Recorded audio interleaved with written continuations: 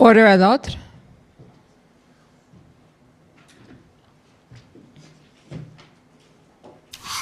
The Public Order Emergency Commission is now in session. La commission sur l'état d'urgence est maintenant ouverte.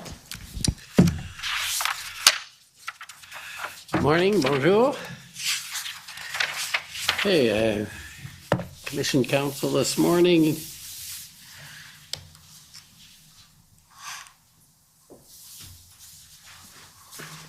Morning, Mr. Commissioner.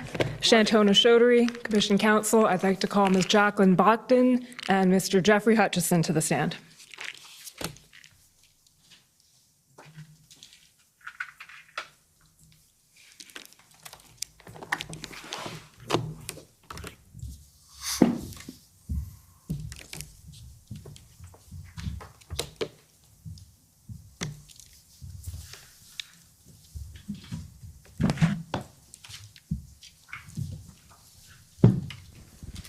Ms. Bogden, will you swear on a religious document or do you wish to affirm? I wish to affirm, please. For the record, please state your full name and spell it out. My name is Jacqueline Bogden, Jacqueline. My last name is Bogden, Bogden. Do you solemnly affirm that the evidence to be given by you to this commission shall be the truth, the whole truth, and nothing but the truth? Yes. Mr. Hutchinson, will you swear on a religious document or do you wish to affirm? I prefer to swear on a Bible, please.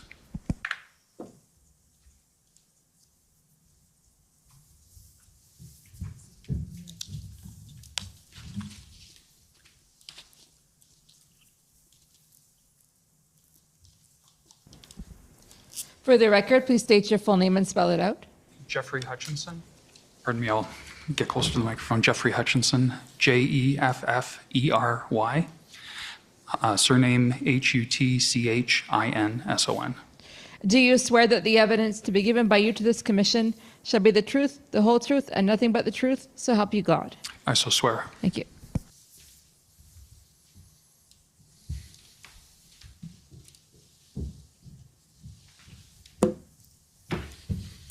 Good morning, Ms. Bogden, Mr. Hutchison. We'll just start with a bit of housekeeping, which is introducing your witness summary. So you'll recall sitting for an interview with Commission Counsel on August 30th, 2022? Yes. Okay, and following that interview, Commission Counsel prepared a summary of that interview. You've reviewed that summary? Yes. And you can confirm that it's accurate to the best of your knowledge and belief? Yes. Okay. So for the record, that's WTS 6072. No need to call it up right now, Mr. Clerk.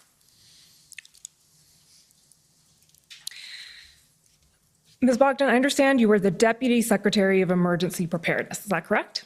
Yes, that's correct. Okay. And Mr. Hutchison, your title is? I'm a senior advisor at the Privy Council office, and I currently have the duties of Assistant Secretary in Emergency Preparedness. Okay. And just so you know, that we're conducting this examination panel format. I may direct questions to one or the other of you. If I direct it in general, then whoever's best placed to answer is free to answer. And you can also, of course, jump in if someone else has something to say about a point I ask. So the first question is probably from Ms. Bogden, which is I'll just ask you to briefly explain the structure of the PCO Emergency Preparedness and COVID Response Secretariat. Okay. So we are, the Secretariat is a newly created Secretariat at the Privy Council office. It is within it reports to the National Security and Intelligence Advisor. She has responsibility for 4 different groups. And so the Emergency Preparedness and COVID Recovery Secretariat is one of those. There's also the Foreign Defense Policy Secretariat, the Security and Intelligence Secretariat, and the Intelligence Assessment Secretariat. Okay, and when you say it was newly created, when was it created and why? So the Secretariat was created in October 2021, thereabouts, and it was created to support the new dedicated role of the Minister of Emergency Preparedness.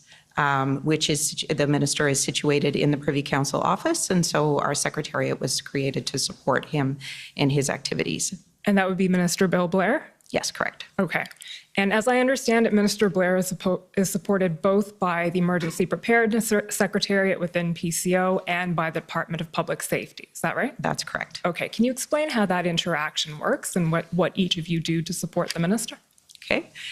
So from the Privy Council Office perspective, we support the minister in his horizontal responsibilities. When the Prime Minister created this new dedicated role of Minister of Emergency Preparedness, he asked the minister, and this is outlined in his mandate letter that's available on the Prime Minister's website, to exercise a leadership role and coordinate efforts to improve our emergency preparedness and our emergency management capabilities in the government, working, of course, with provinces and territories. In addition to that, he also asked the minister to exercise a convening and coordinating role to support both the Prime Minister and the Cabinet in the acute phases of emergency response. So, for example, this would be one of those situations. He would do something similar for example, Hurricane Fiona, which we dealt with at the end of September. Okay, so maybe that's a good time to explain what different kinds of emergencies does emergency preparedness deal with? Is all hazards. So we would be concerned with human-made situations that might arise, such as the protests, the occupation and blockades. But we would also be concerned with any number of natural disasters or public health emergencies. Like, for example, part of the genesis of this is we've just lived through 2.5 years of COVID-19 and all that has entailed for the country. And in addition to that, we've seen an acceleration of climate-related impacts on the country. So an increase in, devastating fires, floods, and we need to be increasingly prepared to respond as a country to those kinds of events. So in a sense, the Secretariat was created in response to a recognition that there are a growing number of emergencies that Canada has to deal with? Correct. Okay. Correct. And that we need to be prepared to respond to those and working proactively with, any number of other orders of government, civil society, private sector, to make sure that the country is as prepared as it can be for what we can see on the horizon. Okay. And when were you appointed Deputy Secretary of Emergency Preparedness? January 10th. I started January 10th of this year, 2022. Okay, so shortly before the events of the Freedom Convoy in question. Correct. And Mr. Hutchison, can you briefly describe your role?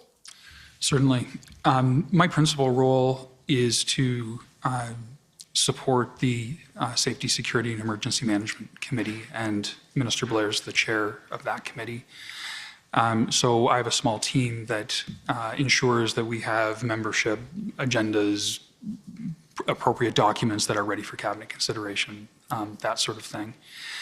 I also, as part of the functions that Ms. Bogden was describing, when there is an emergency of one sort or another, then I work with my counterpart at Public Safety.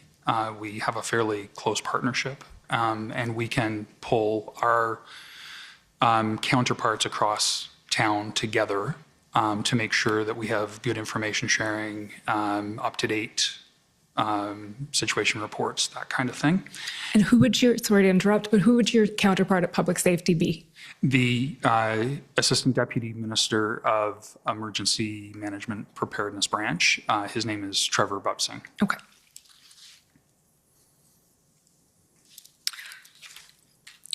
Okay, the next thing I'll ask you to do is briefly explain the role of emergency preparedness in responding to requests for assistance. So can you tell us what a request for assistance is? A request for federal assistance, RFA is the acronym, and the process by which it's reviewed. That question's for me? Sorry. There's a framework whereby provinces can make a request for federal assistance in certain circumstances where they just need help in managing an emergency. And you see that in different situations. So after Hurricane Fiona, for example, you saw the military deployed for sandbagging and logistics and things like that. That's generally done under an RFA. Our role in that tends to be kind of at the level of coordination. It's actually our partners at public safety that really manage the core of that process. So a request comes in, normally with some advance warning. There's often discussion with the province beforehand as to what's being sought, why, whether all available resources have been considered and utilized in the province. We're usually aware that it's come in. As it comes in, we know it goes to public safety. There are discussions between public safety and the minister's office in terms of determining the outcome. And then in the normal course, a response in the form of a letter would normally go to the province, and resources are deployed or not in accordance with the decision. Okay, thank you. That's helpful. One of the many things we're doing in this commission is attempting to sort out who does what within the federal government, and it's not always an easy answer. That's helpful. Okay. We're now going to move to the meat, essentially, of what we're going to talk about today, which is your role in convening and coordinating the federal government's response to the Freedom Convoy. And I'll just let you know, in the time that we have, given in an attempt to sort of use our time productively, given that we heard from the NSIA yesterday and we'll be hearing from the clerk and the deputy clerk this afternoon, we're going to be concentrating on the first couple of weeks. So sort of right up until the first IRG. We'll go a little bit beyond that, but that's where I anticipate we're going to be focusing our efforts this morning. Okay. So I'll open it up to you to tell us essentially what role you played in coordinating the federal government response. Okay, so I guess the first part of our role, obviously PCO plays, as it does in many different situations, helps to coordinate the federal government response to any given situation, and the same would be true in this case. So what we're trying to do in coordinating that response, we'll convene departments and agencies together. We're trying to develop a common understanding, common kind of up-to-date understanding of the situation and assess that situation. We're determining, what are the actions that the federal government needs to take in response to the situation or might need to take. And the objective there is really to make sure that, we're ready to do whatever's needed. The efforts are coordinated, and ideally that the course of action is effective.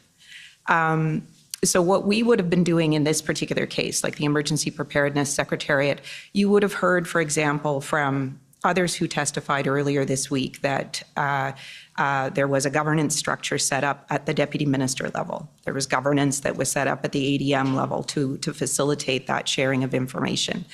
What we would be doing is then in the, let's say the week preceding the arrival of the demonstrations in Ottawa, helping ensure that that information that is being collected is flowing to, for example, staff of the Office of the Minister of Emergency Preparedness, staff in the Prime Minister's office, so that they have visibility over this something that is on the horizon that is happening. What information do we know? What do we not know? What action are we taking? And they have confidence that, the federal government across departments and agencies is doing what it should do in response to this kind of situation. Okay, so when we spoke in your interview, you identified as January 30th as sort of the day that it became clear to you that the convoy wasn't going anywhere fast and there would have to be some coordination. I won't say response at that point necessarily, but some coordination of what the federal government was going to do about this at this point. So can you walk us through that first week of the protests and how that unfolded?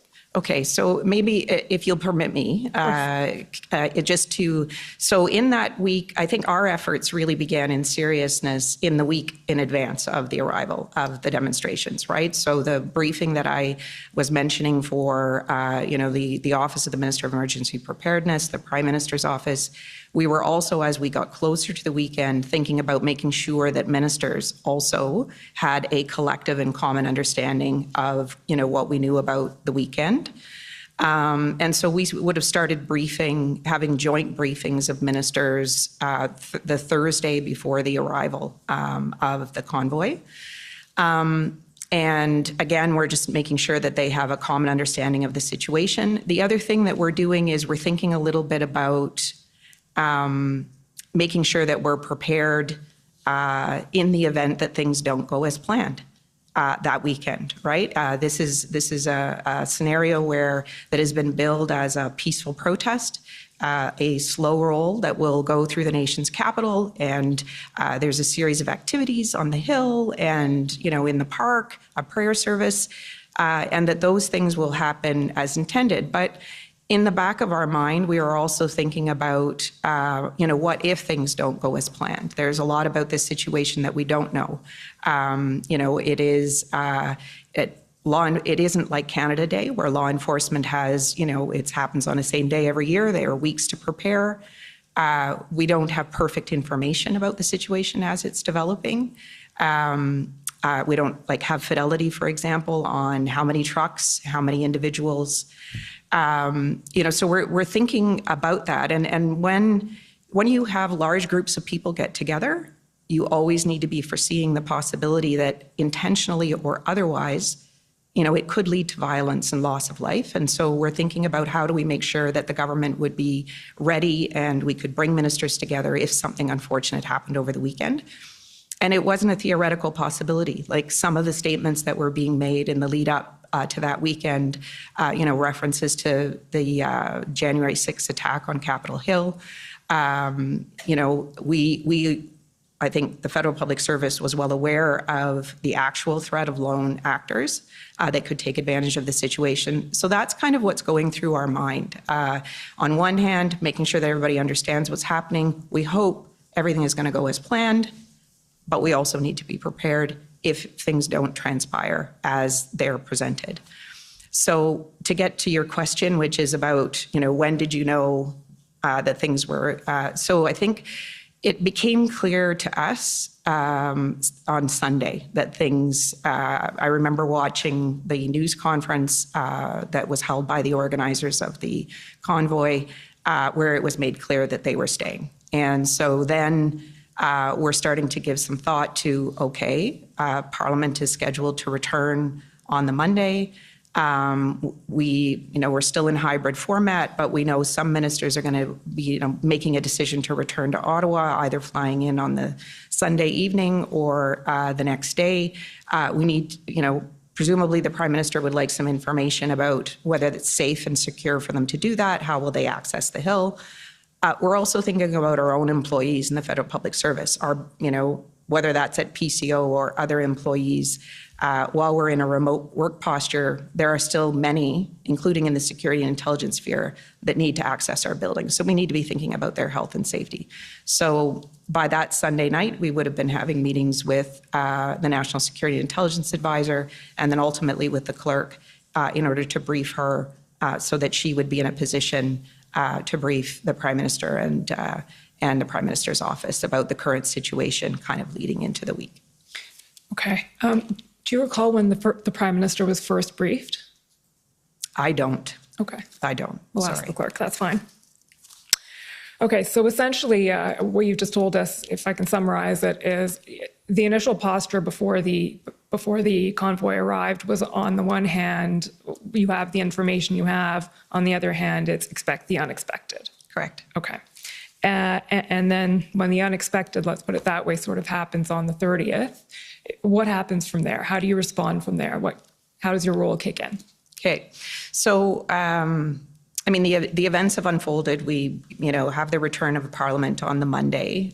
For the first 2 days of that week, so that would be January 31st and the 1st, we're continuing, we've been at this point having daily briefings for ministers. And those briefings consist of just so that listeners and the commissioner understand what we would do with these briefings every day. We would have the commissioner of the RCMP, we would have the director of the Canadian Security and Intelligence Service, and at a certain point, or we would have had the deputy minister of public safety and a few others, providing real-time live updates of the situation as it's developing. And at this point, we have a situation not just in Ottawa, we also have a situation in Coutts, which is developing. And so, we have 2 different situations to be alive to. So we're keeping ministers apprised. By midweek, we have these 2 situations, midweek, which would be February 31st, 1st, 2nd? Second, probably? Yeah. But I'll just stop you there with one question. Which ministers would it have? Which ministers? At this point, we would have Minister Blair, Minister Mendicino, Minister LeBlanc, who is the Minister of Intergovernmental Affairs, Minister Alghabra, who is the Minister of Transportation. I believe those 4 ministers at this point in time. Okay. Yeah, and this is the ministers who've been meeting on a daily basis to take stock of the situation and understand what we know, what we don't know, and what actions are being taken. So by midweek, around Wednesday, we have the situation. There's not clear signs that the situation is going to be resolved, or we don't have confidence of any signs that it's going to be resolved. We're also starting to hear a lot of reports that, there will be additional protest activity over the weekend, both in Ottawa and in Alberta. And so, starting to be concerned that, not only is the situation not resolving, but the situation could get worse. So at a certain point here, we make a decision that it is time to convene a cabinet committee, which is the Safety, Security, and Emergencies Committee. Do you want me to explain the mandate of the committee, or? I will. I'm just going to ask the clerk to pull up the minutes from that first SSE meeting, which is ssm.nsc.can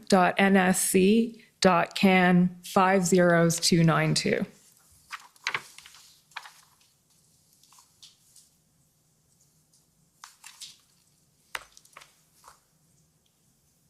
So you can continue with the benefit of the minutes. Okay, so this meeting, this is okay, maybe just for the benefit of others who won't know, this is a standing committee of cabinet. It's the Cabinet Committee on Safety, Security, and Emergencies. It has a threefold mandate. One is to be concerned about threats and risks to the safety and security of Canada and Canadians. It has a second responsibility for management of ongoing emergencies. And thirdly, to ensure that there's proactive, integrated, forward-looking thinking around our level of emergency preparedness and capacity to respond to emergency management. So that's the intent and purpose of the committee. It's a standing committee that will meet on a fixed schedule, but it also, like other cabinet committees, has the ability to meet on an ad hoc basis. And that's exactly what we would have done at this situation, is decided, okay, I think it's time to bring together and support a conversation amongst the standing cabinet committee. And so the meeting would have proceeded in 2 ways, as you'll see reflected in the minutes, asking, key heads of different institutions to report on the situation. So the commissioner of the RCMP, I think that the director of the Canadian Security and Intelligence Service also provided an update, probably Deputy Minister Rob Stewart. And the idea there, just like the ministerial briefings, is to give everybody a common understanding of this situation, how it's evolving, what we know, what we don't know. And then the second part of the discussion is to start to talk about a little bit more about what more the federal government might want to do to try to support the resolution of this situation. So you will see, I think, in the minutes, there is a placemat that, puts together a quick snapshot of some different range of options that the government could consider. And it wasn't perfect, but it was there to kind of stimulate conversation on the range of options within federal jurisdiction of things that ministers and departments might be able to think about. Okay, Mr. Clerk, can you just scroll down to page 8, I believe? Is this the placemat you were talking about? Yeah. Okay, so can you just walk us through, obviously not all of it, but the general ideas that are expressed and... Yeah, sure. So, like I said, you're thinking about all of the things that are in area of federal responsibility. So you're thinking about what authorities do you have, what influence do you have, what resources do you have, what are the kinds of things that you could do. So you see on the left-hand side of this document, the convening and engagement the convening and engagement sort of influence that the government could bring to bear. So, for example, is there more that we should be doing with provinces and provinces and territories that we're not already doing? And that could be, ministers at this point had already been doing some engagement. Should there be more? Should we be thinking about a call between the Prime Minister and premiers or anything? Just thinking about all of those things. Engagement, with the City of Ottawa directly.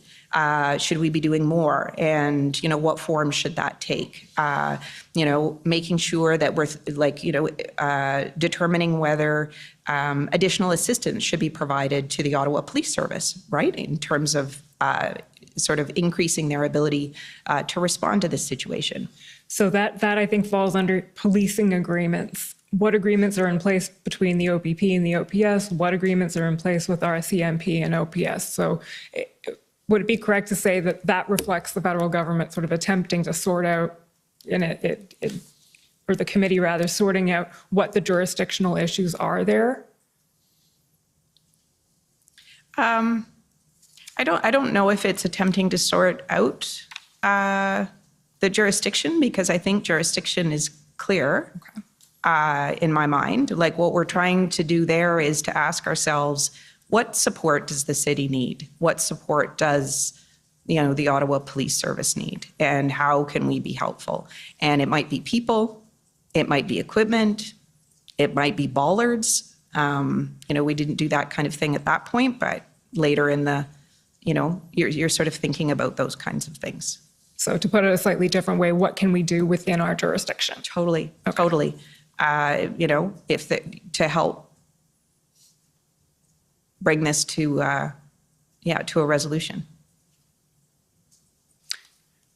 Okay. Is there anything else you'd like to say about this particular document, or should we move to the next? No, I think that's good. It just essentially sets out, like, there's any number of ways, right, that we can bring influence to the situation, provide direct support, being creative about it. But this was a start of a more formal conversation that we need to be thinking about supporting the resolution of what's happening. Okay. And then, so how does that lead into the next meeting of the SSE, which I believe was February 6th? Yeah. As we expected that weekend, there was an increase in protest activity. We not only saw an increase in protest activity in Ottawa and in Coutts, you saw the situation expand into BC, Manitoba now, in central Canada. We're seeing similar slow roll protests in Toronto and in Quebec City. Fortunately, those two jurisdictions learned a little bit about the experience in Ottawa and were able to manage those situations differently, and it didn't result in what we were seeing happen in Ottawa. So we see an increase in protest activity over that weekend. I believe that is also the weekend where we received a formal request for assistance from Alberta for both people and equipment to help resolve the situation in Coutts. Just stopping you there, we'll just ask the clerk to turn that one up. So that's ssm.can. 6082, please.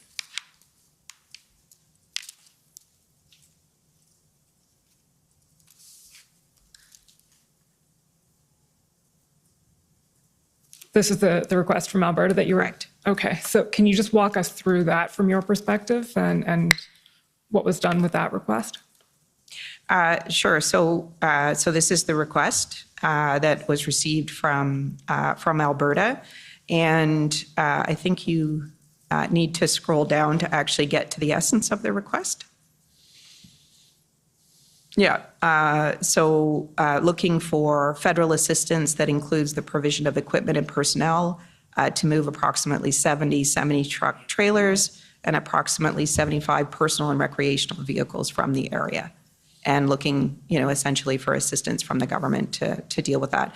So the request would have come into directly to the minister's office. It would have also went in directly to Public Safety and Emergency, the Department of Public Safety and Emergency, for them to work on. For us, in receipt of this request, I probably received the copy from the minister's office. What I would have been wanting to do at that particular moment in time is to make sure that my colleague that looks after intergovernmental affairs is aware.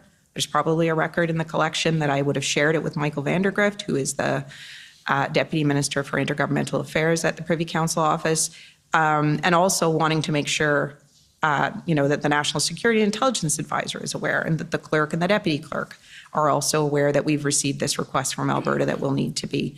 And as Jeff explained, Can I just interrupt? Oh, slow down. A bit for the interpreters. I'm very please. sorry, sir. My counsel was reminding me, and I knew that you've warned others. Sometimes I can speak very quickly. I will try. I get excited. Sorry about that, sir. And it's an exciting inquiry. All right, I will try to breathe.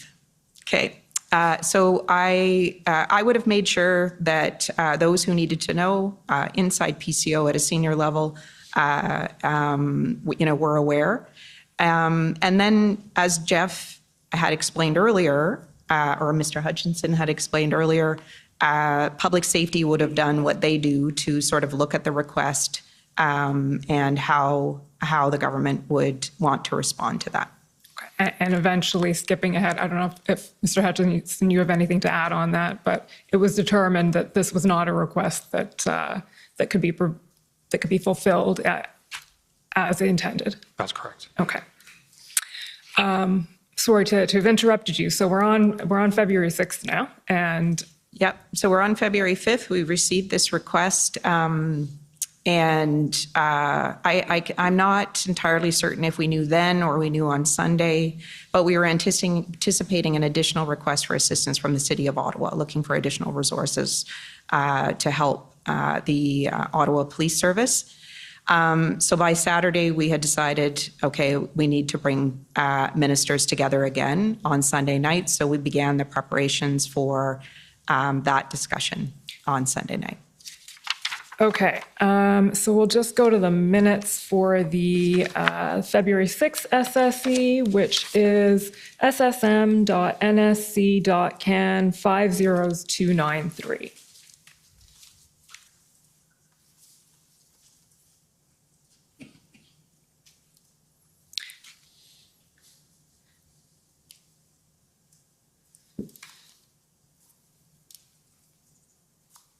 That's funny.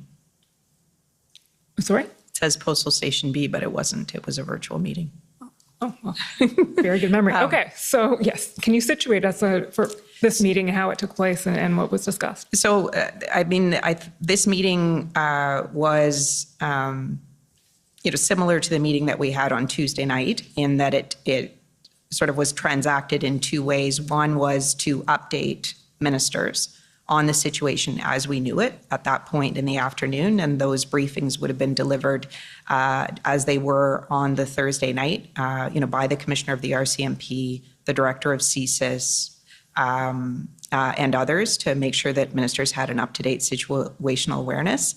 And then there would have been a follow-up discussion about, we've seen an escalation of protest activity over the weekend. We're going into week two now. of this, and what additional things, picking up from the conversation on Thursday and over the weekend, because remember, we're still briefing, the core ministers over the weekend. They were very seized with this over the weekend. What more should we consider doing heading into the week? So, as an example, one of the ideas that was talked about was, should we seek to bring together the representatives of the Ontario government with the government of Canada and Ottawa, which is what became known as the tripartite discussion or tripartite table. And so that was, one of the, that is, one example of something that would have, tangible action that would have flowed from that meeting. I would have been asked the next day to organize that meeting and get that started. Okay, so this is February 6th. So this is the day that the City of Ottawa declares a state of emergency. Correct. Okay, and was that part of the discussion at this meeting, if you recall, or was? If we knew it at that time, I can't remember the timing. I'm sorry, I didn't go back and double check the timing. This meeting was at 2:00 in the afternoon, so I don't remember that the minutes reflect that. But if we knew that at the time, it would have been something that would have been And in discussed. any event, as you said, a decision was taken that it was time to convene a trilateral. Yeah, that would have been one of the things. Yeah. Okay, so can you take us through that a little bit? You said you were tasked with setting up the next day. Sure. So I would have sought to organize that the next day. I think the meeting would have been maybe at 5:00 that day.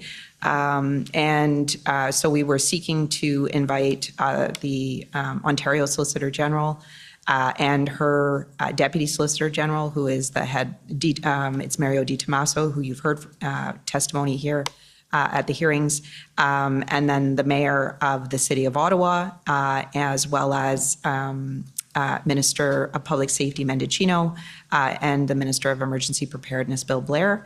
And you would have had a few individuals from the Senior Public Service. So, for example, I was there.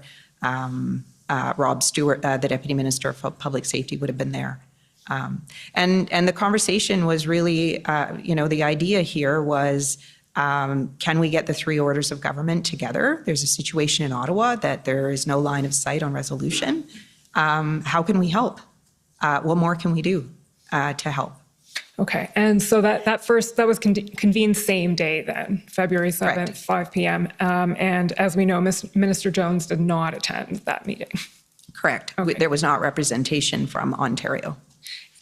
Was Mr. Di Tommaso? Nope. No. Okay, so the first one was Sans Ontario. Can you tell us in general terms sort of what was discussed and what came out of that first meeting? I mean, it was a good conversation just to update on from each party. I'm sure there would have been a recollection, for example, that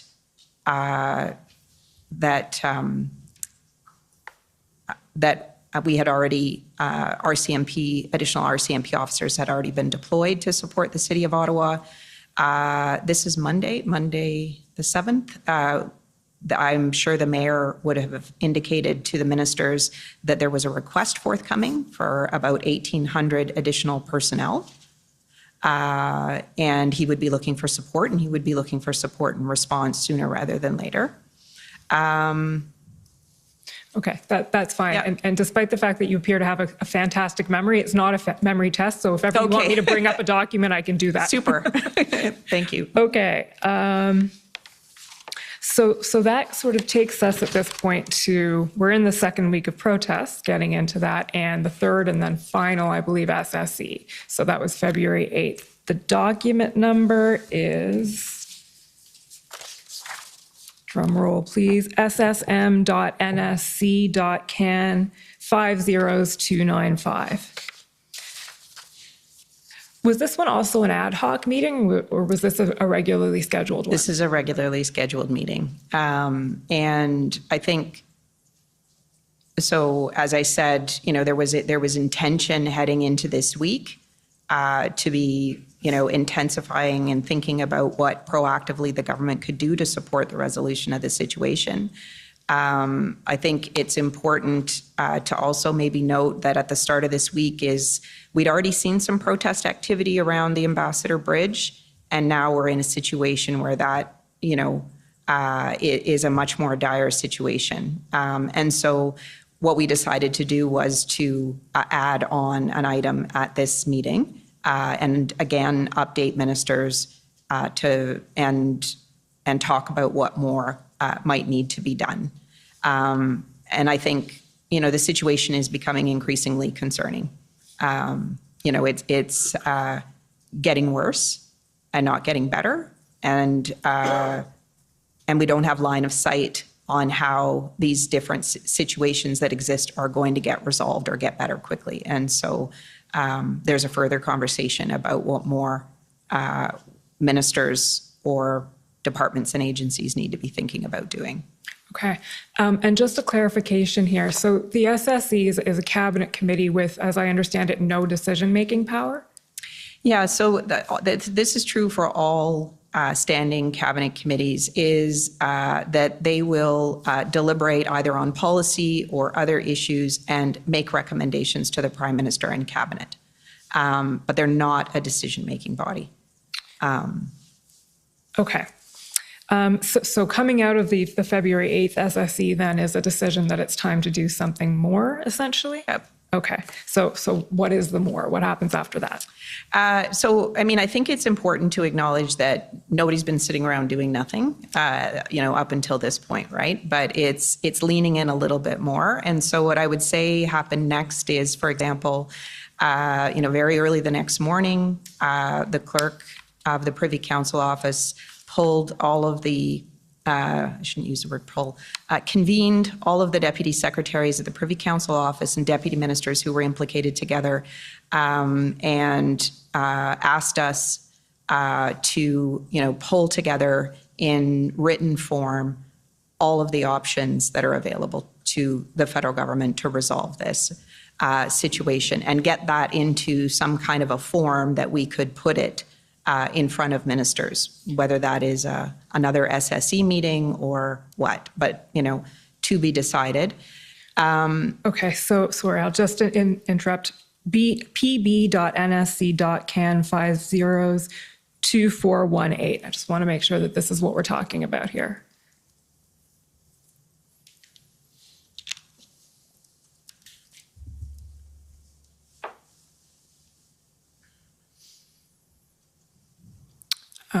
Okay, so this is an email from Mike McDonald. If you just scroll down a little bit, there's an email from you to Geneviève Binet, who is also at PCO, Mike McDonald, whom we know is the Assistant Secretary. Mr. Hutchinson is copied.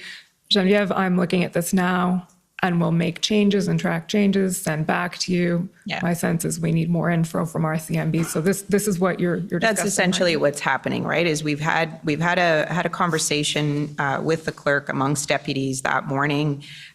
We in our team are acting as a bit of an aggregator of information that is coming in from departments. We're not writing a lot ourselves. We're just pulling it in from departments. And the nature of the conversation that we had that morning was, I think I would characterize it, if you permit me to do that, can I do that? Is two things. So on the one hand, what is all of the range of things within existing federal authorities that can be brought to bear to resolve this situation?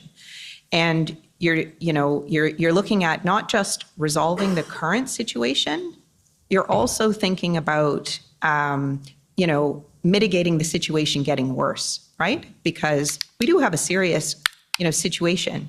And, how do we prevent it from getting worse? So I think that the commissioner and those who are listening today would have heard in other testimony that was given by other deputy ministers this week, some of the things that we talked about in that meeting that morning, the work that had been underway and getting that on paper. So the kinds of things I'm talking about are, for example, a first order of business is to think about what additional resources does law enforcement need? Whether that is people or it's equipment or, whatever it is that they need in order, money, what is it, in order to be able to enforce the laws and address the situations that we're seeing. Another example is engagement. Do we need to be doing more in terms of engagement with other orders of government or engagement, for example, with the organizers of the protests and the demonstrations? So that's a second line, and I think you maybe had heard that from Deputy Minister Stewart during his testimony earlier this week, that was something that he had been working on. The other examples of things that we were working on, you would have heard from Deputy Minister Keenan about the strategic enforcement strategy, right? How do we, encourage people to consider taking their trucks and leaving? They're engaging in illegal behavior. How, can we help in that way? The tow truck strategy, which I think gave everybody gray hair, just thinking of the millions of ways that we could try to resolve that situation.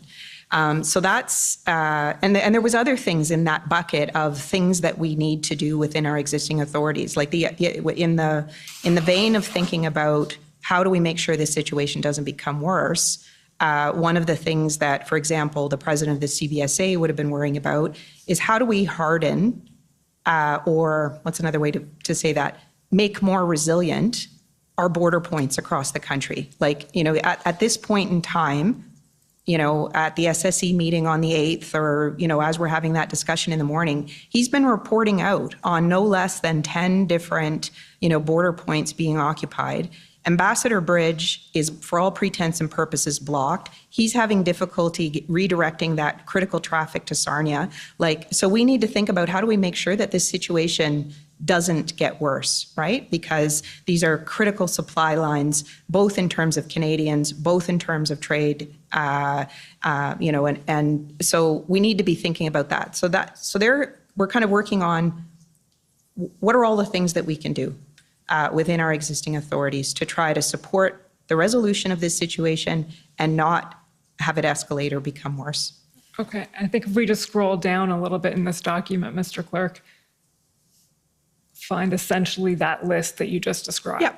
Oh, perfect. Okay. Sorry, I should have allowed you to do that. That would give you sort of the kind of lines of effort that we were thinking about. So enforcement, engagement, finance refers to thinking about, I talked a little bit about the trucks. One of the other policy problems that we had was the fundraising.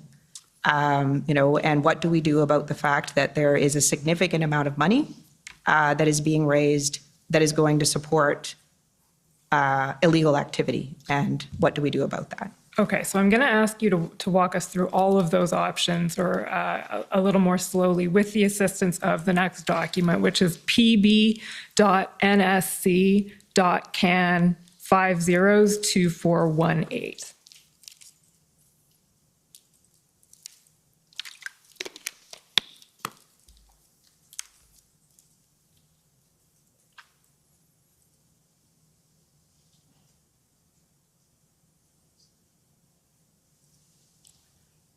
Oh, sorry, 2419.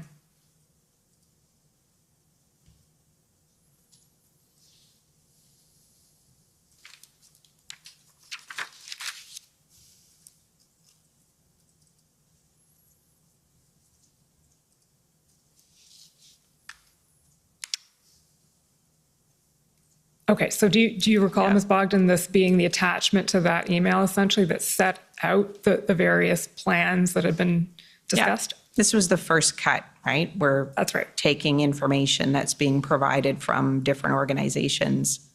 This, I can't remember off the top of my head whether this came from the RCMP or public safety, but it would have been one or the both of them.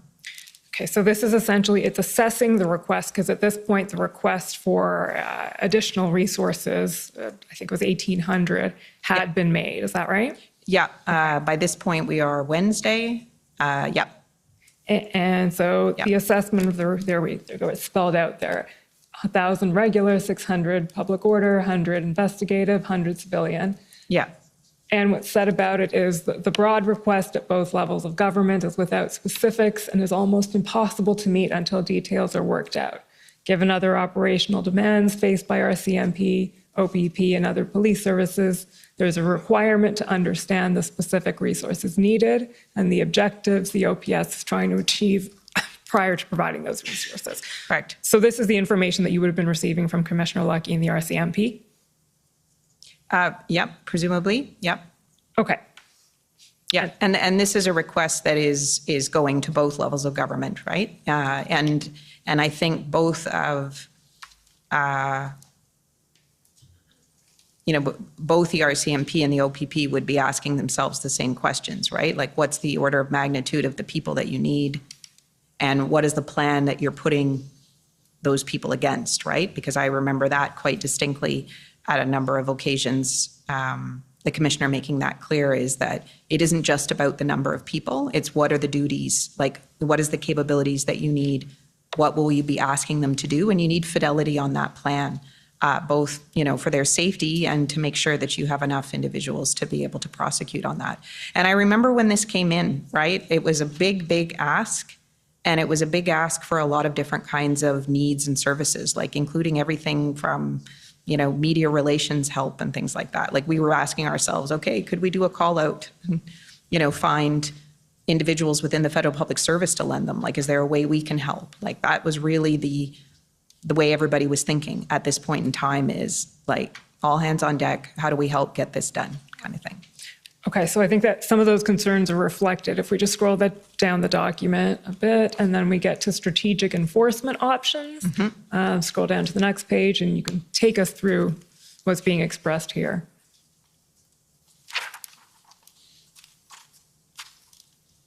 I believe this is what you were referring to when you were saying that. Yeah, this is a short form kind of articulation of what you heard from Deputy Minister Keenan a little bit earlier in the week about the strategic enforcement strategy. Is how do we, show that there are consequences, or economic consequences or other consequences, both through the police and law enforcement. But also, is there a way to work with provincial transportation authorities and looking at, for example, the Ontario Highway Traffic Act, and these are commercial vehicles that are registered either in the province or Ontario or other provinces. Is there a way that we could work with provincial transportation authorities to try to resolve the issue?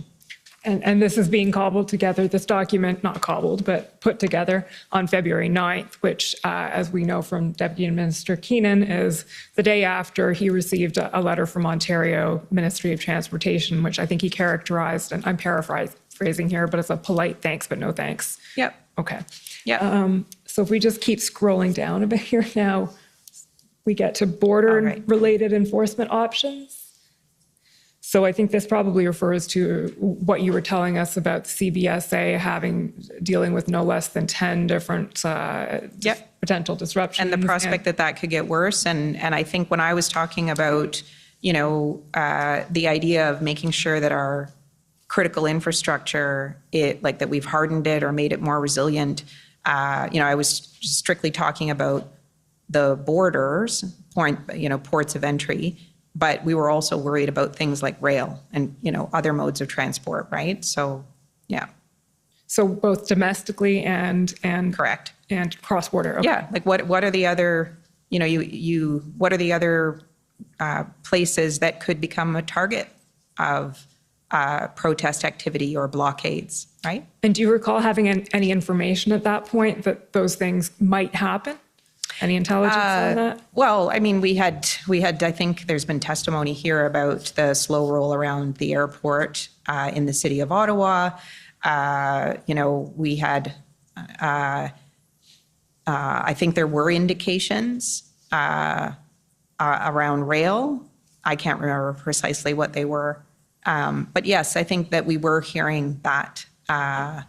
And even if they're unconfirmed reports, right? Once you still have to take all of that stuff seriously, and be thinking about how do you mitigate the situation getting worse, right? Okay, so then if we just scroll down now to page 4, Mr. Clerk, we get to the engagement plan. So we'll be getting into this in a little more detail a bit later, but can you walk us through a little what the idea is here with potential engagement?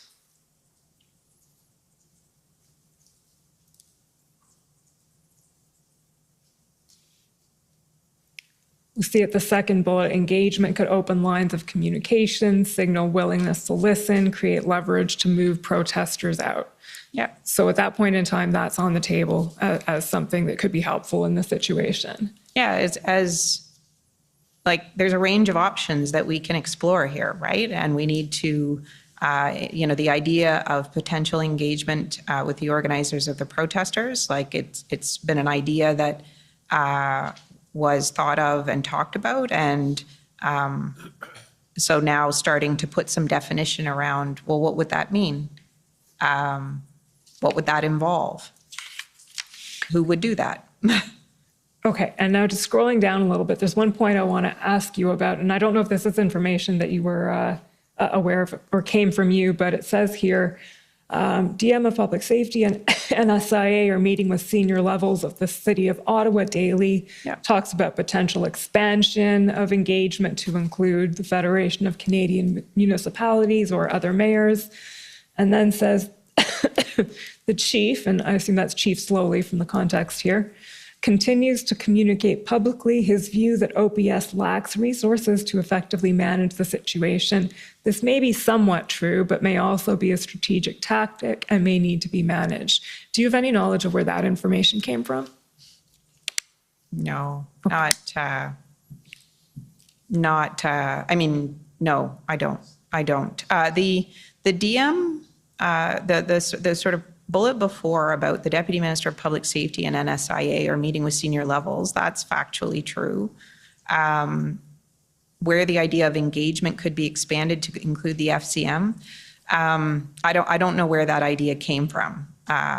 Whether that was from us or it came from another department, I really can't recall. But I know the idea that's behind it, right, is that we're thinking about it's not just addressing the situation as it exists today, it's preventing the situation worsening. So thinking about, what we had seen with Toronto and Quebec City, right? Having learned the lessons of how to create the conditions for peaceful protest, but not allow it to turn into an occupation or a blockade. And so the idea behind that is, how do we share those lessons learned?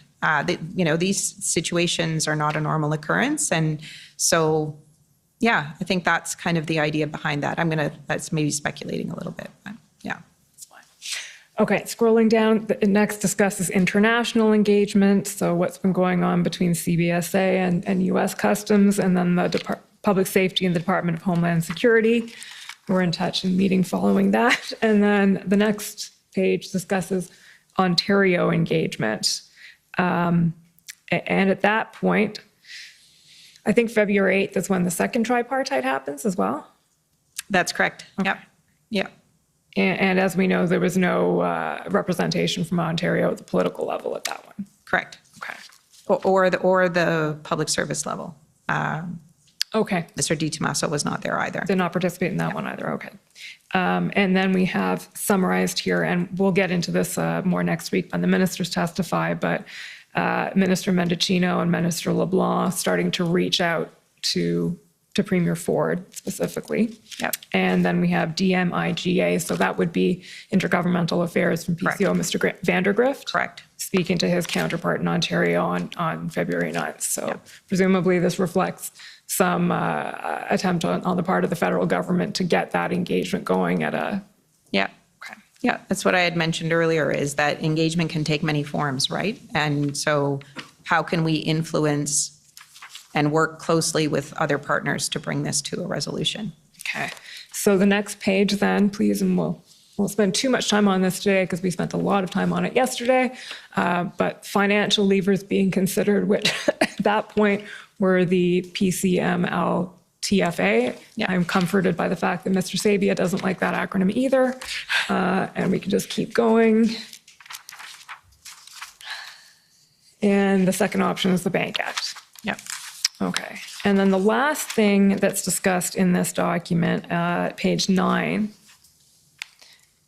is what's described as the federal narrative. So can you tell us a little bit, what is that? What is the federal narrative here?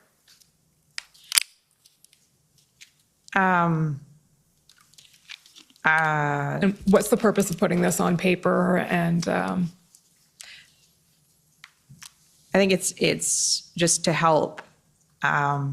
is it a communication strategy? Is it a... Yeah, it's part of a communication strategy. In these kinds of situations, it's important to have clarity and consistency on your communications about the initiative. And I think at this point, where are we? We're the 9th. We do, like, the federal government wants to make sure that Canadians understand that on the one hand, we understand their frustration with COVID and the world that we have all had to live with up until that point. And I didn't read the narrative again before my testimony, but so it's on the one hand. You can take a minute to read it now if you want, or... Yeah, and then it talking about what is so I'm not that far off. The first is sort of empathy and understanding with the frustration that everyone is feeling with the current situation. And then starting to talk a little bit about what it is that we're doing to support the jurisdictions to resolve the situation, to protect us. This is the work that we've done with provinces and territories to respond to COVID. Okay, if we could keep going down, what we're now seeing is unfortunately a very real demonstration of this frustration and exhaustion. So, expressing understanding, but also making clear that illegal actions are not the answer, right?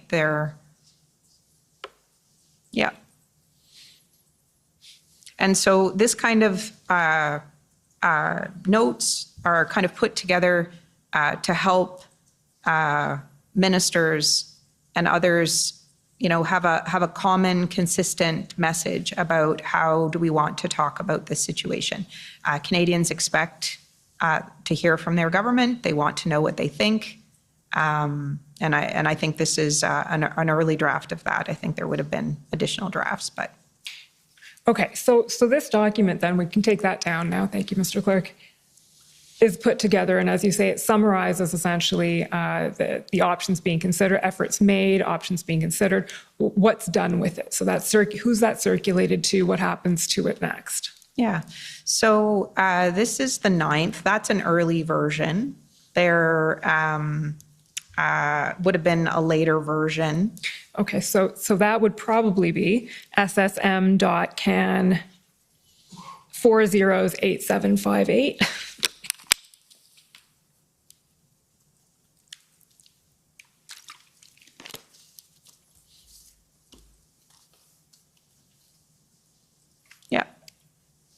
This is the February 10th version? Yeah, and we had that this is the February 10th version because it's 3:00 in the morning by this point.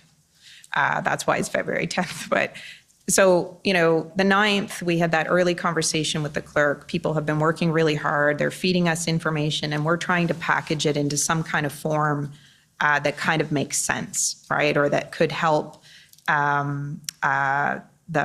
whether it's the, senior leadership in the PCO have, briefings or discussions either with the Prime Minister or the Prime Minister's office, but just, the clerk had asked us to get these ideas together on paper, pull it in from departments and get it on paper. And knowing that, the part of our job in the public service is to put together options and advice for ministers to consider what to do. Okay, Mr. Clerk, can you just pull up now ssm.can 408757?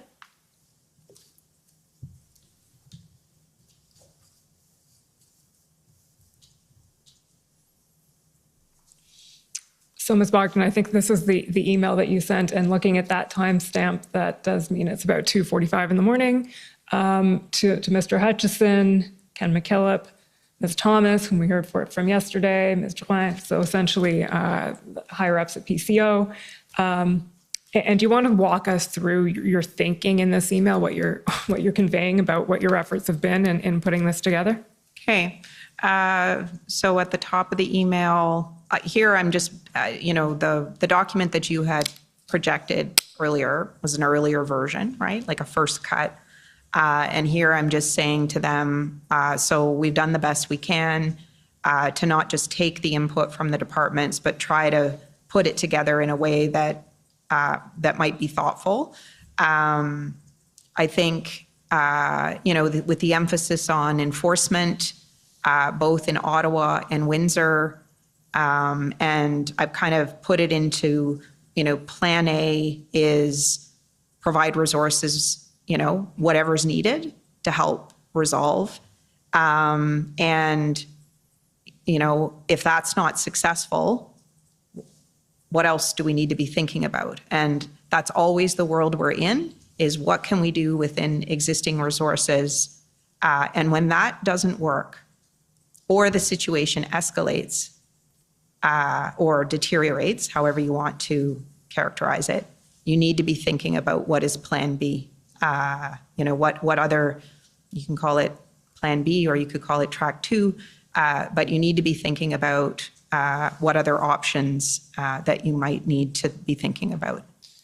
And again, I'll just say this is part of what we need to do in government, is to be thinking ahead, to make sure that we're ready if the government looks to us and says, what are our options? How can we proceed? We've actually done the homework and we've pulled that information together. We don't wait until we're asked. Okay, so I think you've foreshadowed what I was going to ask, which is Plan A here and Plan B is what eventually then becomes known as Track 1 and Track 2 in the IRG tracker? Yeah. Okay, Track 1 being, as you said, what can we do with existing authorities, and Plan B or Track 2 being what other authorities might be of assistance, whether that is the Emergencies Act or some other type of new legislation or amendment or something. Okay. Yeah.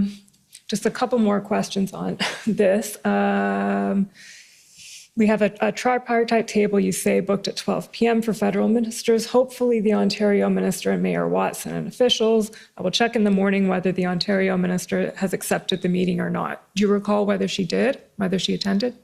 Still No. not? Okay. No, Ontario wasn't able to participate in any of the meetings. Okay, so this email goes out, and where do things go from there? So the next morning, I believe that the clerk had a conversation with the Prime Minister, and there was a decision taken to convene the incident response group. So that is another cabinet committee. This is its express purpose and is to be called in a crisis or national emergency of some kind. And it includes the Prime Minister, and it will include the sort of most implicated ministers who need to be there to help provide information and advice. So a decision was taken that morning to bring together the incident response group. And the only other thing I would say about that is that cabinet committee is a decision-making body, so it can make decisions. Yeah. Okay, and is that because the Prime Minister, as a matter of procedure, it is a decision-making body because the Prime Minister is there? Okay. Yes.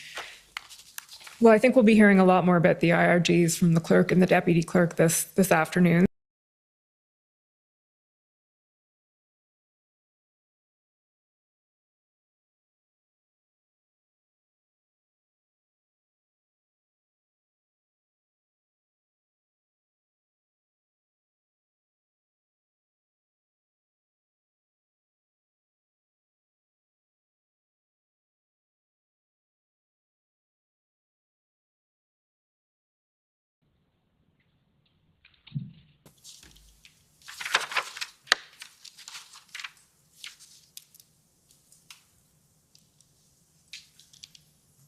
So this email on February 10th, timestamp is challenging, but that's probably about 2 or 3 in the afternoon. It's an email from Mr. Stewart to both of you and to the NSIA. providing input for our advice on engagement. So can you just summarize for us the context of this email and why Mr. Stewart was sending it? Why to you? How did this come about? So this is the same as other departments were doing the day before that we talked about. Like if you saw in the document, there was kind of a placeholder for more information about the engagement proposal. And so this is what Deputy Minister Stewart was able to send to us the next day to kind of be integrated into the package. And I think he is better placed to discuss the contents of this, but I think it's a reflection of, where we were at that point in time. He had begun work on developing some advice on a potential path for engagement, and had been doing that with police, some advice from police experts. And Mr. Hutchison, I gather you were involved in some of those calls, and the police expert was Marcel Bogden. Okay. Can you tell us a little bit about those calls and how that progressed? Certainly, that's correct. I was involved in those calls. So my understanding, and I don't have firsthand knowledge of this part, but Deputy Minister Stewart obtained the name of Marcel Bogden as an expert in PLTs and crowd psychology, those kinds of issues. And Deputy Minister Stewart, intended to speak with Superintendent Bogden, and he called me and asked me or texted, I can't remember how he contacted me, but he asked me if I would be willing to participate. I said, certainly. As Ms. Bogden mentioned earlier, this was kind of an all hands on deck moment. If you were asked to help, you helped. So you heard Deputy Minister Stewart describe my role as observer, and he just wanted to ensure that PCO had line of sight on the conversations. So we had a phone call with Superintendent Bogden. I agree with Deputy Minister Stewart's characterization that we learned quite a bit about PLTs and engagement and sort of the general approach. I think it was underscored that the utility of this kind of engagement at this point in time would be to see if we could shrink the footprint of the protests, much more so than looking for a resolution or a complete pathway to ending the protests in Ottawa. It was more about that intermediate step of shrinking the footprint. My recollection of the discussion is that there was quite a bit of focus on the idea of leadership. And I know when Superintendent Bogden testified earlier in the inquiry, he used the word juice. And that was a term he used in our phone calls, both on the 10th and the 11th, who has the juice. And by that, he meant we need to find the leaders that have the influence on the ground, so that if they were to enter into any kind of arrangement, that there would be people that would follow them in the execution of that arrangement. My recollection was that while there may have been numbers of leaders thrown around, certainly on the first day, that was very much a question of, we'll need to see, we're still assessing. And then Deputy Minister Stewart started to put the ideas on paper. There was a second call with Superintendent Bogden. There was also discussion about how to keep the different lanes clear. And I think that has been referred to so far in the inquiry as matters of church and state. How do we ensure that the police are operating under their authority? How do we ensure that engagement that might happen by officials or even at a political level are coordinated but not interfering with the police authority? So there was certainly an attentiveness to the coordination element of how this could play out. And based on those conversations, Deputy Minister Stewart put together a piece of paper, which I know is in the minutes from a subsequent IRG meeting. He put together a proposal for consideration at the IRG. My understanding of our intent in those meetings was to essentially test the viability of a proposal. Was there a proposal for engagement? What was the best possible proposal, I guess, that we could put forward that might have a chance of being accepted? So it was about doing the legwork on putting together a proposal and then putting that up to decision makers to consider. Okay. And thank you. That's helpful to be walked through that. And as we know, that proposal was eventually brought, to the IRG on February 12th, and it was decided there not to pursue the engagement strategy. The way Deputy Minister Stewart put that was that it wasn't taken up. The way I put that in our witness summary was it didn't proceed. I think that's the best characterization. Fair enough. It didn't proceed. It didn't go anywhere from there, put it that way. And I believe in your witness summary, you described it as overtaken by events. Correct. I think that I probably shouldn't have used that expression because it's a bit of an idiom, but that comes from a previous stage of my career. But the discussion around engagement was essentially rendered moot by the events of the next couple of days, including the IRG and the cabinet meeting, and then eventually the invocation of the act. And maybe, the sort of what happened in Windsor, right? The Ontario government had attempted to do that, and it wasn't fruitful. So I think that would also be one of the considerations. Fair enough. Sorry, Mr. Hutchison, were you going to add something on that? No, I was done. Thank you. Okay. Yeah, and I believe when we were discussing this with Deputy Minister Stewart the other day, we were discussing those different branches of attempts at engagement in Windsor, and then this theoretical possibility, and then what was happening in the mayor of Ottawa. And I believe he agreed that there was no coordination over these. It was a lot of people trying to do something, but no line of sight over all of it, which complicates things. Do you agree with that? I wouldn't necessarily have firsthand knowledge of that. I have no issue with his characterization of it. Okay, fair enough. Okay, the last area I want to address with you briefly, Mr. Clerk, if you can pull up ssm.can 50429.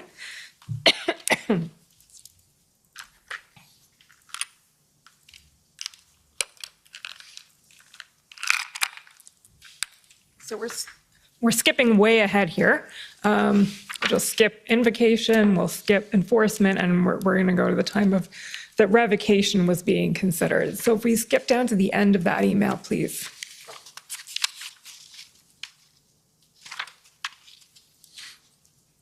Well, actually, page 3, I think, is probably where it starts.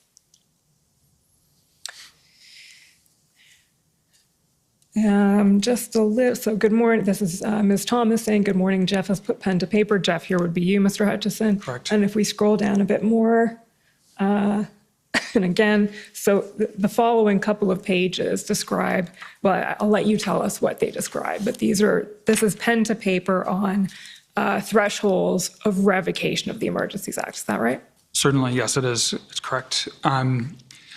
So as you will flesh out in more detail with other witnesses, after the invocation of the Act, there was fairly careful monitoring of how measures were implemented and the impact they were having. The daily meetings that we had had before invocation continued. And as we went into that next weekend, the 20th, I think, was the Sunday, if memory serves.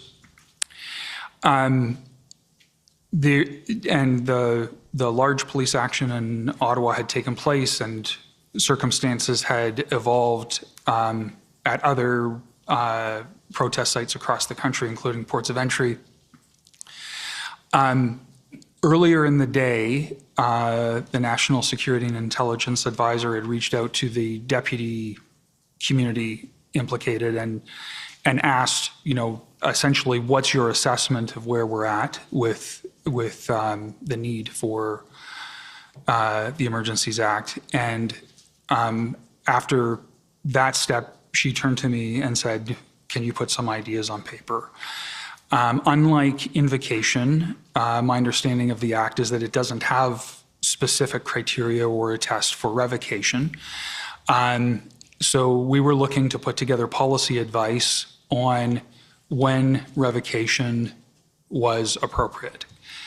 It had been part of our narrative for that week that the Emergencies Act would be utilized only as long as necessary, and there were several people who would add to that, not a minute longer. It was really a strong message to us, not a minute longer.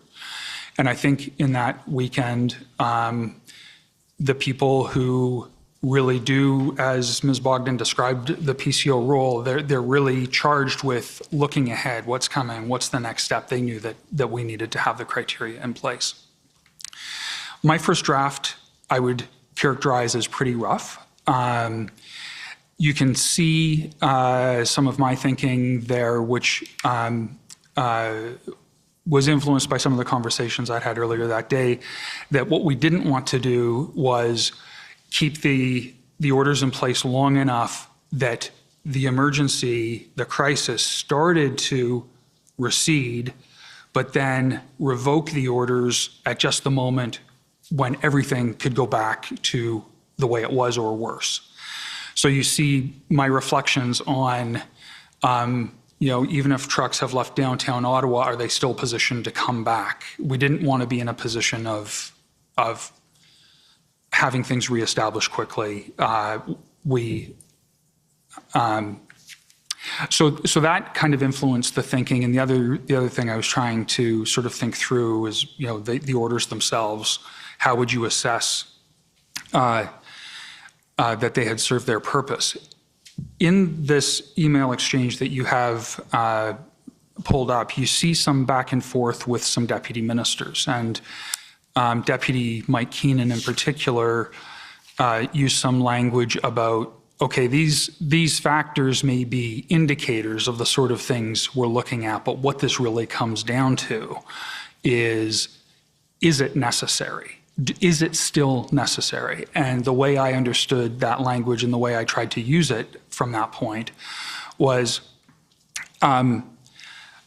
you have to understand your threat level, and then you have to understand whether that threat is manageable within the existing authorities, meaning outside of the Emergencies Act, or whether you still need the leverage of the Emergencies Act to address the threat that you've assessed. So it became 2 points with some indicators that followed to help people think through the 2 points. But those 2 points became sort of the focus of how the advice evolved from that point. Okay, so essentially it's starting from first principles almost, because there are no criteria that you're working with. How do we put together the criteria? And the attempt, as I understand it, is to find that sweet spot between being confident that it's not too early and the emergencies won't recur, and revoking at the earliest minute possible. Yeah, I guess that's a fair characterization. Okay. Subject to that, those are my questions for you, but before I sit down, is there anything that we haven't discussed today that you would like to raise?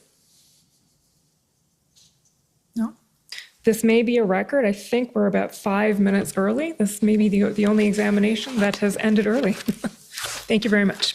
I think there may have been one other, but this is, and it may have been you, but I think it's a good sign. So we can turn to the convoy organizers, please.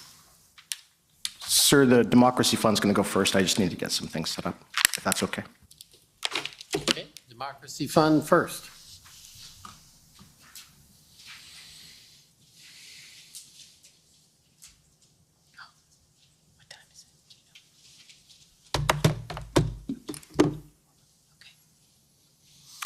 Good morning, Ms. Bogden. Good morning, Mr. Hutchinson. Good morning. My name is Alan Honor, and I'm a lawyer at the Democracy Fund. I just have a few questions for you. And I apologize, I arrived a little bit late today, and I had to listen to some of your evidence in my car.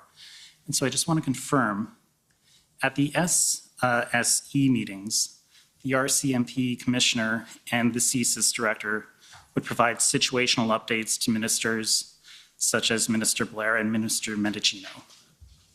They would have been there, yes. They are members of that committee, yeah. Yes, and both of you would have been there as well. Correct.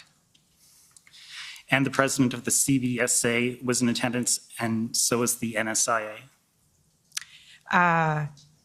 For each of the meetings, to be absolutely certain, it would be good just to check the minutes because that's part of what has been disclosed, I think. But they were sometimes present. Yeah, you can say that for sure. And later, when the Prime Minister convened the IRG meetings, you were both in attendance. Correct. Okay. And Commission Council didn't concentrate on this area for the sake of time, but I understand you both attended cabinet meetings as well.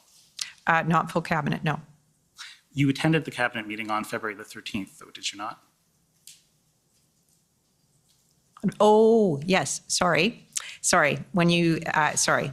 Yes, that is correct. Yes, sorry. I was thinking about the normal, regularly scheduled cabinet meetings as opposed to the one we had on. That's fine. And Mr. Hutchinson, you were there as well, I understand. I believe so. Yeah.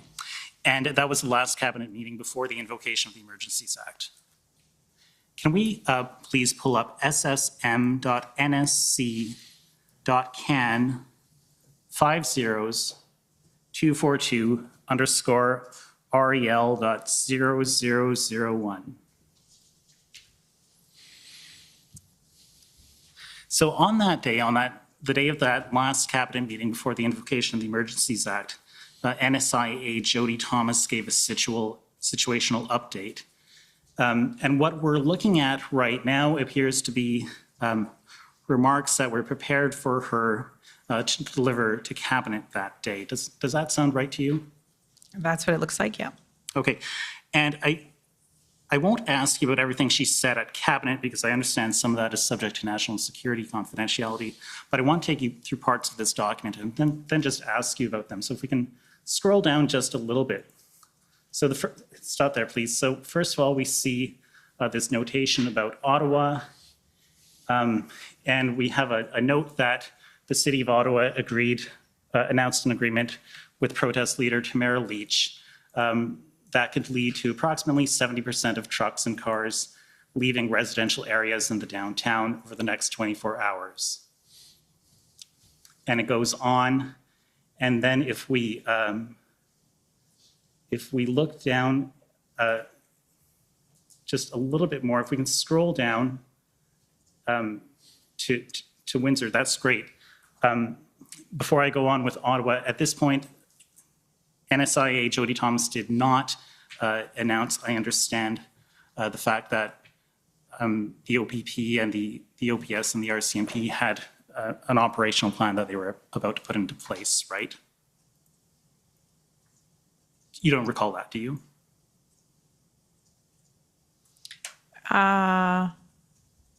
Sorry, can you repeat that question again? You know what?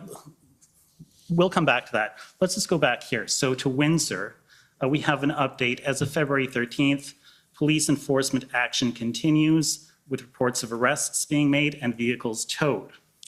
Correct. And we know that later on that night, just past midnight, the bridge was reopened, correct? Correct. Okay, and can we scroll down some more, please? A little bit more. More, please. Okay, so Emerson, Manitoba, as of February 13th, the blockade remains north of the POE. If we look down to Coots, all services have been temporarily suspended at Coots, POA, as of 1400 hours Eastern Time. And you'll agree with me that arrests happened later on that day, and Coots was actually cleared. We know that now, but you didn't know that then, right? We didn't know that then, that evening. Right. Yes, that's correct. So we have Coots still going on, we have Emerson going on, and can you scroll down a bit more? A little bit more. So Sarnia, as of February 13th, the Blue Water Bridge remains open in both directions. Fort Erie, Ontario, as of 13th of February, Fort Erie POE is open for commercial and traveler traffic. And if we look down below, Toronto, no major impacts reported from protest activity. And can we scroll down a little bit more, please?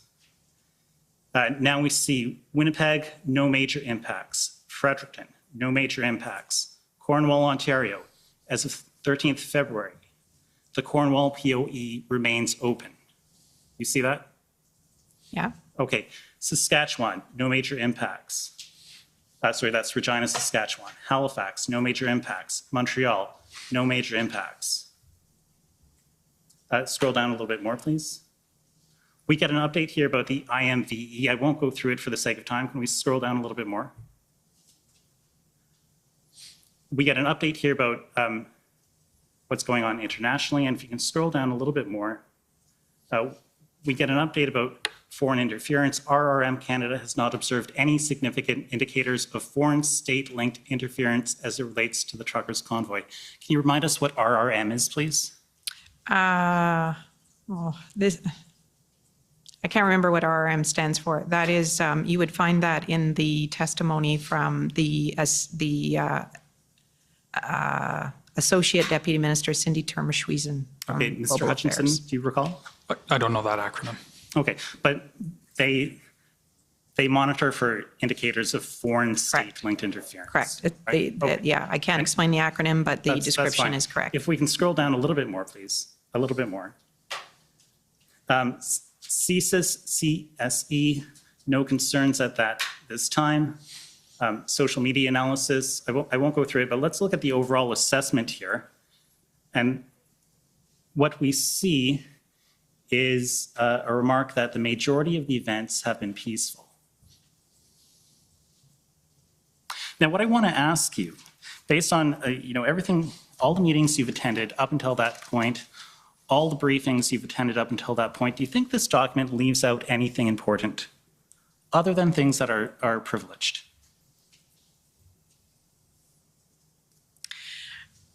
Does it leave out anything important? Anything important that the government would want to know when deciding whether or not to invoke the Emergencies Act? Does this sort of show a totality of the circumstances across the country?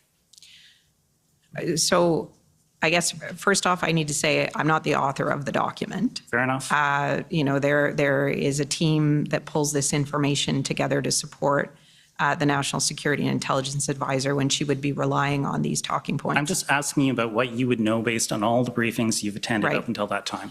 So, not being able to go through each kind of individual situation, I think I remember where I was on that Sunday night and what I was worried about and the situation that we were seeing. So you referred early in the document to, the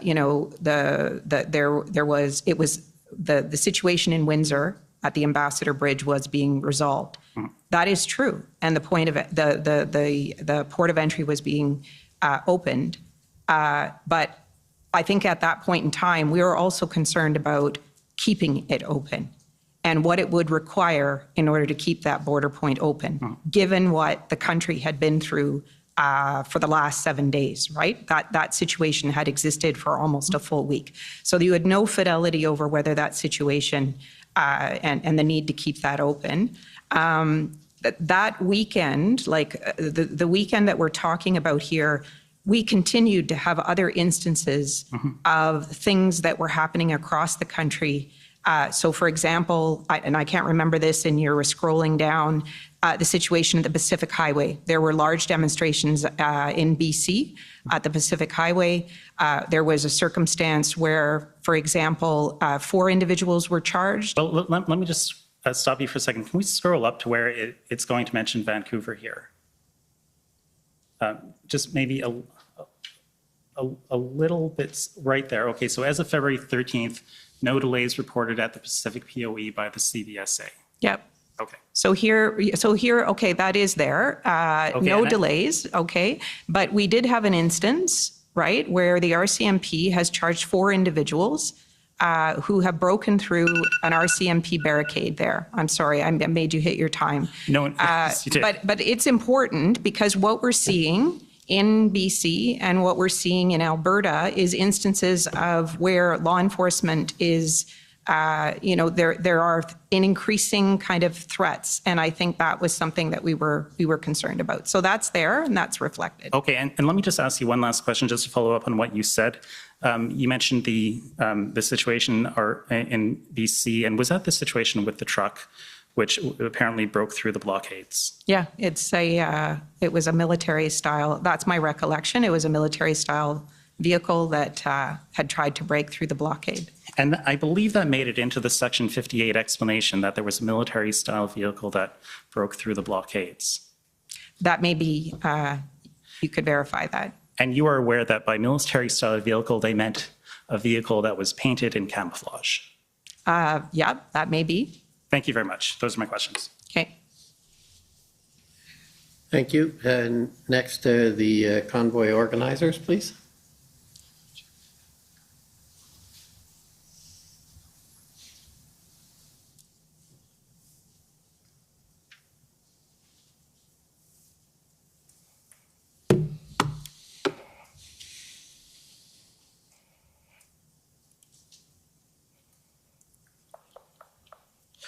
Good morning. Good morning. My name is Brendan Miller, and I am counsel for Freedom Corp, which is the corporation and entity that represents the protesters that were in Ottawa in January and February of 2022. So first, again, you've said you were at all of the IRG meetings, correct? And that you were at all of the, or at the cabinet meeting on the 13th? Yes. All right. And I understand in your position as essentially assistant deputy minister and as a bureaucrat within government, there is times that you have to interpret legislation. Is that fair? That is something that public servants would do in consultation with, usually you have advice from lawyers Right. on the interpretation, but yes. But, and you again, you do it yourself at times, right? You, within your ministry, because you agree that there's legislation sets out what you can do and what you can't do. Is that fair? So, well, the first part of your question, no, I don't interpret legislation on my own. And I believe the second part of your question is correct. Parliament passes legislation that sets out what their vision and intent for legislation is. And in some cases, it says what you can and you can't do. Okay. And can you agree in this circumstance, you're aware that the Emergencies Act requires for its invocation for there to be a finding that there to be a threat to the security of Canada?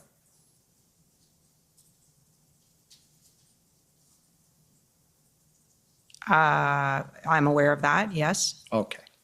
And can you agree with me that a threat to the security of Canada in the Emergencies Act, from your understanding, has the same meaning as it does in Section 2 of the CSIS Act? I'm going to decline to answer this question. I'm sorry. I don't feel that in my current responsibilities and my knowledge and understanding that I can answer that question for you. Okay. Can I please bring up document COM 00000739, please? It's just one of the commission documents, actually.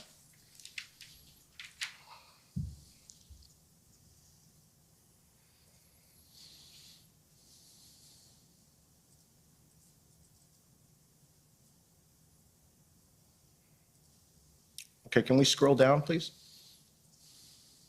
Scroll down. Scroll down. And scroll down. There we go. Thank you. Okay, this is one of the commission documents, and I just want to know if this is your understanding and was your understanding at the time, okay? This is something that the commissioners wrote. And it says, threats to the security of Canada has the same meaning assigned by Section 2 of the Canadian Security Intelligence Act. Do you have any reason to disagree with that?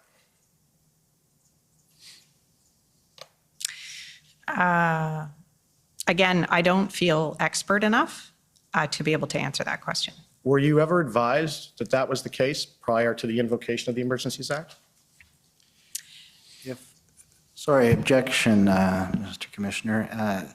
that question invites a question of legal advice. So obviously Okay. she cannot answer if it concerns legal advice. I'm not saying whether by a lawyer. What about CSIS, the RCMP, the Canadian Security Intelligence Service, or Canadian Security Intelligence Establishment, all of the other civil servants outside of the DOJ? Did they ever advise you of that? Me personally, You, No. in a group of people? there would have been discussions about this, but I think those questions, about were put to the National Security and Intelligence Advisor yesterday, and I would defer to whatever answers she provided to the Commission yesterday on these questions. Okay. I don't feel in a position that I can answer those questions very specifically. Right. And Based on the role and the responsibilities that I had in supporting the Privy Council office and at the time of the events that transpired. so can I ask this question? Outside of the National Security Intelligence Advisor yesterday, where you heard her advising that there was going to be legal argument that this means something different than it says, and then there was going to be, no one seems to be able to answer this. You understand, though, that to invoke an emergency under the Emergencies Act, that you can only do so if certain legal requisites under that act are met. Is that fair?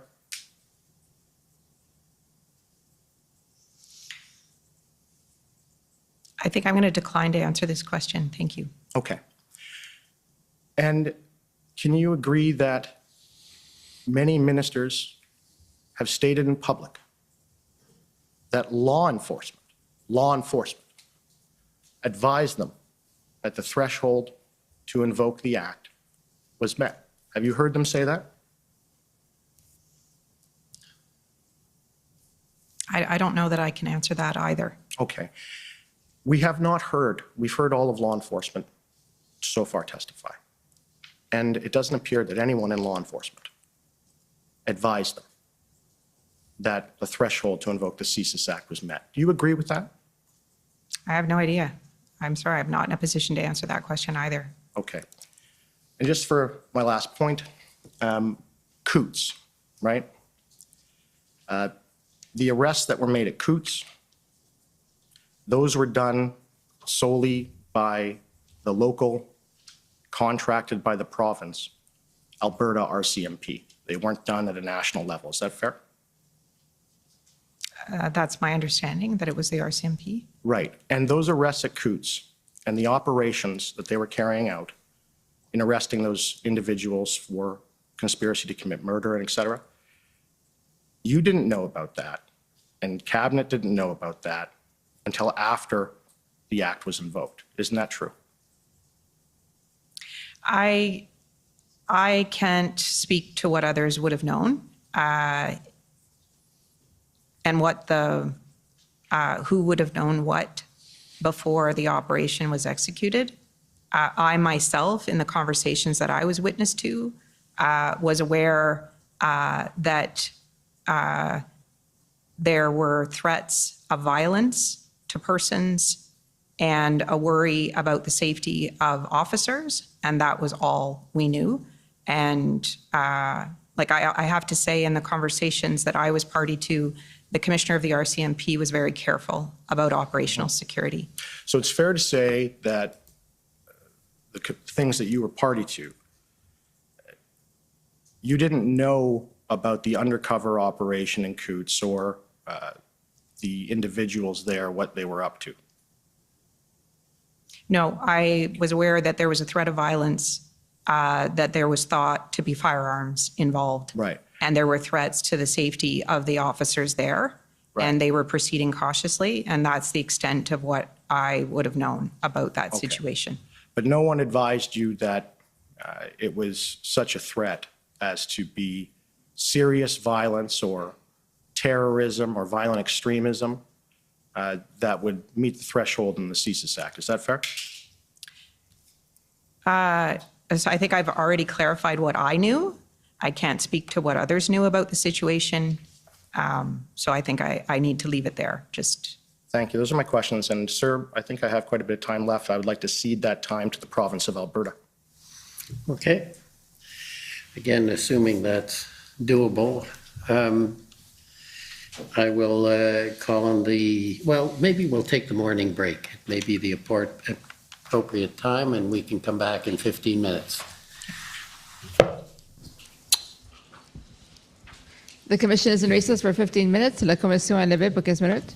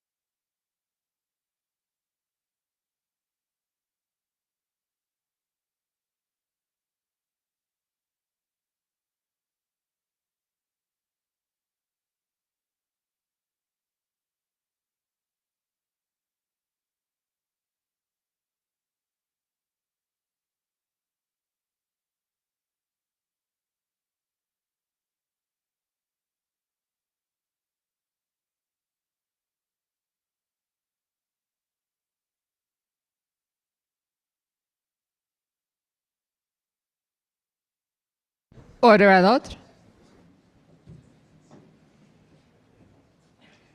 The commission is reconvened. La commission reprend.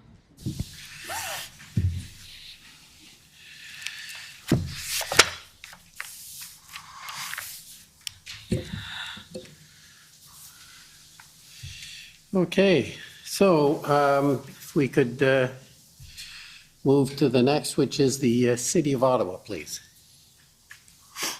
The city has no questions for this witness. All of the areas were covered by Commission Counsel. Thank you. Alyssa Tompkins, though, for the record. Sorry. Okay, thank you. Next, the Ottawa Police Service, please.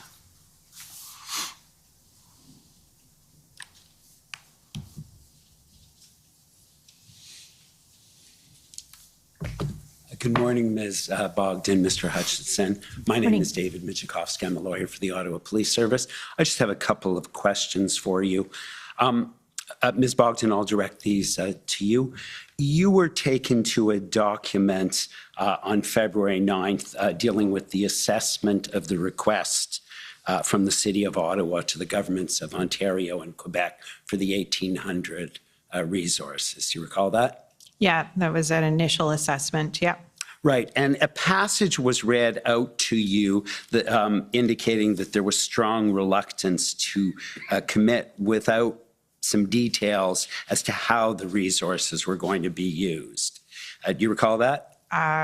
If that's what the record says, then yes. My understanding is that apart from that meeting, that comment was made on several other occasions as well. In the days leading up to the Emergency Act. Is that fair? I believe so. Like, that's my understanding of what I heard. Yep. Right. And in particular, I know that you may or may not be aware of it. It came up in a conversation between Minister Blair and Deputy Minister Stewart on February 7th. I don't know if you were made aware of that call or meeting. I'm sorry, I'm not sure I know which meeting that you're referring to. Like, it could be the tripartite meeting? No? No, it wasn't. And it wasn't a meeting I don't think that you were at, so I wasn't certain if you were aware. No, I'm not aware of that. And I think the comment was also in a document. I don't think you were taken to that specific passage, but I believe the comment also appeared in the February 9th email in which you specifically noted to your colleague a need for more information on the outline of the OPS enforcement plan. Do you recall that? That was in the document that that the Commission Counsel took you to this morning. An email on February 9th. Okay, that was right. So what was shown to me this morning was the information that I got either from Public Safety or the RCMP. So that's not my text, right? That's what others have provided to me. Right, and so you were just made aware of that, correct? Correct. And were you aware on February 13th that there was an operational plan that had been prepared by the Integrated Planning Cell, which included representatives from OPS, OPP, and RCMP and others?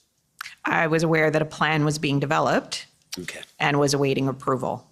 Thanks. And just one other area I just wanted to touch on was you talked about the issue of the engagement with the protesters as something that had been considered. And Ms. Bogden, you referenced it being unsuccessful in Windsor, correct? If I could just ask you, please, to turn up pbnsc.can.402963.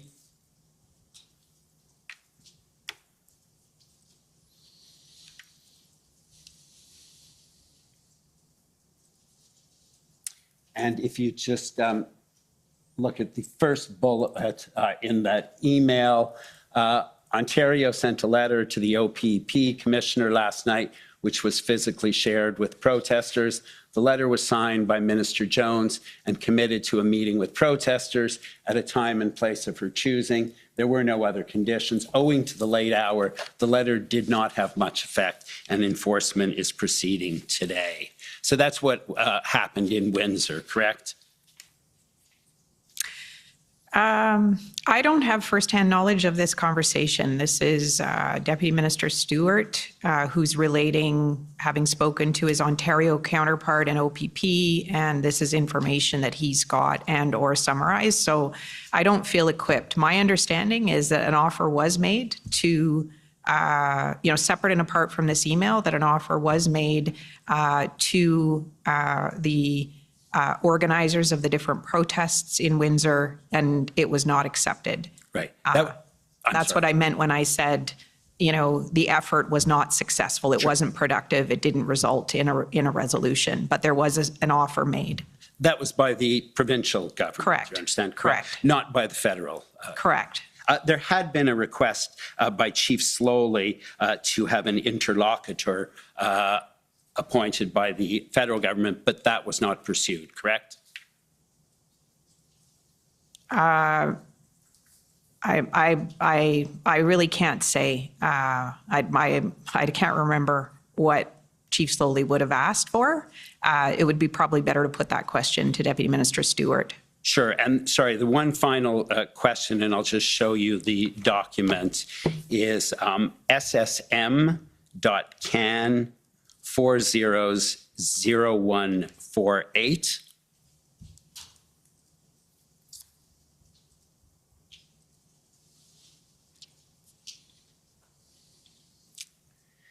Is a, and so it starts on January 14th. It's a timeline, and you'll see there's a column, significant developments, federal decisions, then meetings.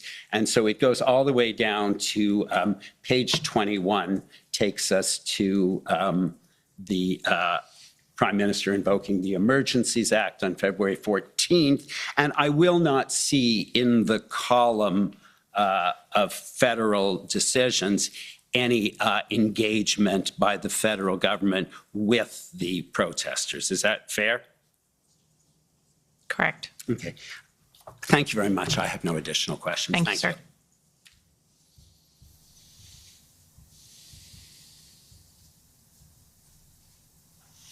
Okay. The next is the OPP, please. Good morning, Commissioner. I have no questions. It's Janine Cabersi for the OPP. Thanks. Okay, next is counsel for former Chief Slowly. Thank you, Mr. Commissioner. Nicholas DeStefano for former Chief Slowly. We have no questions. Okay, next is the City of Windsor.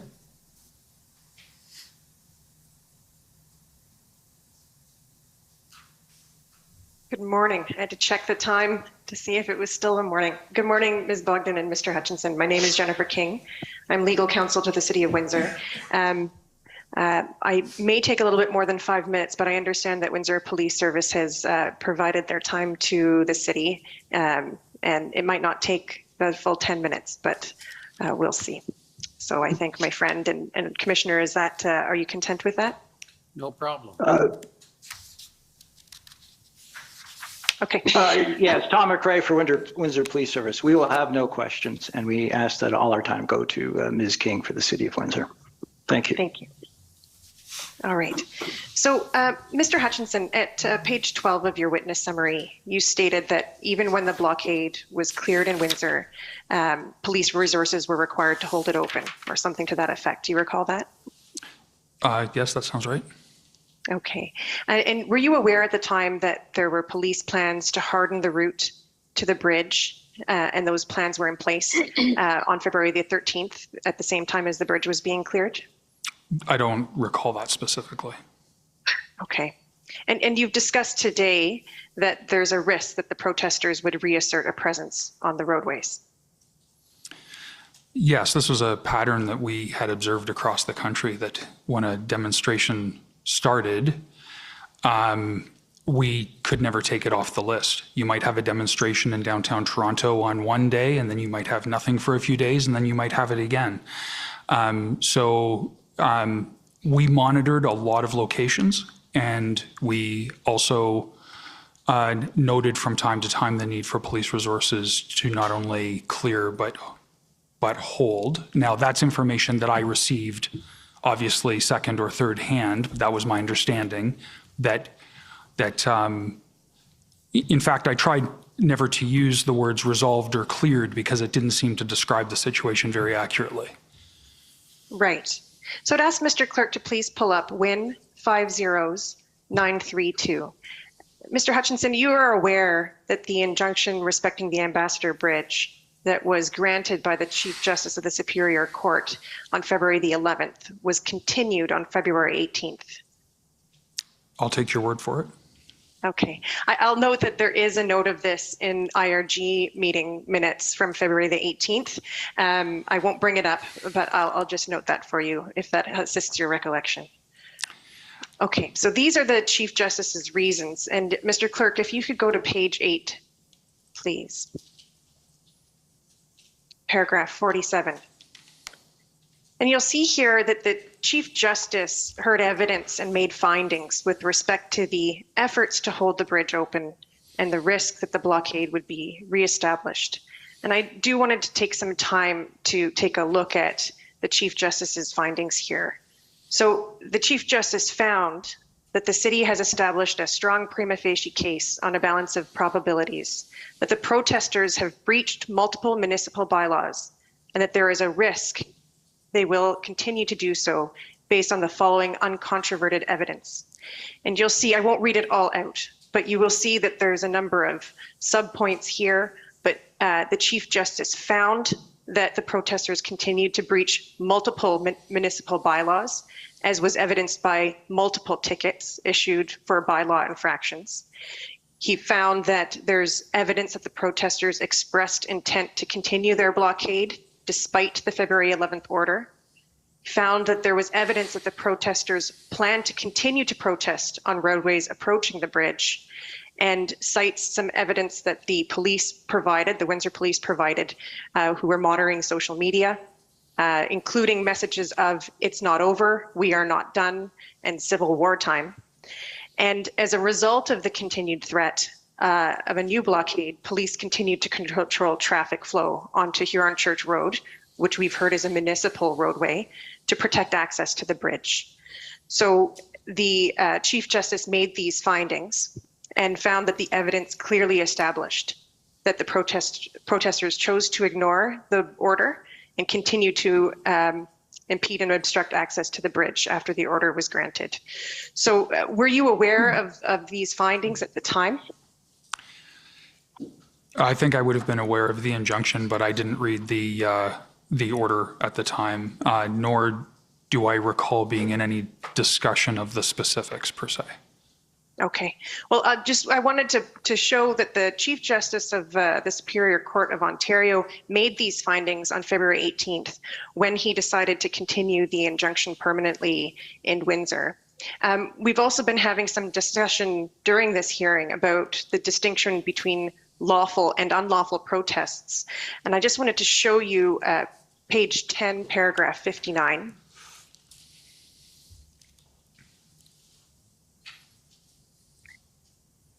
And you'll see here the Chief Justice refers to the rule of law and states that the rule of law requires that everyone obey the law.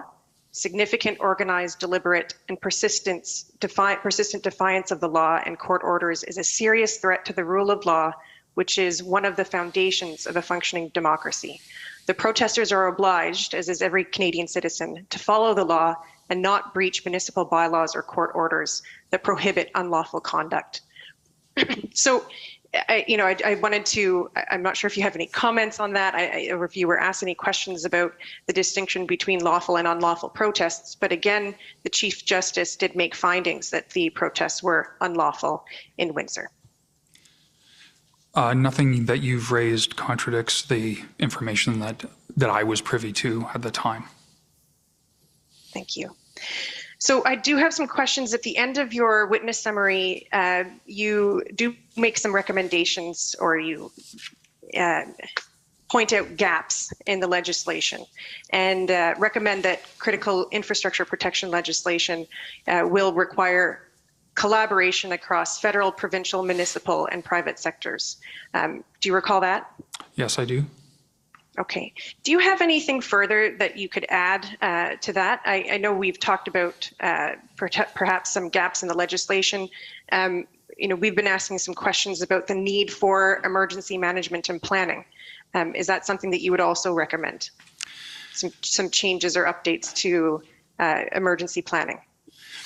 So in the PCO Secretariat, we get involved, as Ms. Bogden said, in all types of different hazards and discussions about all types of different hazards. And our perception of emergency legislation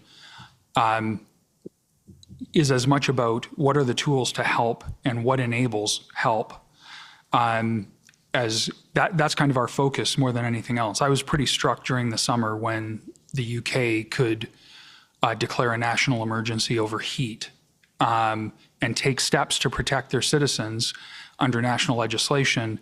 And to my knowledge, and I'm learning on the job, as Deputy Stewart referred to the other day, to my knowledge, we don't have that kind of a framework. We have a little bit more of a patchwork. Now, you can say that that's due to confederation versus a unitary order of government, system of government.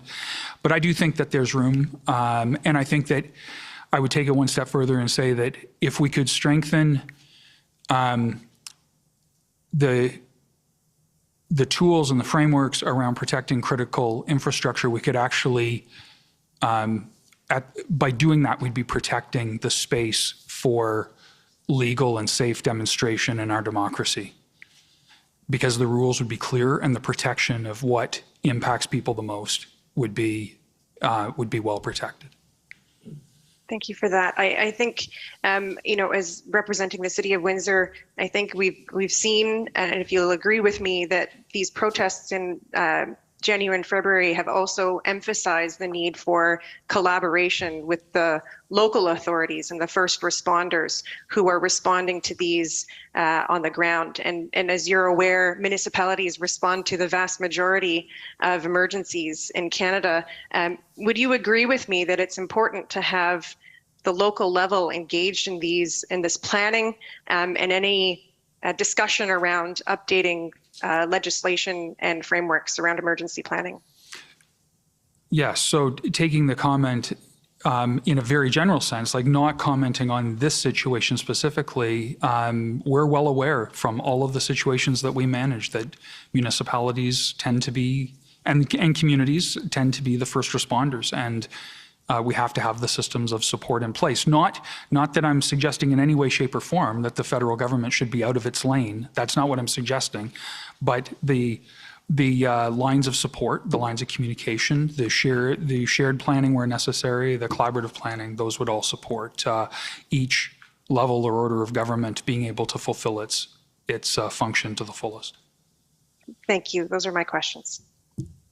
Thank you. Thank you. Next, I'd like to call on the NPF, National Police Federation. Thank you. Lauren Pierce for the National Police Federation. We have no further questions for these witnesses. Thank you. Okay, next for the Government of Saskatchewan, please.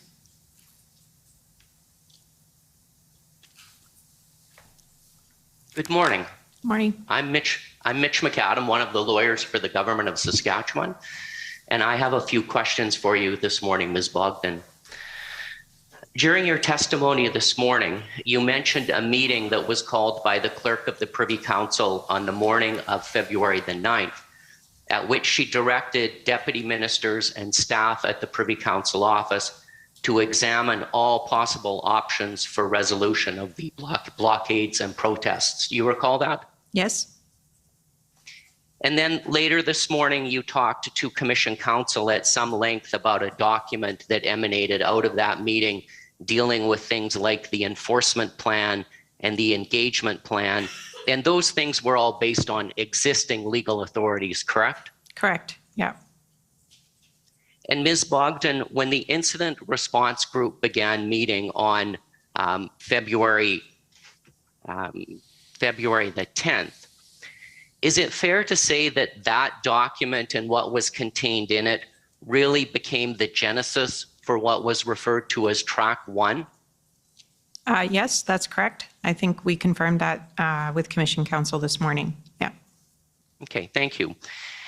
Now, Ms. Bogden, when the clerk of the Privy Council was discussing with deputy ministers and staff from your office on the morning of February 9th about all possible options to resolve the blockades and protests, one of those options would have been the invocation of the Emergencies Act, or what came to be referred to as Track 2. Is that correct? That would be an option, yes. Either the Emergency Act or special purpose emergency legislation, right? Like, there's a couple of different ways you could do that. Yeah. Okay. And so those things were discussed at that meeting on the morning of February the 9th?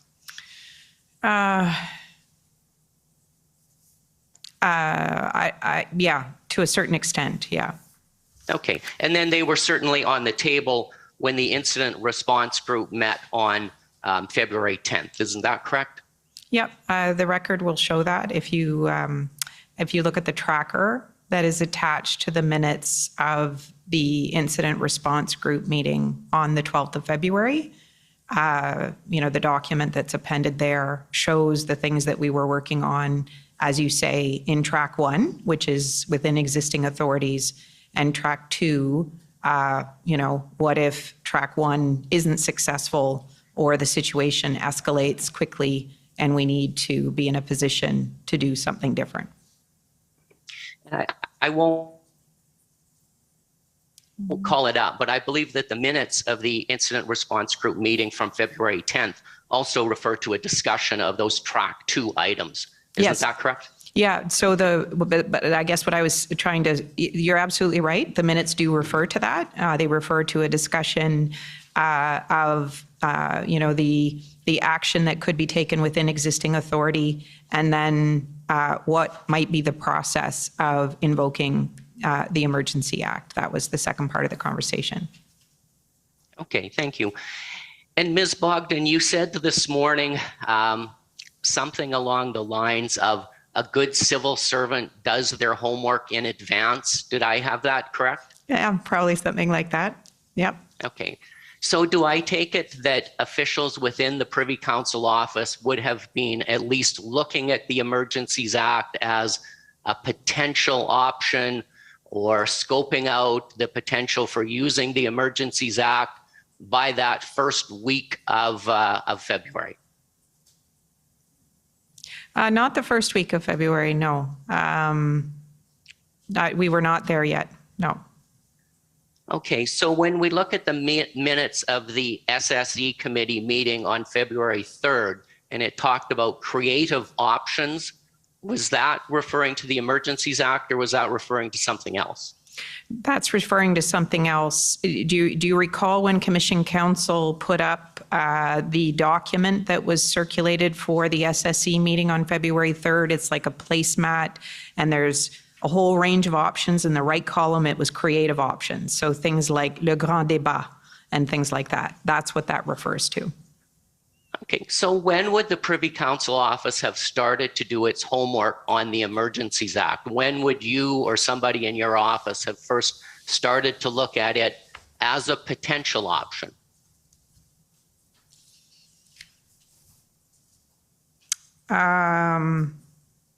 It would have probably been on or around the 9th. Okay, so it would have been only a day before the first meeting of the incident response group when it was being discussed there. Yep, I think and that's right. No work was done on the Emergencies Act before that. So I can't say that definitively. Work would have been being done by a lot of different people on an anticipatory basis that, making sure, as I said, that we've done our homework and we would be in a position to answer questions, right? Like if the government turned to the public servants and said, what's involved with invocation of the Act?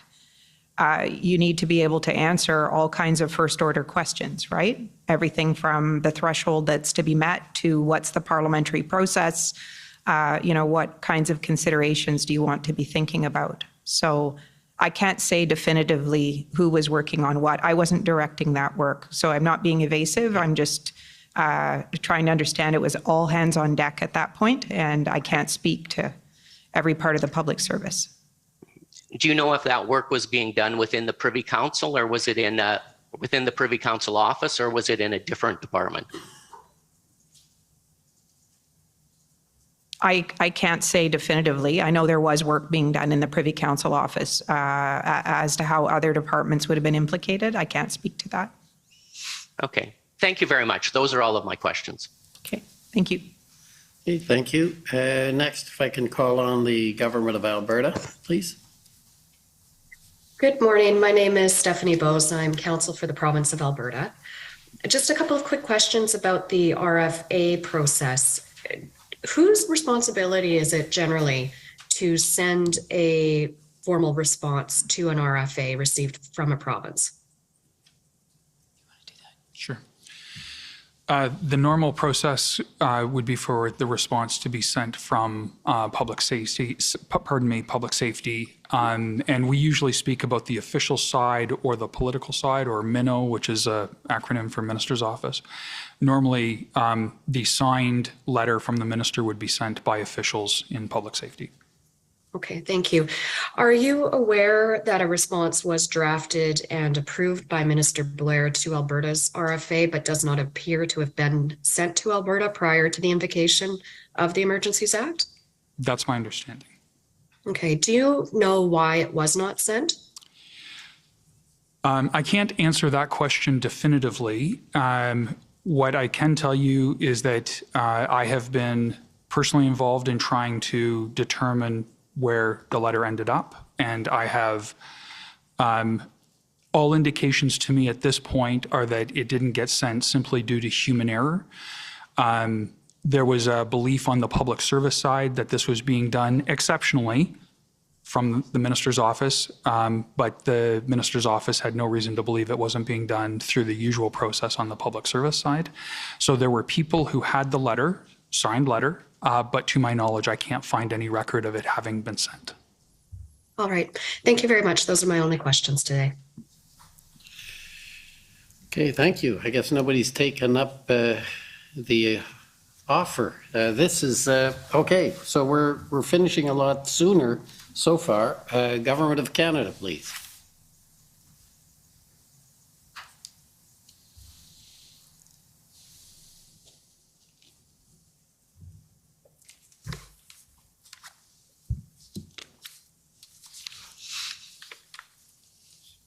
Good morning. The document I'd first like to take you to is one. Could you just, for the record, identify yourself, please? Sorry. Robert McKinnon, Government of Canada. If I take you to a document that Council for Democracy Fund took you to, SSM-NSC.can, number of 0242. It was the NSIA remarks. So if you scroll down just a little bit, yeah, no, yep. So at that time, can you just confirm that Ottawa wasn't cleared, the enforcement action hadn't even been taken at the time of the invocation, is that correct? That's correct. Okay. And you've also heard concerning the Ambassador Bridge, if you go down a little bit further, that enforcement actions were still continuing on the 3rd and that the airspace was still restricted on February 14th. So that was still in effect over the protest area, and you've just heard that the injunction in Windsor was continued because of the fear of returning. You heard that today? The evidence of that, yeah. Yeah.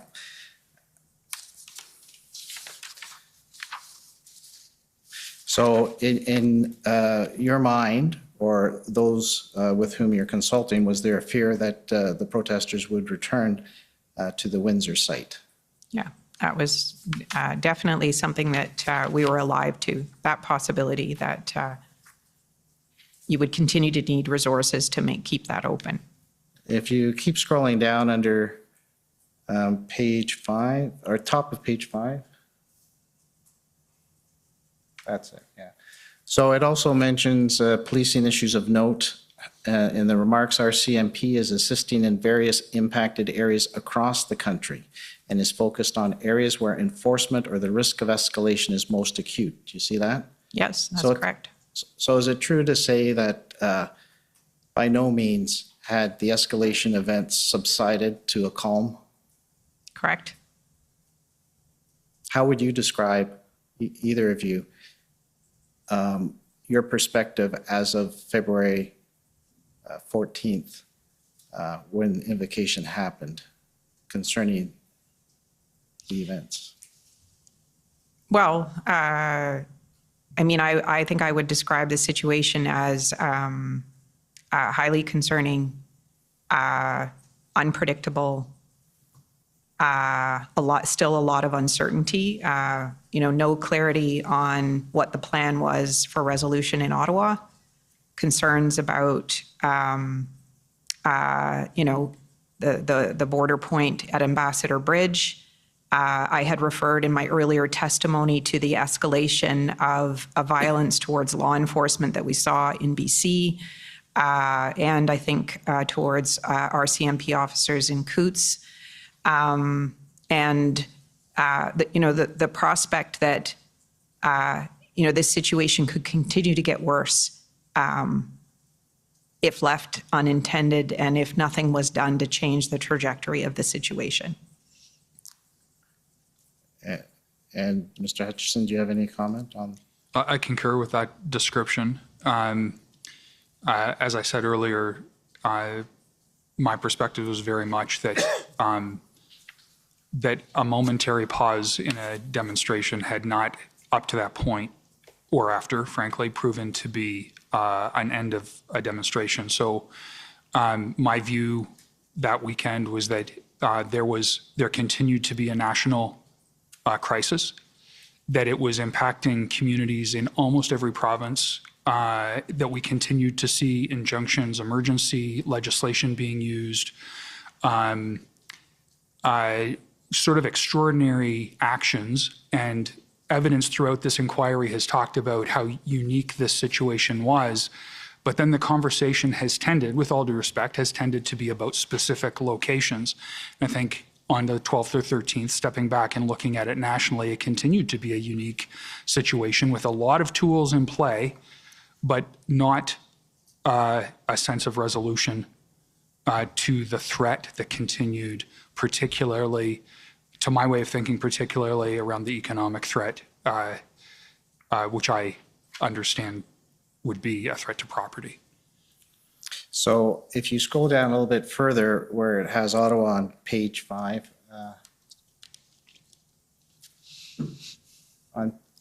so you'll see on the last bullet point on the day, well, on February 12th, it mentions police say protesters overwhelmed officers on Friday night. So there were still lots of events, especially happening in Ottawa during that time. Is that correct? Yeah, that's correct. Like at each of the places, over that weekend, like if you review, for example, the IRG minutes from that weekend, you'll see reports from the Commissioner of the RCMP and others about continued and growing protest activity across the country. And I've already referred to a few of them, and the same was happening here in Ottawa. Here, this reference to police say protesters overwhelmed officers, that's also the point I made earlier. What we were seeing in BC and Coutts. You don't have infinite resources to enforce the law, and you do need to be concerned about threats of violence against the people that you're asking to enforce the law. So there was a lot here to be worried about at this particular point in time. I'd like to take you to one of the IRG reports that is after the invocation on February 19th. So let's look at document SSM NSC CAN number of zeros 404.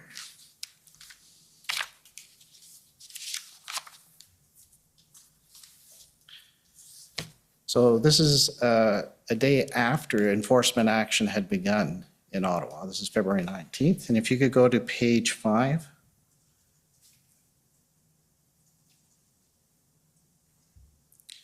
just below the middle.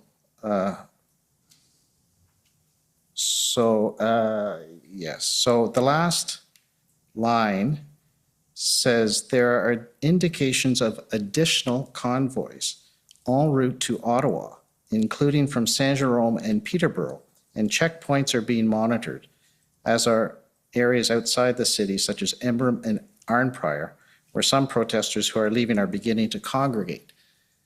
So does that suggest to you that the protests are calming? No, not at all. Like there's a volatility and uncertainty in this situation. Yeah. And while we're on this one, just over the page to the next page at the top, on the usefulness of some of the measures, you'll see it's noted that the minister reported that he has heard from local law enforcement agencies that the Emergencies Act has been a successful tool, particularly around the ability to have clarity and leveraging no-go zones, as well as seizing assets, rapidly deploying officers, and financial control measures. Do you see that? Yes. And that was as of February 19th. Yes. And I'll just take you to one other influence here of the measures. It's the IRG meeting of February 23rd.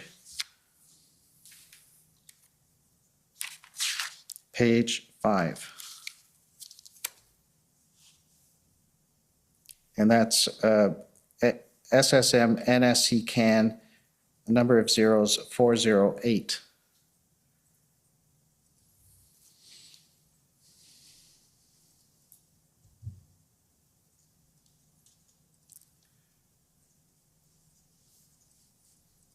Oh, okay, there you go. So it's about the middle paragraph, across the country. Yes. So across the country yesterday evening, and this is February 23rd, the day it's revoked, Winnipeg Police issued a notice to protesters gathered near the provincial legislature, advising them that I had 24 hours to leave and providing a pamphlet outlining potential consequences of not doing so. The pamphlet mentioned enforcement under the Federal Emergencies Act as one of the possible measures that police would use if protesters did not vacate the premise by a certain time there. You see that? Yep. This is using it as a deterrence, and yep. Okay. So I'll take you back to another document, that has been referred to concerning the engagement strategy, just to make sure we understand the evolution of it. So SSM.can. Number of zeros 8757.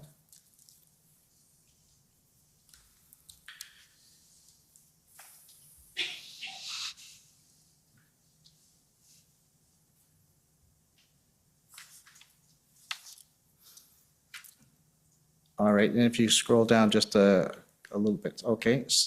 So as I understand it, this is the second sort of cut on this draft, correct? Correct. And it's just showing the evolution of, you're trying to put everything together to get people to focus on some options under existing authorities, correct? Correct. And you've got Plan A and Plan B, correct, in the third paragraph you refer to? Yep. Plan A, providing resources to local law enforcement to address the unlawful demonstrations, and Plan B, where we need to unpack our other options in terms of legal authorities and feasibility of executing these options, or what would be needed to make them a reality, correct? Mm-hmm. And if you go to the attachment, which is the next number, which is 8758,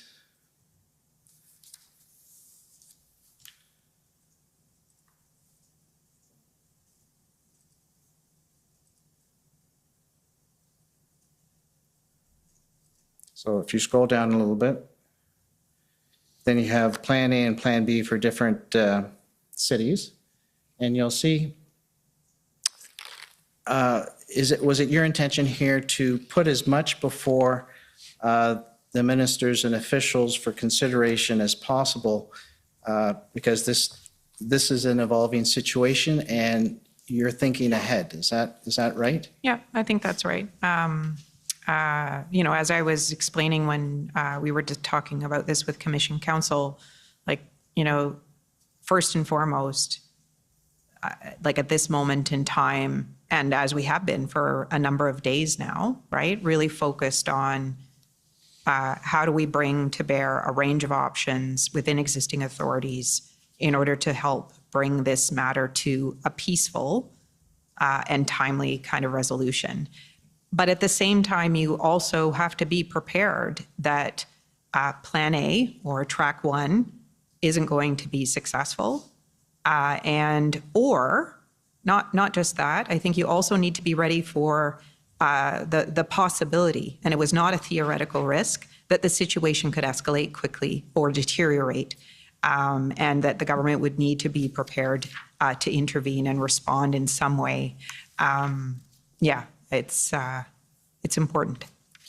And if you look at Plan A and Plan B here, you'll see a second option. Could the government make use of the Emergencies Act, correct? Yep.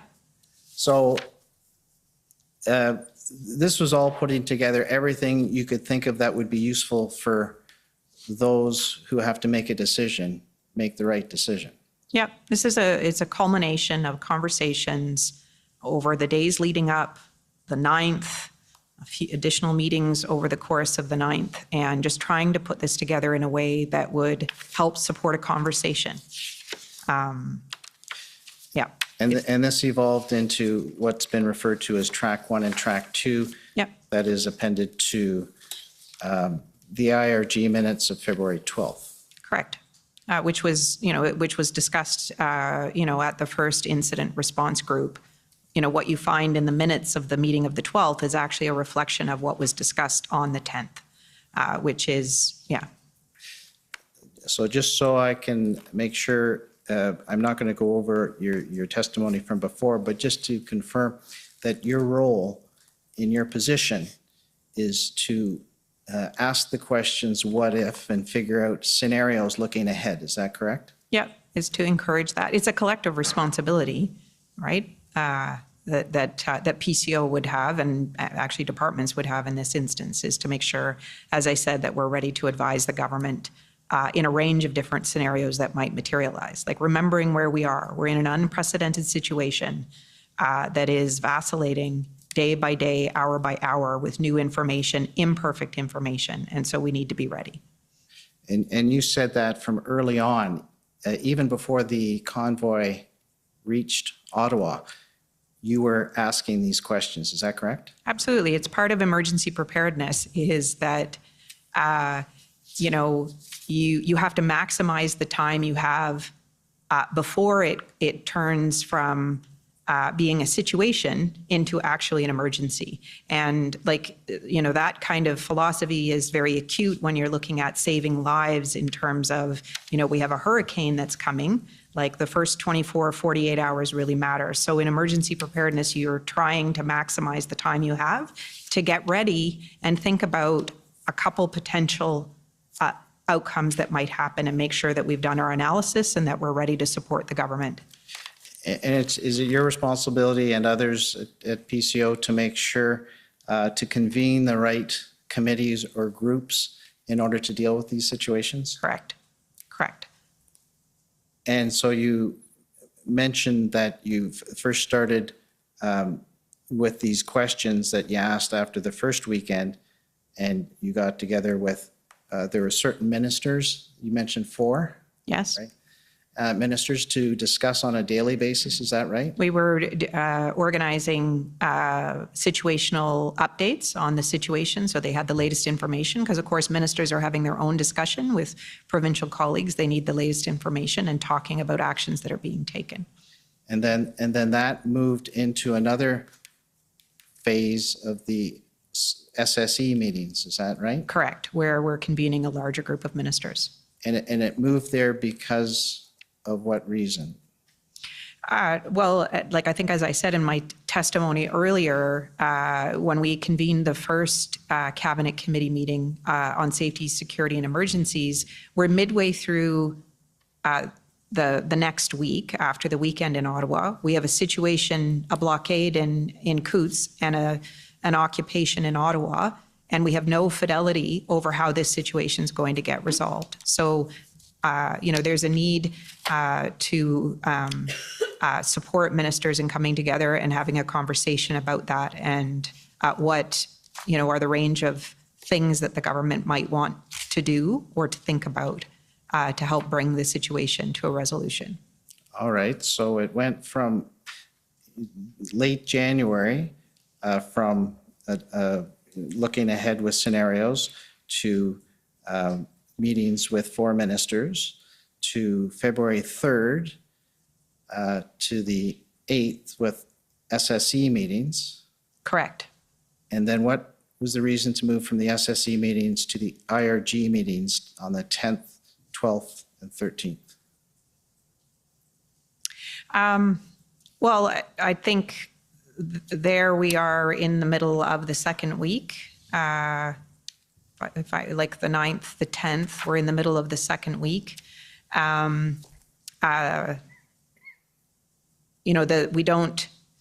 situation has gotten worse.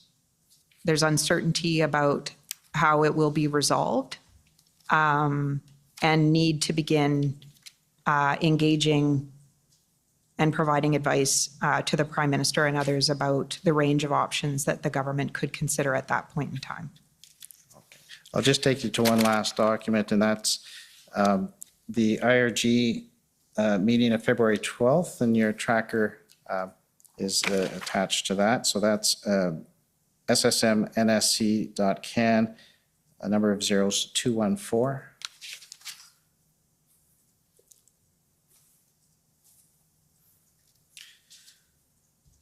So is it at this point on the 12th that the option 1 and option 2, tracker 1 and tracker 2, are being fully considered as an agenda on the item on this committee? Or? So I think it's actually in the meeting on the 10th, if I may. Yeah, but does it continue on the 12th? Correct. And it describes in these minutes on the first page, if you scroll down to the page 5, if you go down a little bit further, yes. It talks about the situations that exist here with tactics being used to take children to the site to prevent police activity, as well as schools walking out to join the protest. Yeah. It mentions a concern about some extremists within the group and the concern about lone wolf attacks. Yeah. Do you see all that? Yes. And is that accurate? Yes. And then if you go down close to the bottom of that one, it mentions the escalation in activity in Ottawa, and the role of social media, and in its role in the communication and organizers of protesters across the country. Was that very much of a concern at this point on the 12th? Yeah. Yeah. All right. And I won't read them through all, but in the minutes it mentions Windsor, Cornwall, Ottawa, Emerson, among other areas that were of concern. I was just going to say that actually, if you scroll down, you will see that the commissioner of the RCMP that weekend, this is the 12th that we're talking about. Right. She's describing in that meeting, new and different either situations that have gotten worse or additional situations like Cornwall, I think, is there a reference to North Bay and the situations that we're seeing over that weekend. Yeah. And there's also a reference on page 9 to an update on the potential engagement with the leaders of the blockades, right? And there was consideration given to a potential engagement strategy at one point that was never pursued, right? Correct. And the kind of questions that were asked in order to, decide that issue or not decide that issue? Are there any questions that weren't answered concerning whether to engage with the protesters or not? I don't know that I can answer that. Okay.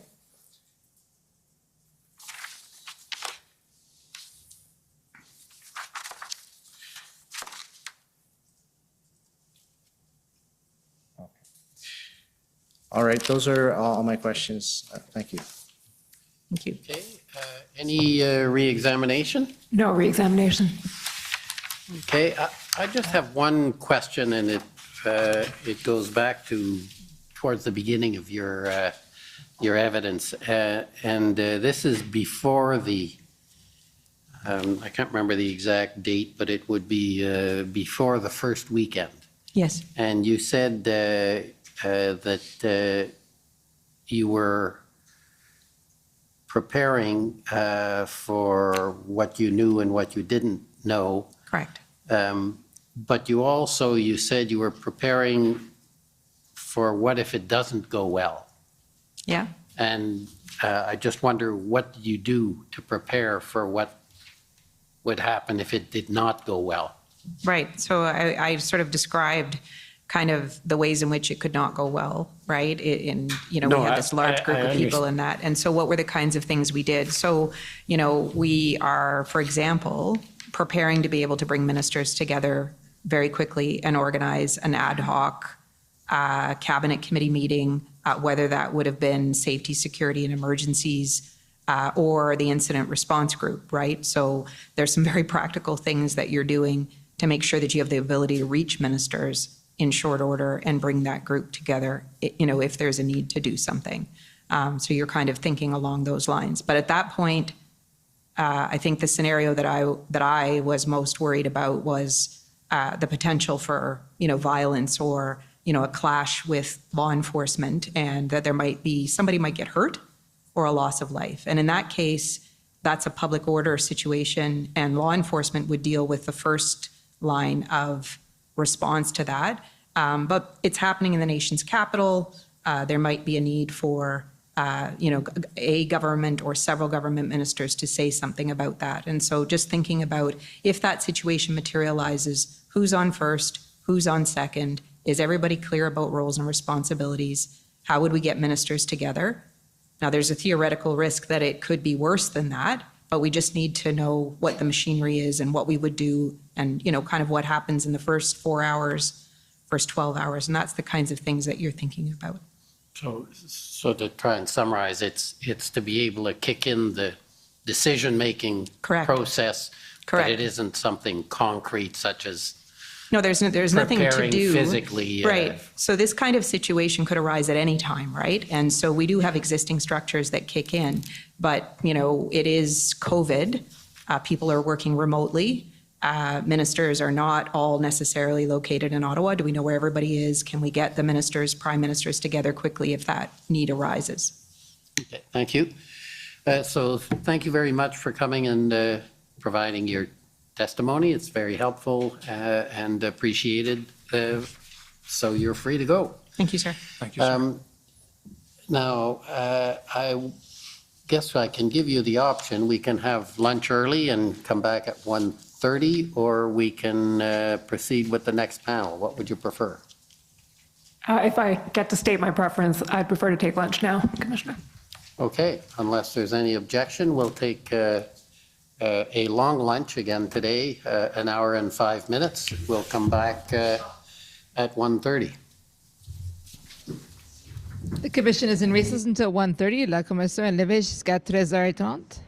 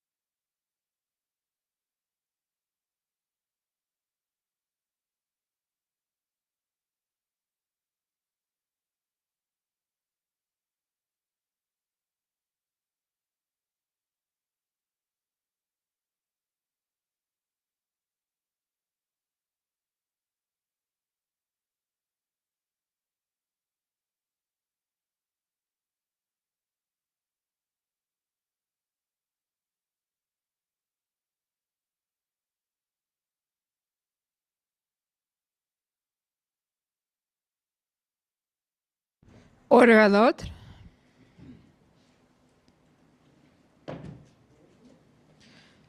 The commission is reconvened. La commission reprend. Okay, good afternoon, bon après-midi. So we have a panel of witnesses. Okay, Commission Counsel, please.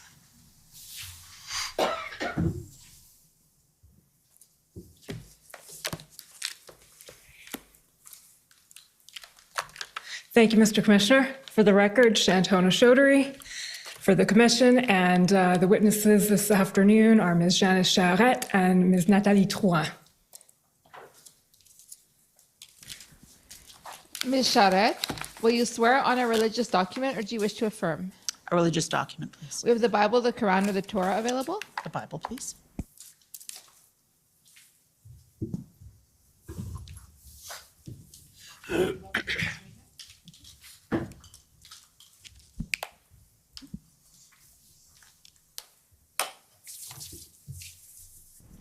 For the record, please state your full name and spell it out.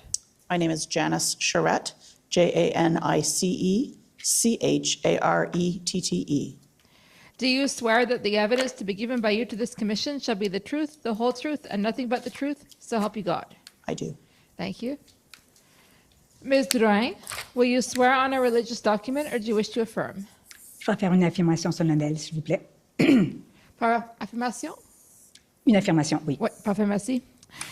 Pour les fins de procès verbal, s'il vous plaît, veuillez indiquer et ensuite appeler vos noms en entier. Nathalie Drouin, Nathalie, Drouin, Drouin. Affirmez-vous solennellement que le témoignage que vous allez rendre devant la commission sera la vérité, toute la vérité et rien que la vérité? Je l'affirme. Merci.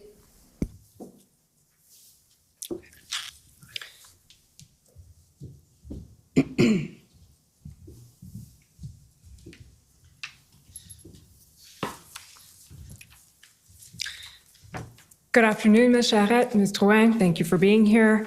We'll just start with some housekeeping, introducing your witness summary. So you'll recall having sat for an interview with Commission Counsel on September 29th, 2022? I do. Okay. Ms. Drouin? I do. Okay. And after that interview, Commission Counsel prepared a summary of that interview, which you have reviewed. Can you confirm that that summary was accurate? I can. I confirm. Okay. And for the record, that is Mr. Clerk, WTS.6074, but no need to pull it up right now. Okay, Ms. Charette, I understand that you are the clerk of the Privy Council. I am. How long have you held that role? I was named as the interim clerk of the Privy Council in March of 2021. So that is about 18 months or so ago. And I was confirmed in the role as the clerk of the Privy Council in May of 2022. Okay. And what was your background before that? I've been a senior public servant I think I've been a deputy minister for almost 20 years. Before being named as the interim clerk of the Privy Council, I was the High Commissioner for Canada to the United Kingdom of Great Britain and Northern Ireland. And previous to that, I was actually serving as the clerk of the Privy Council. I've held roles as the Associate Clerk of the Privy Council, Deputy Minister of Intergovernmental, the Deputy Minister of then Human Resources and Skills Development, of Immigration, Refugee, Citizenship, Associate Deputy Minister of Health, and as you can tell, a number of roles over my career. It's a long list. Okay. And Ms. Drouin, you were the Deputy Clerk of the Privy Council. Exactement. And how long have you held that role? J'ai été nommée sous-greffière au mois d'août 2021. OK. Et avant ça?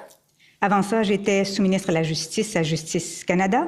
Et de 2012 à 2016, j'étais sous-ministre à la Justice au gouvernement du Québec. OK.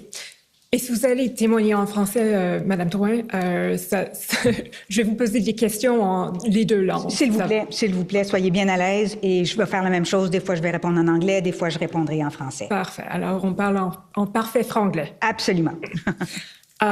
Ms. Charette, would you be able to explain to us in some detail the role of the Clerk of the Privy Council? It's well understood by you, but maybe not by everyone here. And if I can just pipe in, you have a tendency to speak very quickly, yes, which I'm sure comes handy when you're delivering messages to the government, but if for Slow. here, it's useful to slow down. I actually wrote the translation. word slow down, just so that I would try to remember that. Thank you, Commissioner. The Clerk of the Privy Council and Secretary to the Cabinet is the full title of the position. And I would say that that basically encompasses 3 roles. The Privy Council office is the department of the Prime Minister. And so I serve as the Deputy Minister of the Privy Council office and the Deputy Minister, therefore, to the Prime Minister. I am the most senior public service advisor to the Prime Minister and to his office. I'm responsible for the overall management of the Privy Council office and the discharge of all of our functions and responsibilities, and making sure that, so that's kind of the administration side, but I'm also the advisor on all matters that would be before the Prime Minister for his consideration and decision. Second part of the role is the Secretary to the Cabinet. And in that respect, I'm responsible for helping to organize cabinet meetings, make sure that the agendas are set, the attendance is set, the information is available for ministers to deliberate on, that the meetings are supported with things like translation, all of the kind of staff support, that the decisions of the cabinet are faithfully recorded and therefore communicated out as necessary, and kind of responsible for overseeing the implementation then of those decisions. So anything to do with how cabinet operates its decision-making structure, I'm responsible for, obviously working with the team in the Privy Council office, both in the advisory function and the Secretary to the Cabinet function. And then finally, in our system, the head of the Clerk of the Privy Council has a third role, which is the head of the public service. And I think if you look at the institutional summary for the Privy Council office, we've tried to describe that in the Canadian version of the Westminster system, the public service is a professional, nonpartisan public service. And I'm responsible as the head of the public service for, amongst other things, providing an annual report to the Prime Minister on the state of the public service. In this respect, I also provide advice to the Prime Minister on the appointment and performance of deputy ministers and other senior officials, and basically for making sure that the public service is ready to be able to serve the needs of the government and of the country today, and also a stewardship role into the future. So those are kind of the 3 roles. And I would say the other thing that might be relevant as we get into this conversation is the Clerk of the Privy Council is one of a community of deputy ministers. I think in the expression would be primus inter pares. You are one amongst others, and I very much work with the community of deputies in order to be able to discharge those functions. First among equals? That's it. Good. Okay, Madame Drouin, we're going to go back to some of that, Ms. Charette, but before we do that, can you explain the role of the Deputy Clerk, Ms. Drouin, and then maybe how the two of you work together? Perfect. So let me start with that. So my first role is really to support the clerk in her role, a little bit like what we call a two-in-the-box model. So on the day-to-day basis, ce que ça veut dire, c'est entre autres assurer un leadership au sein du ministère, qui est le ministère du Conseil privé. Ensuite, assurer un leadership sur les dossiers qui sont horizontaux, donc dans le développement des politiques, par exemple, assurer une cohérence. Un des pouvoir que j'ai, c'est celui de convoquer des sous-ministres pour discuter d'enjeux. Donc, c'est des choses que je fais régulièrement. Je suis souvent appelée aussi à faire de la gestion de crise, qu'on appelle en anglais le issue management. C'est justement dans ce cadre-là que j'ai joué un rôle dans la gestion du convoi dont on va parler cet après-midi. Et j'assure aussi un leadership sur des dossiers horizontaux, par exemple, les dossiers en matière autochtone. OK. Et comment est-ce que vous travaillez ensemble tous les deux? C'est, I'll say very organic. So my mantra is I go where the needs are in order to support the clerk. more instinctively. I go where I have strength, competencies, and capacities to support her in her main role, advising the Prime Minister and the Cabinet. So this is, how we work. On a weekly basis, we will reassign, where I should put my attention and efforts, and what file I should keep under my radar. Can I just add a little bit to that, if that's all right? Of course. So perhaps I'll just add two things. I think one of the operating styles that Madame Drouin and I've tried to follow is that if I'm not there, Nathalie is briefed up enough to be able to handle it, to be able to deal with any issue, and vice versa, so that we are not completely interchangeable, but that there is leadership at any point in time, because people have holidays or whatever else to do. And secondly, I don't think either one of us mentioned that we also have a number of ministers within the Privy Council office portfolio. And I might forget one here, but I'll try not to. So the Minister of Intergovernmental Affairs, who are supported by the PCO. And that's Minister LeBlanc? Minister LeBlanc, that's right. The Government House Leader, that's Minister Holland. The Quebec Lieutenant, which is an intergovernmental type of function, that's Minister Rodriguez. The Minister of Emergency Preparedness, that's Minister Blair, and I have now forgotten. And the DPM. And of course, the Deputy Prime Minister, that's right. In her role as the Deputy Prime Minister, she also gets support, of course, from the Department of Finance.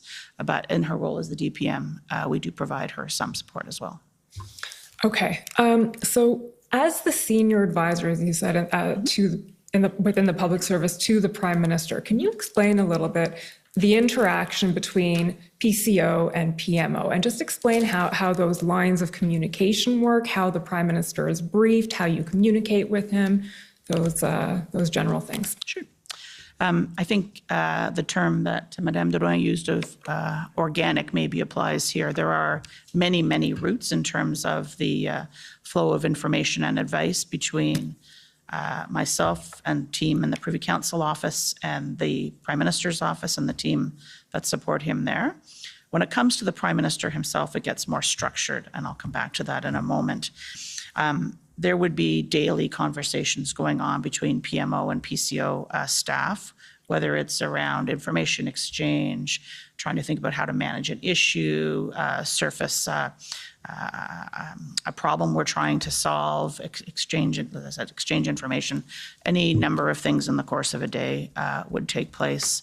In terms of the advice to the Prime Minister, when it comes to the exchange of information with the Prime Minister, in some cases you will see, I think even in evidence of documents that have been submitted to the Commission, that if it's for the purposes of just sheer information, you would see a briefing note perhaps prepared by one of the Deputy Secretaries to the Cabinet.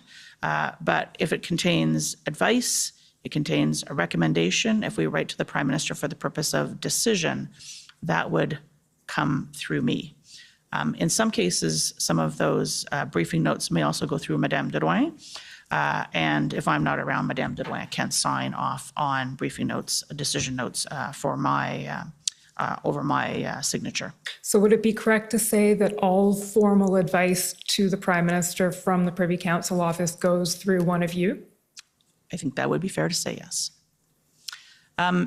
As well, we have a number of opportunities to provide oral information, oral briefings to the Prime Minister as well. I have a regular bilateral meeting with him every week, which is joined by the Chief of Staff to the Prime Minister, that is Katie Telford. And sometimes other members of the Prime Minister's staff will join us. And that's a session where sometimes the Prime Minister has items, I might have items, the Prime Minister's office may have items, but it's kind of a regular once a week touch base, traffic management, advisory, decision, kind of whatever is on the issue of a plate of the day. Every second week, the Deputy Prime Minister will be joining into that meeting as well. So that's a regular structure.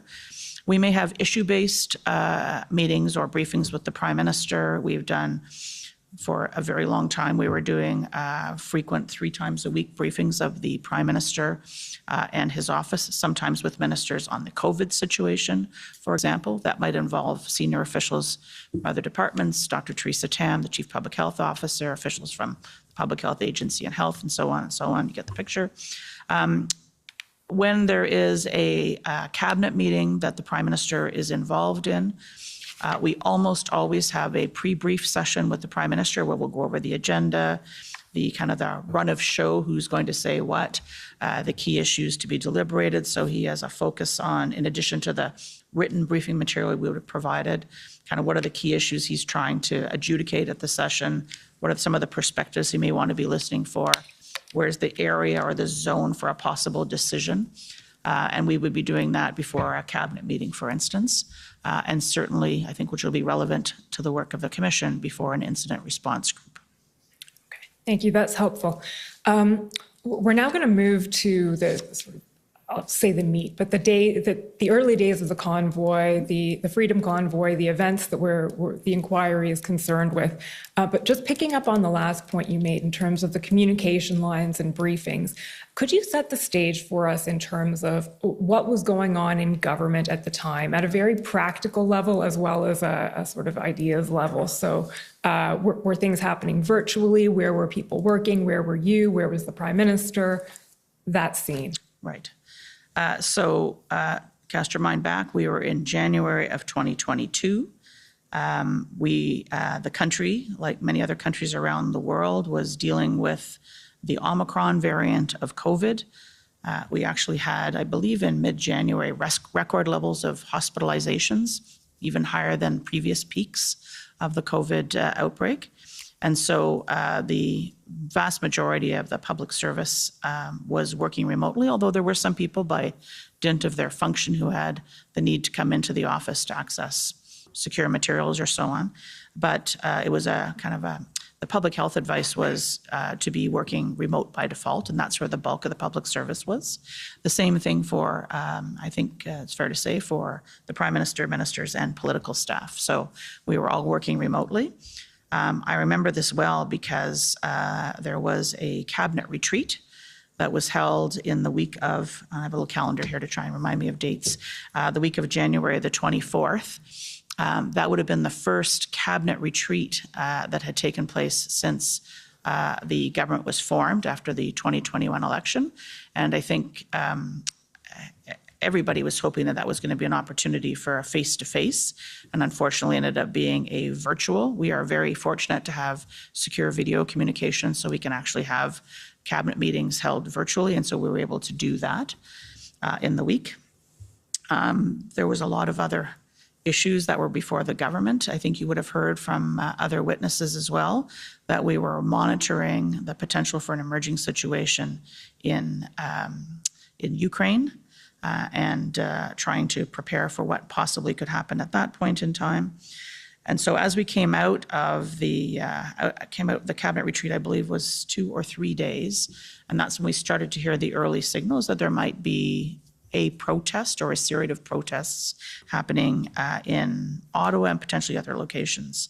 Now, I should say that as of January the 15th, there was a change in the public health measures related to COVID that affected truckers in the country. It affected cross-border traffic. And that change was for truckers that were unvaccinated coming back into the country. They had been previously exempt, and they were now going to be subject to public health measures. And so we were monitoring very closely both the implementation of that measure as well as talking to the Trucking Association and monitoring, because it was clear that at that point in time, despite the very serious record levels of COVID we were facing, that Canadians were kind of getting a bit fed up at that point in time with the restrictions and the measures and what they were having to deal with. So that was very much on our minds. We were getting ready for the return of the House of Commons. They had been on a parliamentary break coming out of the holiday season, and the House was due to resume on the 31st of January. So as we went into what I think others have described as weekend one, the weekend starting Friday, the 28th of January, we were monitoring and waiting for the protest that we had understood was going to be arriving. And that's kind of the context at the very beginning, if that's helpful. I'm happy to add to that. That's helpful. That's perfect. So that takes us to my next question, which is, when did you first brief the Prime Minister on what was happening with the convoy? The first briefing I had with the Prime Minister was an oral briefing on the 30th of January.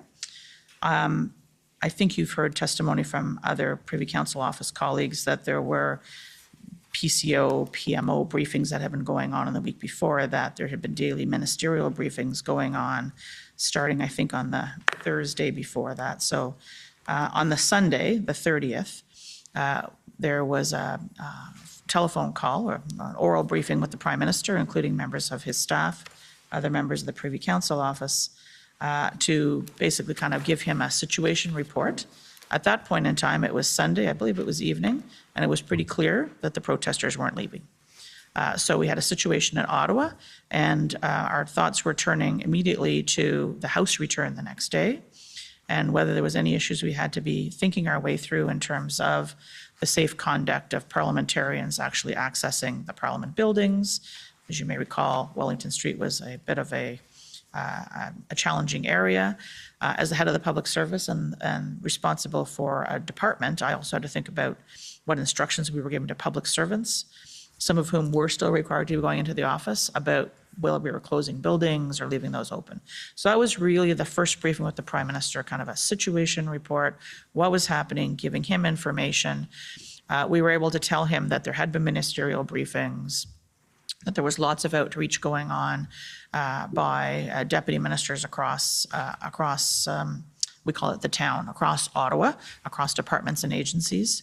And so that was, I wouldn't say that we sought any decisions from him at that point in time, other than to have a conversation about, were we well connected, for example? Were the right people talking to parliamentary officials, to the Sergeant at Arms, the Parliamentary Protective Service? Were they connected up to law enforcement and security agencies to make sure that, Parliament, the epicenter of our democracy, could function well starting the next day? Okay. We've spent a lot of, I don't know if you had a chance to see the testimony of Ms. Bogden this morning and Mr. Hutchison and/or the NSIA yesterday. We've heard from many of your deputy minister colleagues, and we've spent a lot of time on the lead up to the convoy and the early days. So I think with you this afternoon, we're going to be focusing mostly now on the beginning of sort of February 9th on, let's put it that way. So I'm going to... Can I just take you back? Yes, you can. I thought that might happen. When you referred to other deputy minister colleagues, I know that yesterday as well you heard from colleagues from the Department of Finance. And so another big preoccupation as we were kind of starting up our work at the end of January was we were in the beginnings of budget preparation for budget 2022.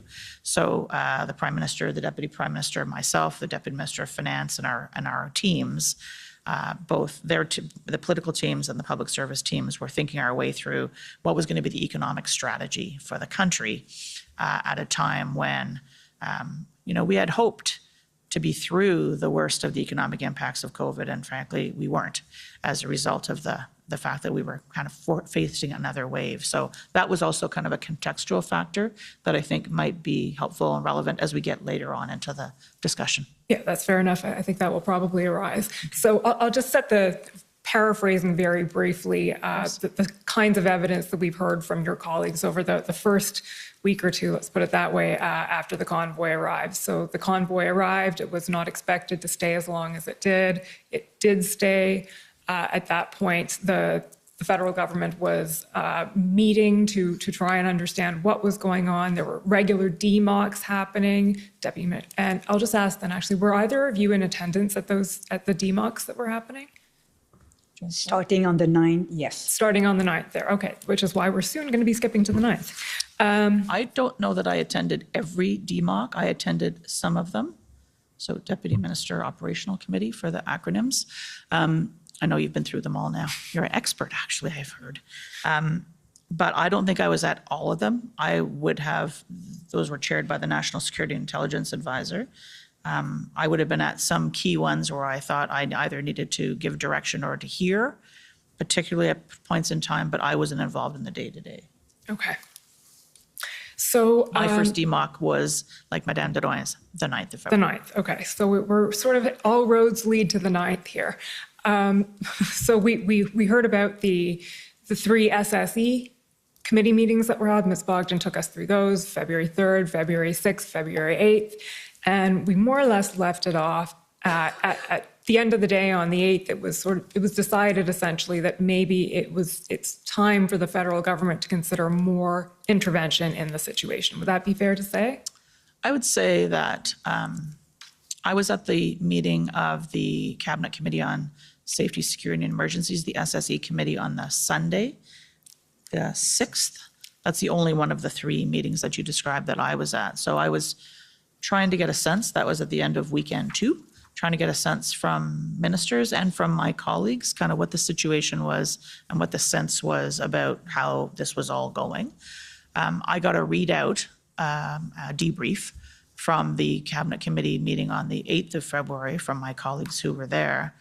And it was certainly clear to me that the level of concern, anxiety, and the situation itself was escalating. And so that was the reason I chose to go to the DMOC meeting on the 9th and to hear out my colleagues in terms of, and to give direction at that point in time. And it was through the course of that day, listening to them, and other meetings that took place during that day, I'm happy to tell you about if you'd like, that I formed the view as we went into the 10th that it was time for me to provide the advice for the Prime Minister to decide as to whether or not he wanted to convene an incident response group meeting. Okay. We're definitely going to come to that. Just before we do, of course, I actually want to take you back to the 8th before we get to the 9th. Mr. Clerk, can you pull up PBNSC CAN 408073?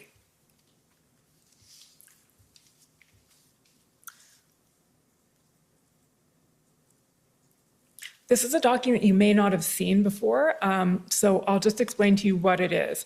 These are the notes of Deputy Commissioner Mike Duhaime. Mm-hmm. And if we scroll down, Mr. Clerk, to page 41,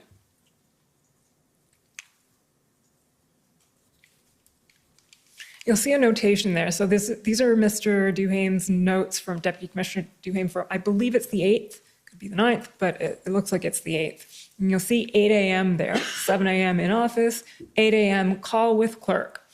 Flush out the financial, financial compensation, I'm not sure what that says, employee business maybe.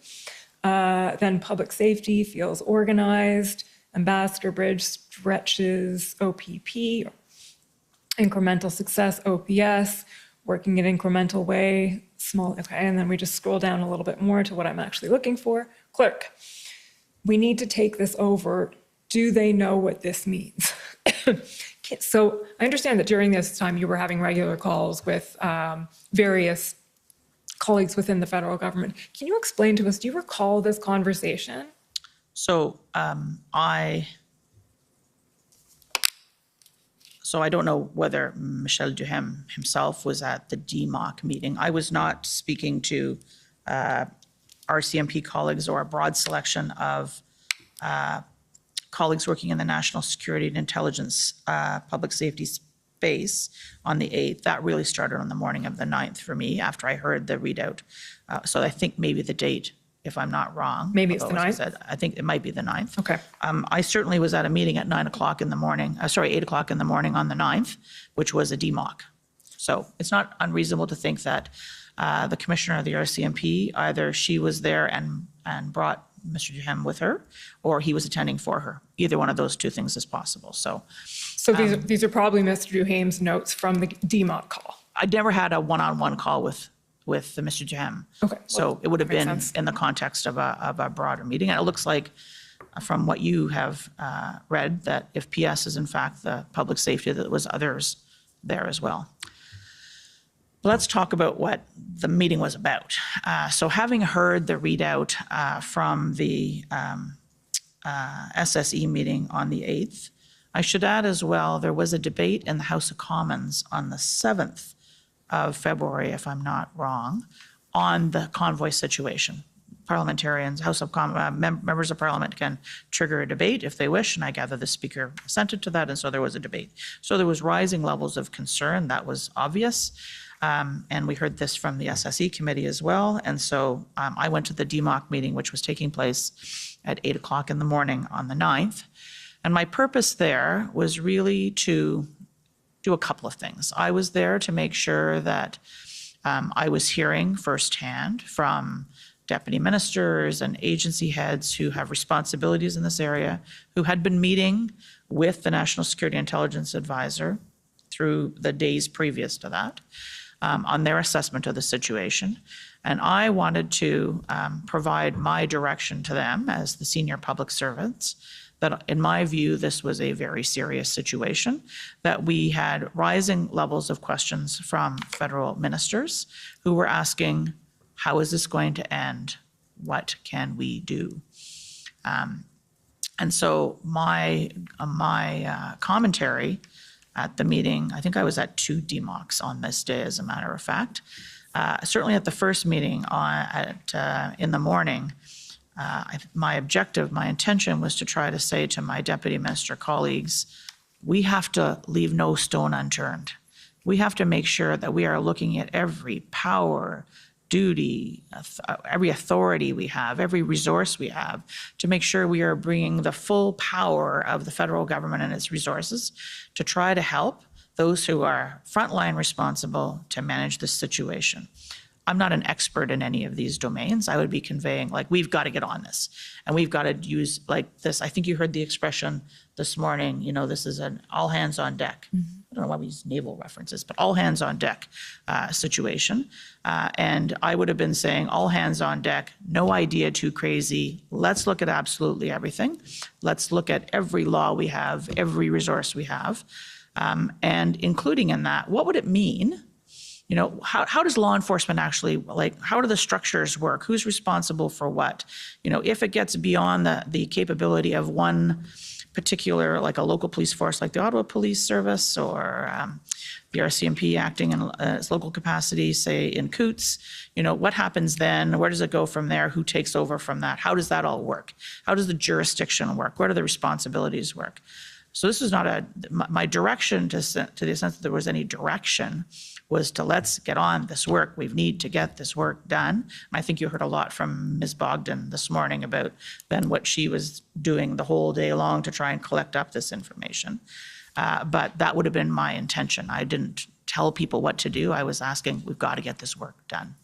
Okay, so if I understand correctly, when you say what Mr. Duhaime writes down here is we need to take this over, do they know what this means? You're talking in a general sense about it's time for some federal intervention in this. Let's talk about what that might look like or what the options are.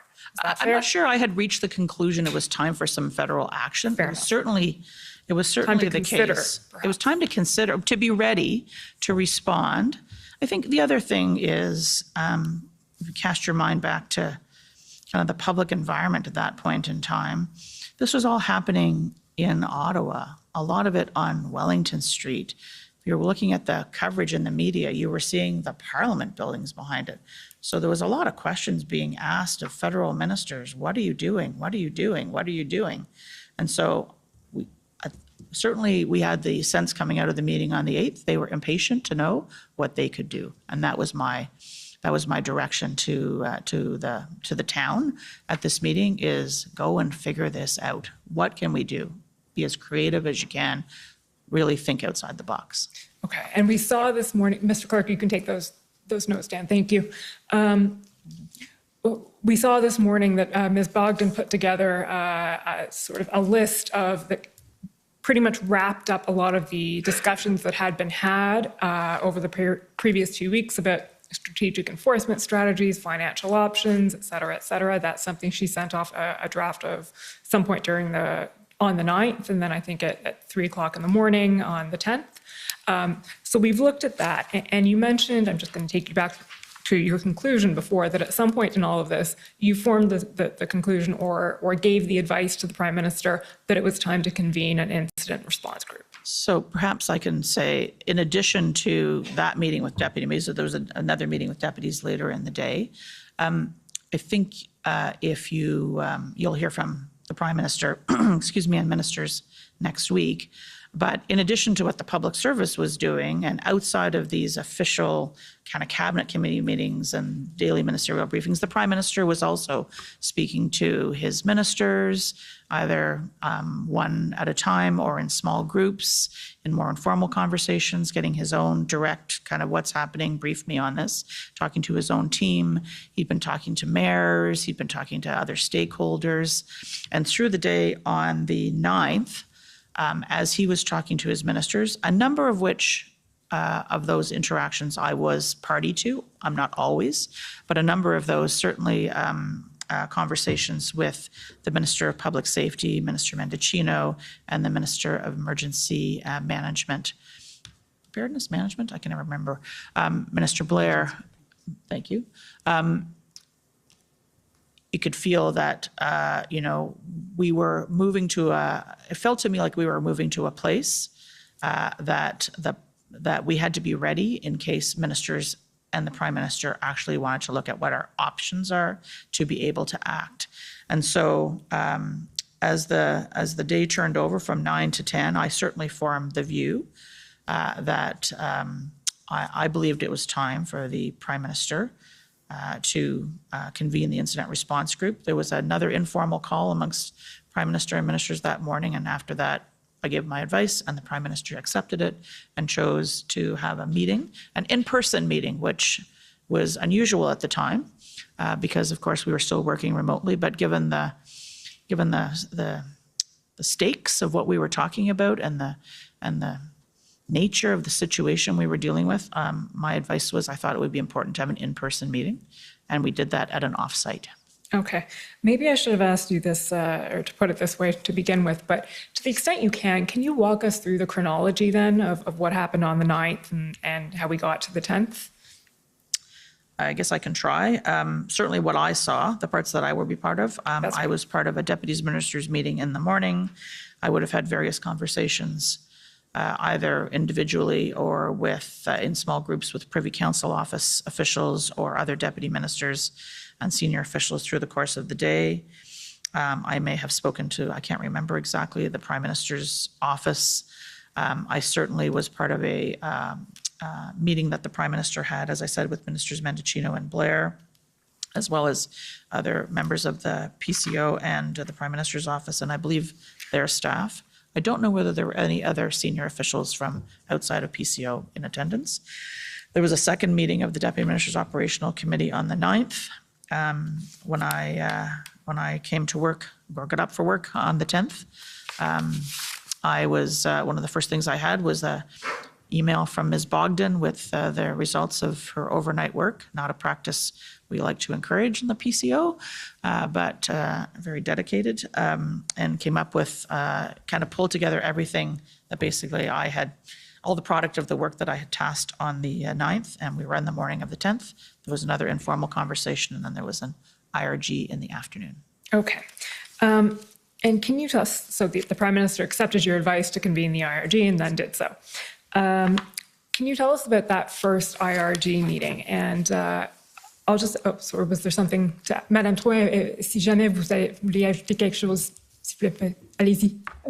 Well, maybe I think the clerk can talk about that. I think also the Prime Minister had a call with Premier Ford on the 9th. I can't remember whether it was the 9th or the 10th. I'm sorry. That's I will defer to Madame Drouin's memory on this one. So maybe to check that. And maybe just to go back to the takeover conversation. I think the clerk talked a little bit about the fact that, a lot of images from, the Parliament, but it was also an international bridge. It was also port of entries. It was also the federal vaccine mandate.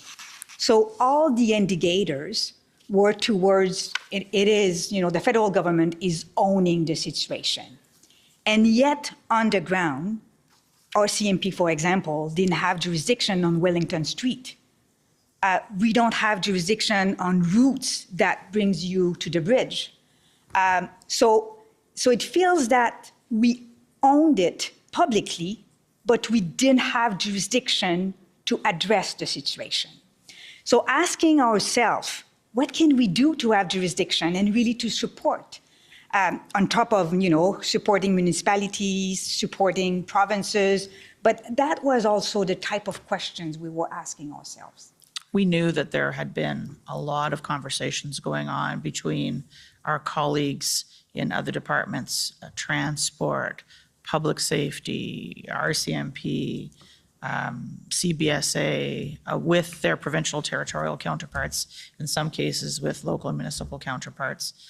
There had been meetings going on with the city officials in Ottawa, all around to try and understand the situation. There was this, what could we do?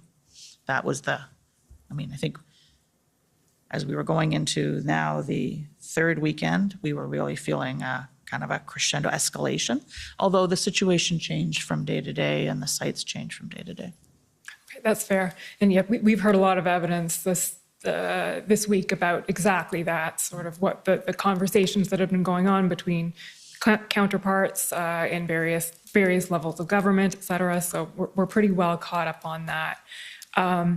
And that then takes us to the February 10th IRG. And we've heard that from Ms. Bogden, what started off on her February 19th plan or email as Plan A and Plan B, existing authorities or new authorities of some sort, then evolved into Track 1 and Track 2 in the IRG tracker. So can you just take us through that a little bit? What was discussed to the extent you can say, at the February 10th IRG, how that evolved into the IRG tracker that we then see in the February 12th IRG, and at that point we'll ask the clerk to bring that up so you can take us through it. Okay.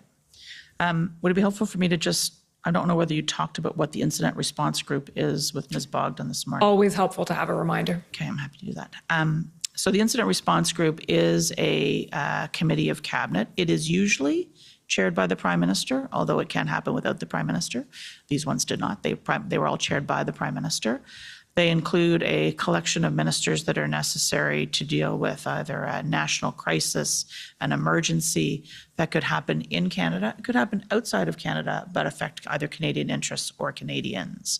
And so I think you did hear testimony this morning, perhaps from Mr. Hutchison, that the IRGs have been used, for example, with wildfires in British Columbia, for dealing with Hurricane Fiona in Atlantic Canada. It was also used to subsequently to deal with the illegal invasion of Ukraine by Russia and dealing with Canadian interests and Canadians as a result of that. So it could be a crisis that emerges domestically that affects Canada, or a Canadian crisis. It is unlike other cabinet committees, and I think you did talk about this a bit this morning with Ms. Bogden. The structure of cabinet is the decision-making structure. Cabinet committees make recommendations which are ultimately ratified by cabinet. So it's kind of how the work gets divvied up amongst cabinet ministers.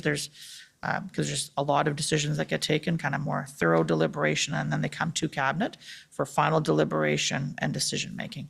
The incident response group, the IRG, is unlike those other cabinet committees because it is about the management of a crisis or an emergency. It has decision making powers with the Prime Minister in the chair. Okay, that's helpful. So it was such a long explanation. Now I've forgotten your question. So have I. No, that's helpful. Okay, so it's a decision. What kinds, actually, I just want to explore that a little bit. What kinds of decisions can the IRG take? The IRG can make decisions like, okay, we think we need to ask a minister to do something, to make a telephone call, to go on a visit. It could be we need to make sure that these resources are actually being allocated to a particular situation. It could be tasking further work, like going away and looking at whether there's a regulatory authority that needs to be triggered. So it's anything to do with federal jurisdiction, to use a good term, anything that's in federal jurisdiction, but an existing power, an authority, a resource that could be deployed either to help to resolve a situation or to deal with a Canadian in need. But the IRG wouldn't have had the power, for instance, to invoke the Emergencies Act. The only ability to invoke the Emergencies Act, the decision maker there is the Governor and Council. So that's the Prime Minister and Cabinet with the approval of the Governor General. And then, of course, there's an approval process requiring a vote by Parliament, and I'm sure we'll get into that. Yeah, we will. Okay, I just wanted to clarify that right now.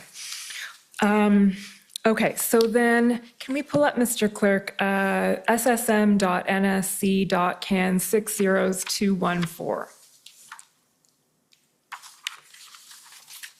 This reminds me of your question, actually. So what did we do at the IRG on the 10th of February, I think? Well, apparently you came up with a lot of what ended up in the IRG tracker on the 12th, so. That's the truth, yeah. Can we just flip down, please, Mr. Clerk, to where the tracker starts?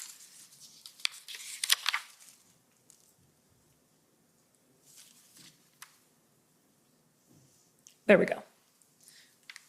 Okay, so Ms. Charette or Ms. Drouin, can I ask you to explain sort of what is going on under track 1 and then track 2 of the IRG tracker? So I'll start perhaps, and then you can add if you want, Madame.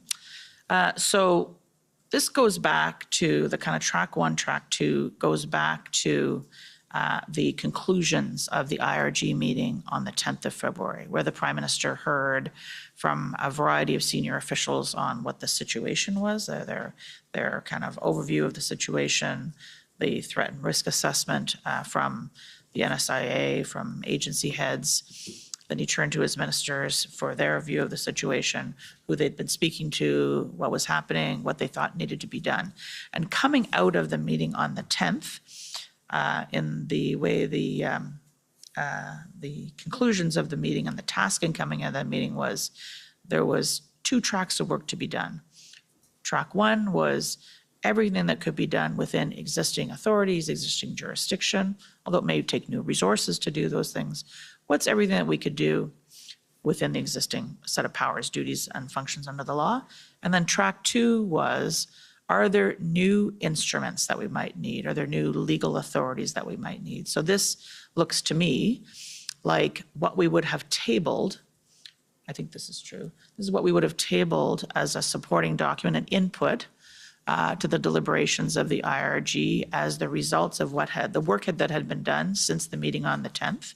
And so it goes item by item, and it describes, well, what were we doing under item 1, and a bit more description of it. Who was the lead on that? If any supporting departments, what the status of it was, if there were any documents, and if you go to number 3, you'll see that there are some supporting documents and any other notes. So we were able to, on an ongoing basis, be in a position to provide ministers with an update on all the work that was underway across all the departments, across both track 1 and track 2.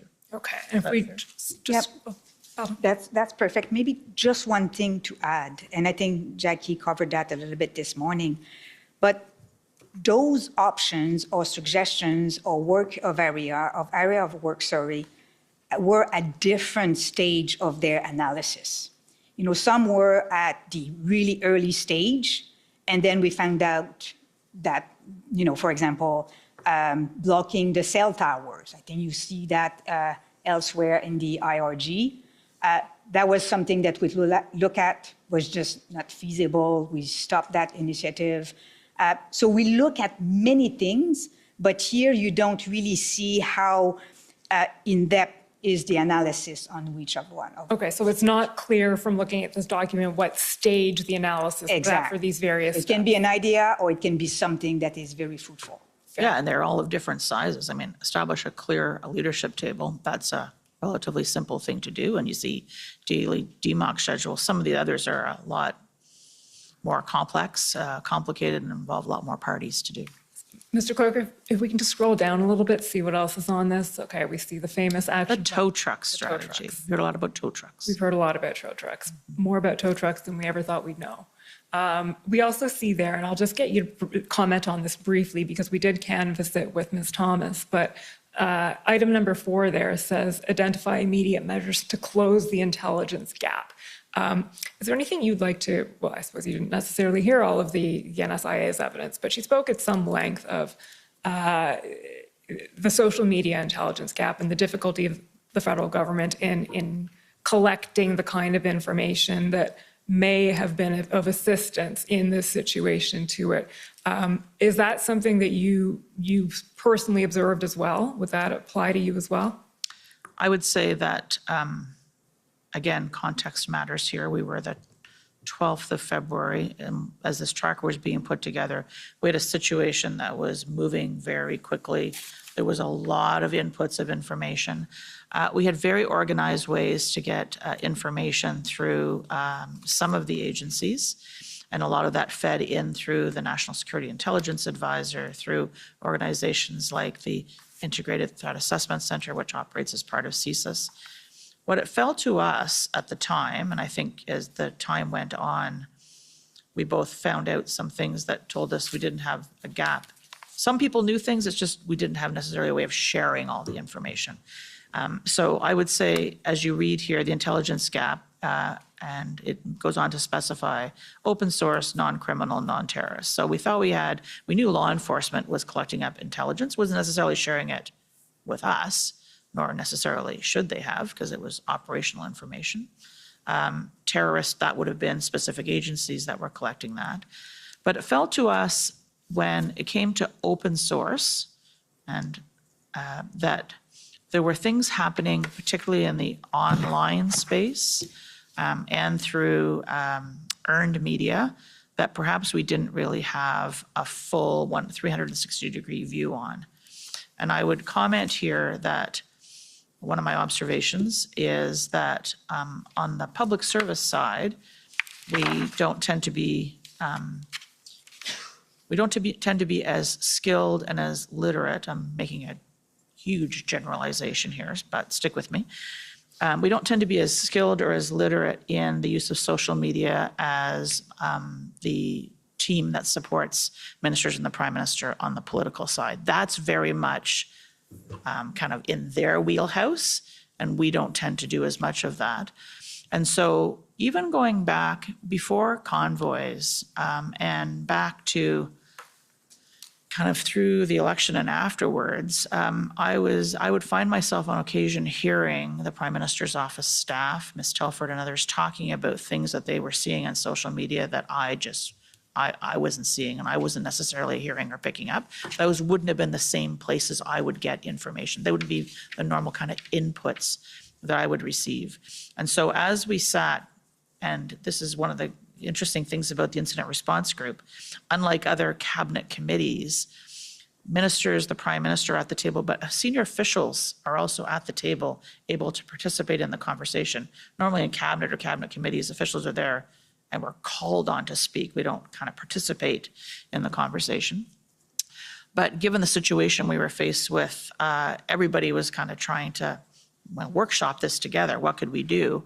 And it became clear in the conversation, which is why you see this in the tracker, that there was things happening in the open source, in the social media environment that we just didn't have a very good handle on.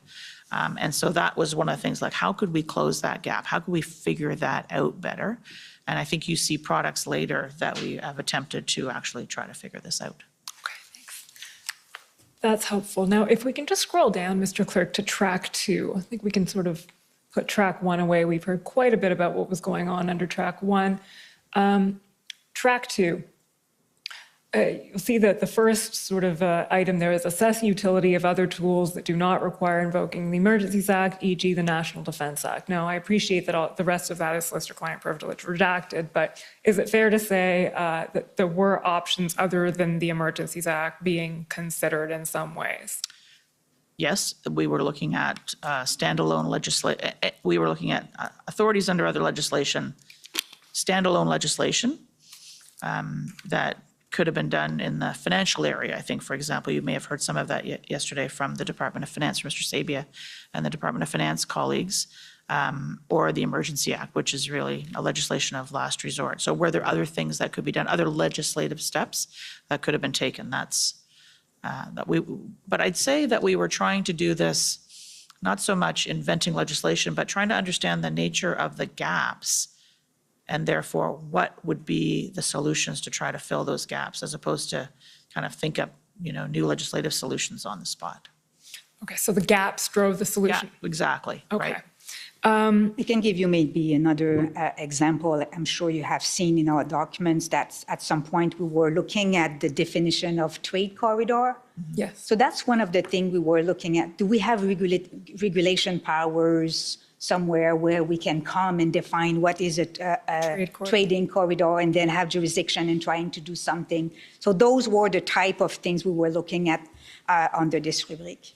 And I think it was found that there was nothing available, is that right? That could allow sort of the designation of a trade corridor? In Windsor, you know, we had Bridges and Tunnels Act allowed us to actually control or had jurisdiction over the bridge, but the plaza, the roads going into it, well, that's a bit more complex of a story. So was there a way to look at that piece of critical infrastructure and say, okay, this whole trade corridor, the roads leading into it, the plaza, is there a way for us to get jurisdiction over that so that we could manage? It wasn't just the blockade, as you recall. The film footage on this is fabulous in a not very good way, but it shows you just like, it wasn't just the bridge, right? There was 10 kilometers, of trucks backed way up. So the problem wasn't just what was happening on the bridge, it was the entire trade corridor. And the Ambassador Bridge is a pretty important piece of our trade infrastructure. Okay.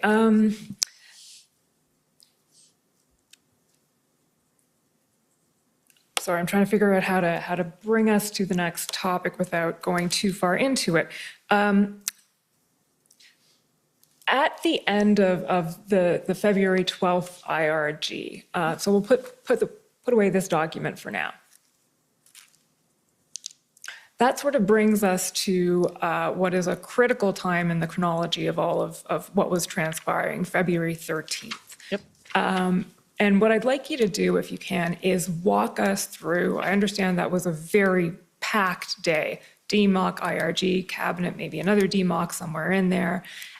How did you get from, well, just walk us through the day. But before we go there, slight parenthesis, which is the Emergencies Act appears on the IRG tracker, and it sort of appears out of nowhere when you look at the documents. But I understand from our interview that the Emergencies Act was something that had sort of been in the background of the consciousness of the federal government since the COVID-19 pandemic started in March 2020. So I wonder if you could give us a little bit of that background before we get into the chronology of what happened on February 13th.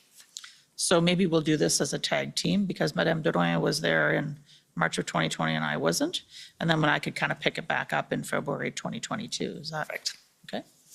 So go back to 2020 with COVID, and maybe we will come to that later. But we did some thought about the Emergency Act and whether or not the conditions were there to trigger the Emergency Act for health purposes and not for public order purposes, of course. And this is where I think, and I was at Justice at that time, we developed a little bit better understanding of the Act, an Act that has never been used since its adoption in 1988.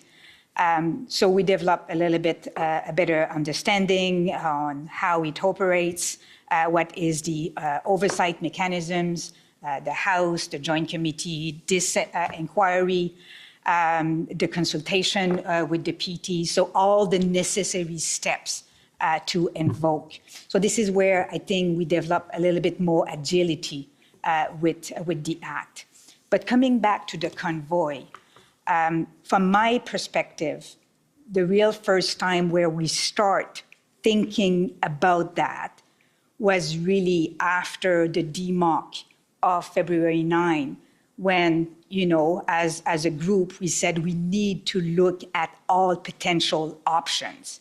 And this is why we start looking at what kind of tools the Emergency Act can give us. Are we, you know, meeting the thresholds of the Emergency Act? So I really think that, for me, anyway, it was really on February 9 that we started to seriously look at whether or not it was an option. So I was right in starting this examination with February 9th. Ms. Charette, would you agree with that? I would certainly defer not to... with what I said, with what Madame Drouin said. maybe both. I would defer to Madame Drouin on the early stages of the public health, but certainly as it came to be February the 9th and we were looking at what could we do, the potential of the Emergency Act, which I'll underline had not been used since 1988, also contributed to when I thought about my advice to the Prime Minister, if ministers were actually going to consider options put before them by officials, including the possibility of triggering the Emergency Act that required an incident response group. You know, I think you've been hearing in the testimony, you know, this is kind of a careful buildup of all the deliberations, but when we're starting to talk about this as one of the potentials, I thought that the Prime Minister and ministers needed to be sitting in a structured incident response group to understand, to be briefed on and to deliberate on that serious a matter. Thank you, that's helpful. So now I'll just ask you again to walk us through the chronology of the 13th of February. Okay, the chronology of the 13th. So there was a lot going. It was a Sunday. It was a Sunday, that's right. Also day 17 at the end of the third weekend. I think you've heard testimony from other colleagues and others about kind of what was going on in terms of the protests, what was happening we had all been, when we weren't working and on calls, we'd been watching the law enforcement action that had been taking place in Windsor, for example. We were watching what was happening in Ottawa on our television screens, but there were calls and meetings that took place that day, which are the focus, I believe, of your question. I don't recall myself participating in a DMOC that day. I may have, I just can't remember, to be honest with you. My focus was really on getting ready for the IRG meeting. At that point, just given the escalation that had taken place, the fact that we were coming to the end of the third weekend. I think the IRG was in the afternoon on the 13th, if I recall correctly. So we were getting ready for that, making sure the materials were ready and so on, collecting up all of the latest inputs. We were at the end of the third weekend. Ottawa was still a significant site of what I think was generally considered at that point to be an illegal protest.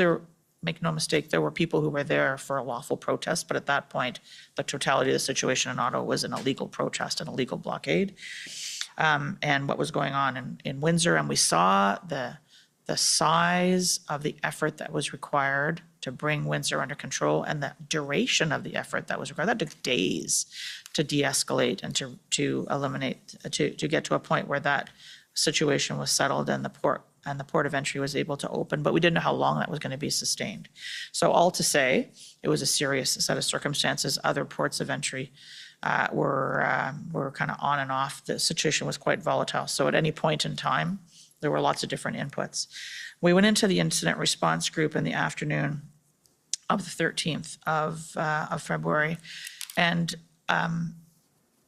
through conversations that we had internally, the proposed agenda for the IRG was a bit different than it was on the 10th or the 12th. And if you look carefully at it, you'll see that we have switched the order of items. The first item is not what you would normally expect as a situational overview and update.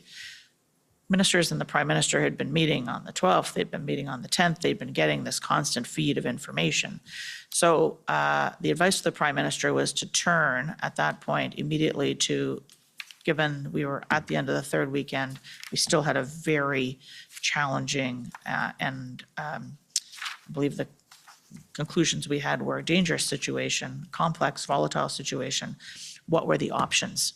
What were the decisions available to ministers? And then after a long series of deliberations, then there was is there anything new to add? And so an upside down flip of the traditional agenda. The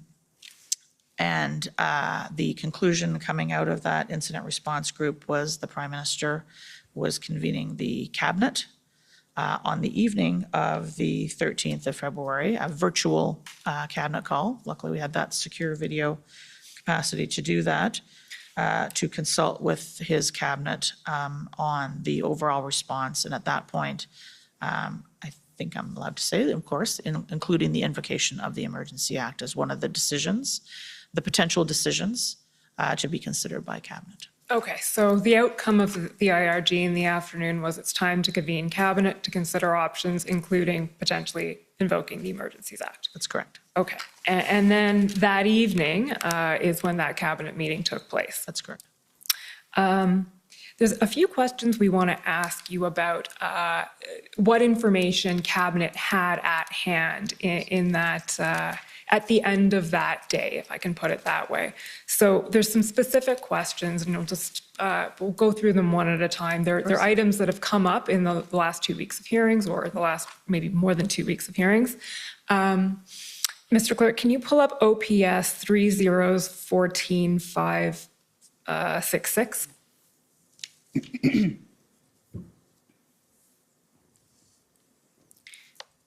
So to situate you a little bit while this is coming up, this is about the law enforcement plan in the city of Ottawa. So the Commission's heard a lot of evidence about the plan for resolving the Ottawa situation or lack thereof from the moment the convoy arrived to where we are in time right now, which is around February 13th. And the question we have, if you can just scroll down, Mr. Clerk, to where you see Lucky did not get Prime Minister. It's on page 2. There we go. Lucky, so that would be Commissioner Lucky, did not, and these are notes, by the way, I think on the 14th, is that correct? Okay, so this is a meeting between Commissioner Lucky, Commissioner Creek, and what it says there is Lucky did not get Prime Minister briefed on the plan. Prime Minister will be enacting the Emergencies Act, advised her legal to review what the measures are, what's the process. Can you just tell me who's written this or who's supposedly speaking at this? Like, what's at the top of that? Sure. 10 o'clock meeting with Commissioners Creek and Commissioners Lucky. My guess is that these are scribe notes. From Chief Slowly or from OPS. So we got the document from the Ottawa Police Service. Thank you. So OPS meeting with the OPP Commissioner and the RCMP Commissioner. That's right. It looks like. Okay. Thank you. So the statement there is Lucky did not get Prime Minister briefed on the plan. Prime Minister will be enacting the Emergencies Act and then advise her legal to review what the measures are, what's the process. So the question we have for you is coming out of the 13th of February between the IRG and the Cabinet, was the Prime Minister, was Cabinet / the Prime Minister briefed on the state of the plan for law enforcement in Ottawa, and specifically that there was a plan coming together? So I wasn't at this meeting. I don't know how accurate these notes are. And I will tell you for a fact that one of the things that's written here is not accurate, because at 10 o'clock in the morning on the 14th, no decision had been taken about enacting the Emergency Measures Act, which is not the name of the legislation anyways. So with that out of the way, what happened at the IRG and the Cabinet meeting in terms of the materials, the inputs to the deliberations before the Prime Minister and Cabinet, I think is the essence of your question. And so I would differentiate between how IRGs work and Cabinet. I think I said this a bit earlier. An IRG meeting, it's really kind of everybody around the table trying to provide a contribution with the Prime Minister and the Chair, kind of deciding who gets to speak what and running the meeting, as you would expect. And so that's a bit more of an opportunity for senior officials, including the RCMP Commissioner, to contribute. Whereas Cabinet is a different kind of a meeting.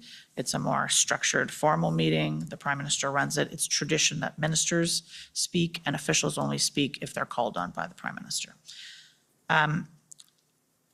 So a couple of things about this. Commissioner Lucky was a participant in the IRG, and she was an attendee, I would say, at Cabinet. She was a participant as I was a participant at the IRG, and an attendee and the secretary at the Cabinet meeting. I think it's fair to say on the evening of the 13th, when these two meetings took place, that we had been hearing various versions of the evolution of a plan for the situation in Ottawa, as we had been hearing about law enforcement at a very high level, not at a detailed tactical or operational level, about the planning around what to do about Coots, what to do about the situation at Emerson, what to do about the situation at Windsor. And so we'd been hearing about the evolution of the Ottawa plan. We'd been hearing about the conversation around the setting up of a integrated command center so that RCMP and OPP resources, along with OPS resources, could be organized and share information and so on. But we'd heard often about a plan. What we hadn't seen at the end of the third weekend was anything happening on the plan. And so the plan, which there had been various conversations about the Ottawa plan. There was no, to the best of my recollection, Commissioner did not speak in detail at the IRG about the operational plan, but there were conversations about the fact that police were working together to have a plan to resolve the situation in Ottawa, as you would expect them to. We had a horrific situation in Ottawa going on. You would have expected law enforcement at all levels were trying to figure out what to do about it. When we came to cabinet, as I said, that's a different structure, the National Security and Intelligence Advisor provided an integrated brief to the cabinet, which takes as inputs information that is provided through the colleagues who would be represented, for example, on the DMOC. And that would include the information that would have been fed in by the RCMP, by Transport, by CBSA, by CSIS, by PCO, by Global Affairs across, again, and then the National Security Intelligence Advisor would provide that integrated view. The RCMP commissioner, as any agency head or deputy minister, has a minister who's also a member of the cabinet, and we have obligations as deputies to make sure when our ministers are going to a cabinet meeting, they're briefed and they have our perspectives. And so my expectation would have been she would have also been briefing her minister, Minister Mendicino, if she had things that she thought were relevant to the conversation. And so there was no explicit conversation either at the IRG, to the best of my memory, in detail about the plan, but there had been many conversations leading up to that, as well as at the cabinet meeting would have been the integrated view from the National Security Advisor, which has been the practice, I would say, without getting beyond the cabinet confidence waiver that you have from the Prime Minister. It's fair to say that that has been the practice on other issues on which the cabinet has been confronted. Situation in Ukraine, for example, the NSIA, the National Security Intelligence Advisor, provides an integrated brief to the cabinet, pulling together all the information, just part of its time management and one integrated brief. I guess the last thing I would say is that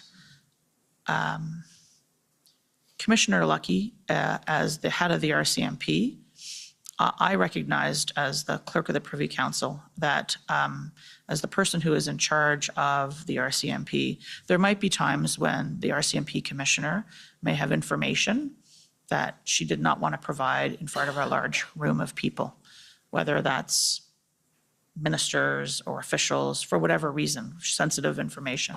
And so I think it's part of my responsibility to make sure the RCMP commissioner knows that if there's anything that she thinks that I need to know, that she has an open door to me. And also that if she thought the Prime Minister needed information, that I would facilitate that. And I don't know whether there, I don't think there's any case in which the RCMP commissioner has reached out to me to provide information that I have not had a chance to have that engagement with her. So we'll come to the conversation about what would have changed, if anything, if we'd known about it. In my view, just to give you the kind of the Cole's Notes version of where we're going, it was one factor, one site, one moment in a complex situation. Okay, that's helpful. So if I can, and just sort of summarize Cabinet's state of knowledge as to what was going on in Ottawa, it would have been at the end of the day on the 13th, there is some sort of plan being developed, but nothing particularly earth-shattering about what stage that plan was at. I'm not sure I would say earth-shattering, but that there had been evolutions of the plan with law enforcement, with OPP and the RCMP working together with the OPS, but I didn't have a detailed level of, Cabinet was not provided with any detailed level of knowledge about the contents of that plan, how it was going to work, when it was going to work. Okay, so no detailed knowledge about the timing of it or the intention at that point? Or how, or what the plan exactly was. Okay. So the second question I want to ask about is also to do with the RCMP, pb.nsc.can 403256, please, Mr. Clerk.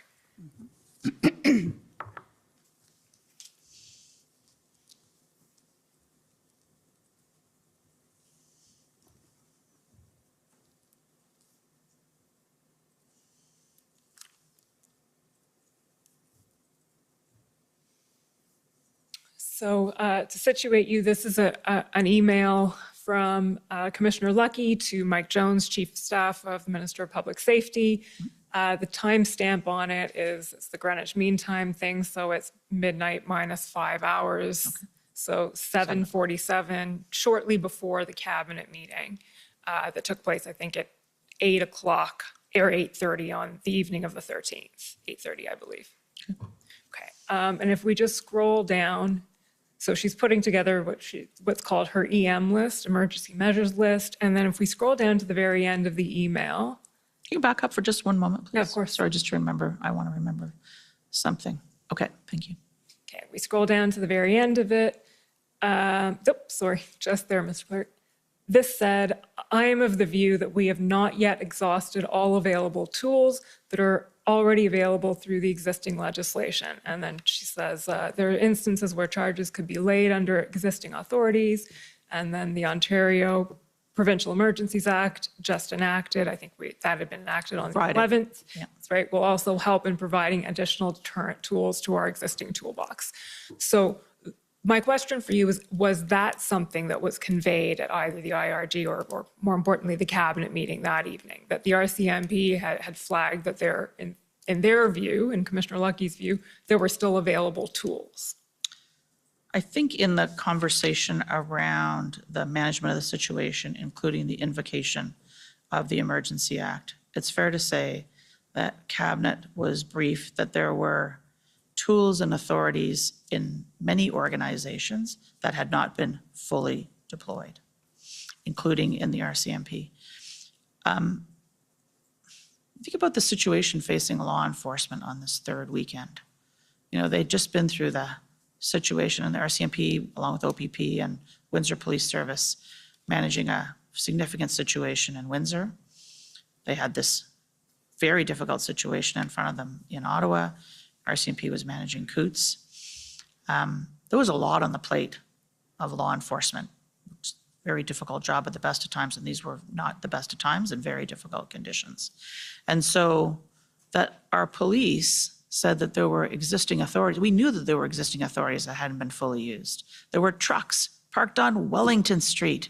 You don't get to park on Wellington Street. So there were authorities that had not been fully deployed.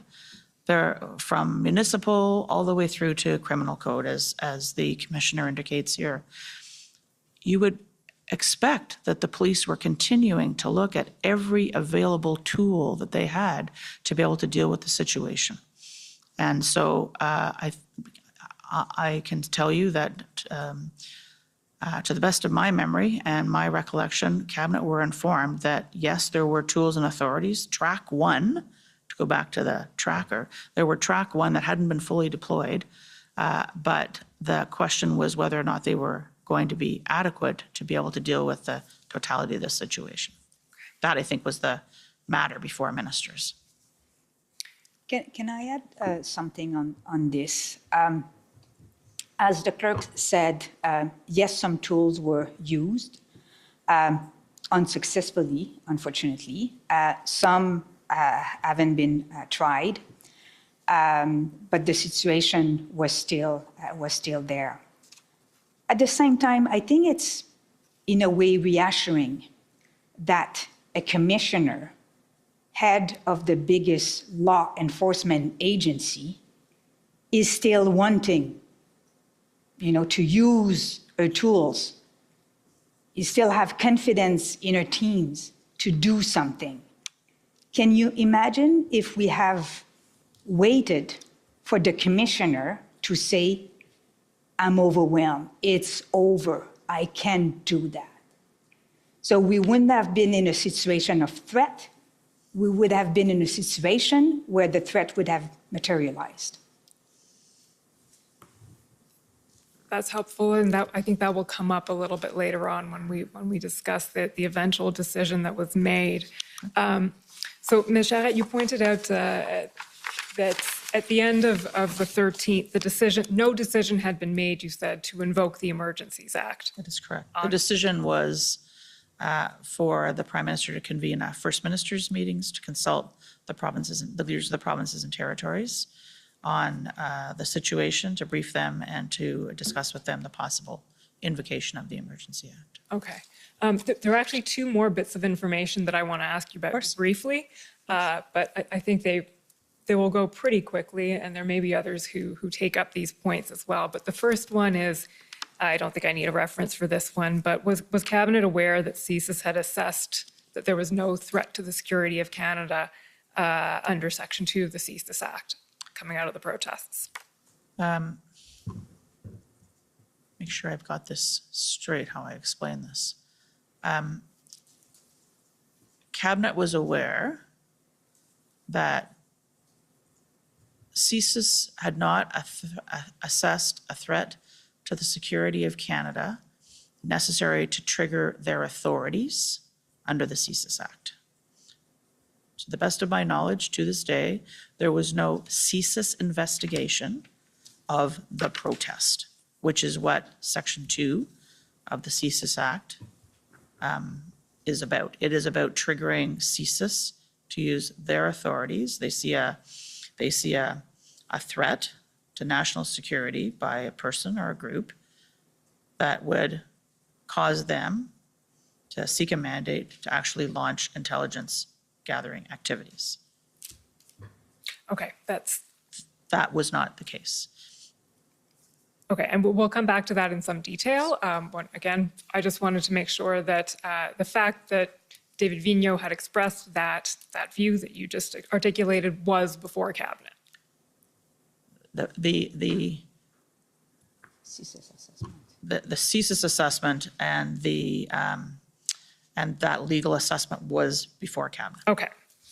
And then maybe just to add, the CSIS assessment, in order to trigger powers under the CSIS Act.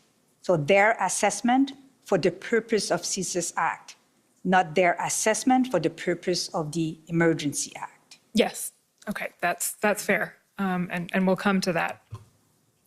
And then the last piece of information is we'd heard from some of the deputy ministers that, and CSIS, I believe, and the RCMP, that there were concerns being expressed that invoking the Emergencies Act could make things worse, not better, in the sense that it could inflame tensions. I believe one of the lines used by Deputy Minister Keenan was it could backfire. It's either Deputy Minister Stewart or Deputy Minister Keenan. Had that sort of hesitancy or reluctance been put before Cabinet? I can tell you absolutely that was put before Cabinet. Okay. And that was discussed. In all of these matters, it was a balance. When was the right time to act? What was the right thing to do? Was it too early? Was it too late? Was it too little? Was it too much? And so one of the things that Cabinet had to debate was, amongst all of the actions to be taken, what was the possibility that there was going to be a reaction on the part of those who were engaged in the protest activity, who were not there for legal purposes, who were not there for peaceful protest, who had other motives. So Cabinet very much had to be briefed, and they were briefed by, and they had access to the information from CSIS on this. Okay, so that brings us to the end of the meeting, and as you say, a decision was made to convene a First Minister's meeting the following day. How was that convened?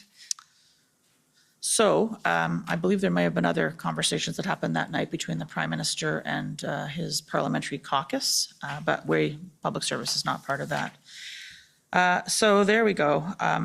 Sometime between the evening of the 6th and the morning of the 7th, my colleagues in the Intergovernmental Affairs team and the Privy Council office, which is led by Deputy Minister Michael van der Grift, would have sent a message out to the offices of provincial and territorial leaders that the Prime Minister was convening a teleconference of provincial and territorial leaders. I think it was taking place at 10 o'clock in the morning, which is a little bit early if you're in British Columbia, I suspect. But the objective was, I'm not even sure that the subject matter was communicated. I think it was an FPT conference call. I don't actually remember whether that happened late in the night of the 13th or whether that happened in the morning of the 14th, but sometime between those things. As well, I have come to understand as a result of reading the institutional report of the Prime Minister's office, there was other conversations going on between the Prime Minister's office and the office of other premiers across the country. So it could have been that they got a heads up earlier. I don't know the answer to that. But the official communication around convening this call happened sometime between when Cabinet concluded on the 13th and 10 o'clock the next morning. I don't think it was a lot of notice, it's fair to say. Okay, and I saw, Madame Drouin, you were shaking your head at, so the subject matter was not conveyed to the premiers that evening, is that correct? That's correct. So the First Minister's meeting was called, but the premiers weren't advised that this is about potentially invoking the Federal Emergencies Act. So that was not mentioned in the invite. It's fair to say there had been a lot of FPT leaders meetings, First Minister's meetings going on through COVID, an unprecedented, I would argue, number of FMM meetings that have been going on since the beginning of COVID, but this was not of the same ilk. Okay, and you mentioned that there may have been some conversations happening at the political level that evening that we may get into next week when we hear from the ministers, may or may not. We also did hear some evidence from Deputy Minister Stewart that he had a call with Deputy Solicitor General Di Tommaso the evening of the 13th, and it was mentioned on that call that the Emergencies Act was being considered. To your knowledge, was there any other communication at the officials level? So to our knowledge, no. I've checked that with Deputy Minister Michael van der Grift, and to our knowledge, no. What I can add, though, is if you look at that Sunday, Minister Blair did a lot of media relation where he said everything was on the table, including the Emergency Act. So the reality is that provinces, when we started the conversation on the 14th, they were not surprised that the conversation was about consultation under the Emergency Act. Okay, so that takes us right to the events of the 14th. So the First Minister's meeting is convened at what time do you recall when it took place? I believe it was 10 o'clock in the morning. Okay, and we'll hear some detail when I get to the next part about what occurred at that meeting. Maybe I'll just ask you to walk us through the chronology of what happened on the 14th from your recollection. Okay, another action-packed day. My notes remind me that there was the First Minister's meeting, there was an incident response group meeting again on the 14th. The Privy Council office was busy working following the First Minister's meeting to pull together a decision note for the Prime Minister in terms of whether or not to actually proceed to invoke the Emergency Act. That all culminated kind of mid-afternoon, sometime after 3 o'clock. So collecting up inputs to be able to pull that together. Then the Prime Minister and I believe other ministers together made a public announcement that they were proceeding to invoke the Emergency Act. Meanwhile, kind of in the situation that was still evolving, that morning, we had seen the RCMP taking action in Coutts. And in Coutts, Alberta, the port of entry at the southern part of Alberta. Coutts has never been so famous. We had been advised by the commissioner of the RCMP at IRG meetings previous to that, that without getting into detail, there was a reason to believe that there were weapons at Coutts. But when, after the First Minister's meeting and before the invocation, my decision note to the Prime Minister were finalized, actually it might have been even before the IRG, before the FMM, we were seeing the results of the law enforcement activity and what was happening at Coutts, and we were seeing the size of the stash of firearms and ammunition that were found in Coutts amongst the protesters. So this was new and I would say relevant information in terms of just the nature of the threat that we were worried about in terms of the risk for serious violence. FMM, IRG, the invocation decision, I signed the note to the Prime Minister representing the culmination of the advice to the Prime Minister. That was communicated to him. He responded to me and indicated that he was approving the invocation. The news conference was held. The Prime Minister made that announcement publicly. And at the same time, kind of behind the scenes, I think it's fair to say you would have seen kind of gears shifting. The public service was trying to be ready without getting ahead of the Prime Minister, the Cabinet, or the Governor and Council, because if we were going to, if the Governor and Council was going to choose to invoke the Emergency Act, there was a need to be able to move quickly. So we were moving from, like, this is a matter of days, the 10th and the 12th, we were still in track 1, track 2, option this, option that. Could we find tow truck drivers in the public service? To, the evening of the 13th, we might be invoking the Governor and Council might be invoking the Emergency Act. Who's going to do what? What's it going to mean? And so we were starting to shift those gears, well, not, as I said, getting ahead of the Governor and Council, so that if the decision was taken, all of the organizations would understand, okay, what would it mean for them? And I think if you, as an example, if you look in the notes that we saw from Commissioner Lucky earlier, you will see that she was feeding into, okay, if the Emergency Act is invoked, here are some of the things that could be done as a result of that.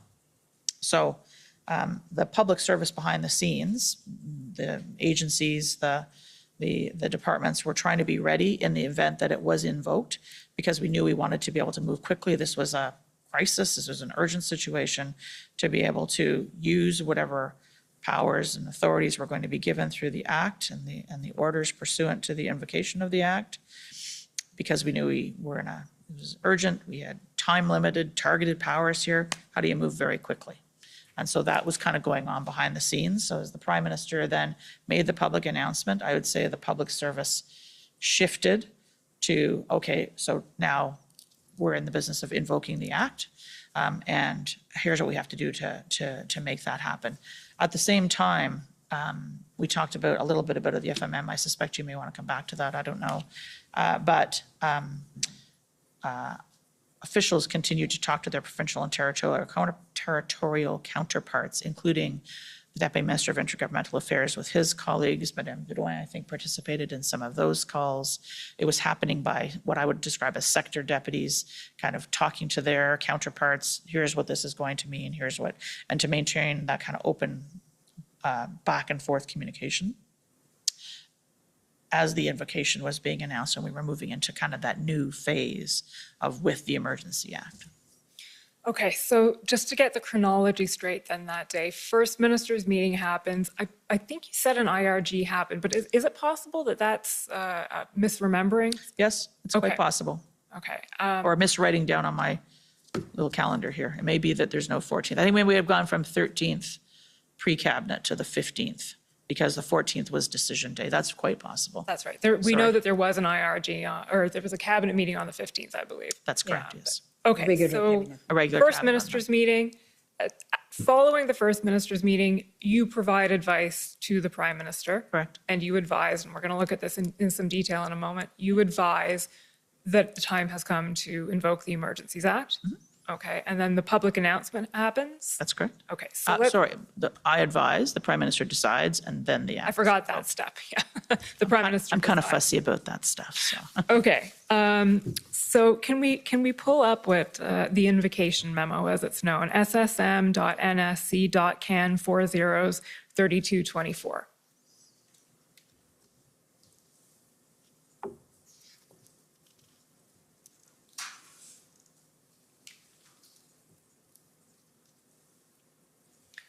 So the first question, Ms. Charette, is when was this memo prepared? I signed this memo sometime, as I said, after 3 o'clock in the afternoon of the 14th. I remember that because we had been, there was some importance to try and get this moving once it looked like that's the direction things were going to be moving in. We wanted to be able to move quickly. And the prime minister, he will tell you his own story about this. He was eager to make the decision and to move forward. So we were moving on. We were trying to move quickly.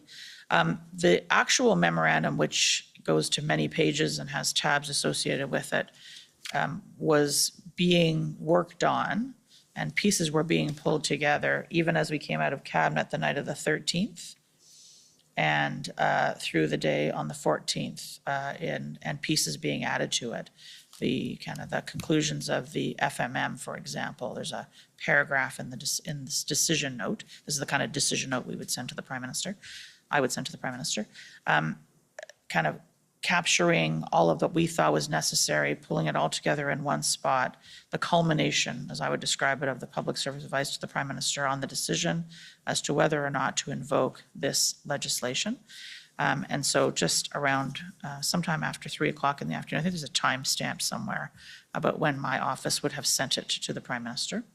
And then we got a sign, which is how the prime minister indicates his decision. We get a initialed copy back with a okay. And following that, the press conference started. Okay. And just for a moment, Mr. Clerk, can we pull up ssm.nsc.can 403218?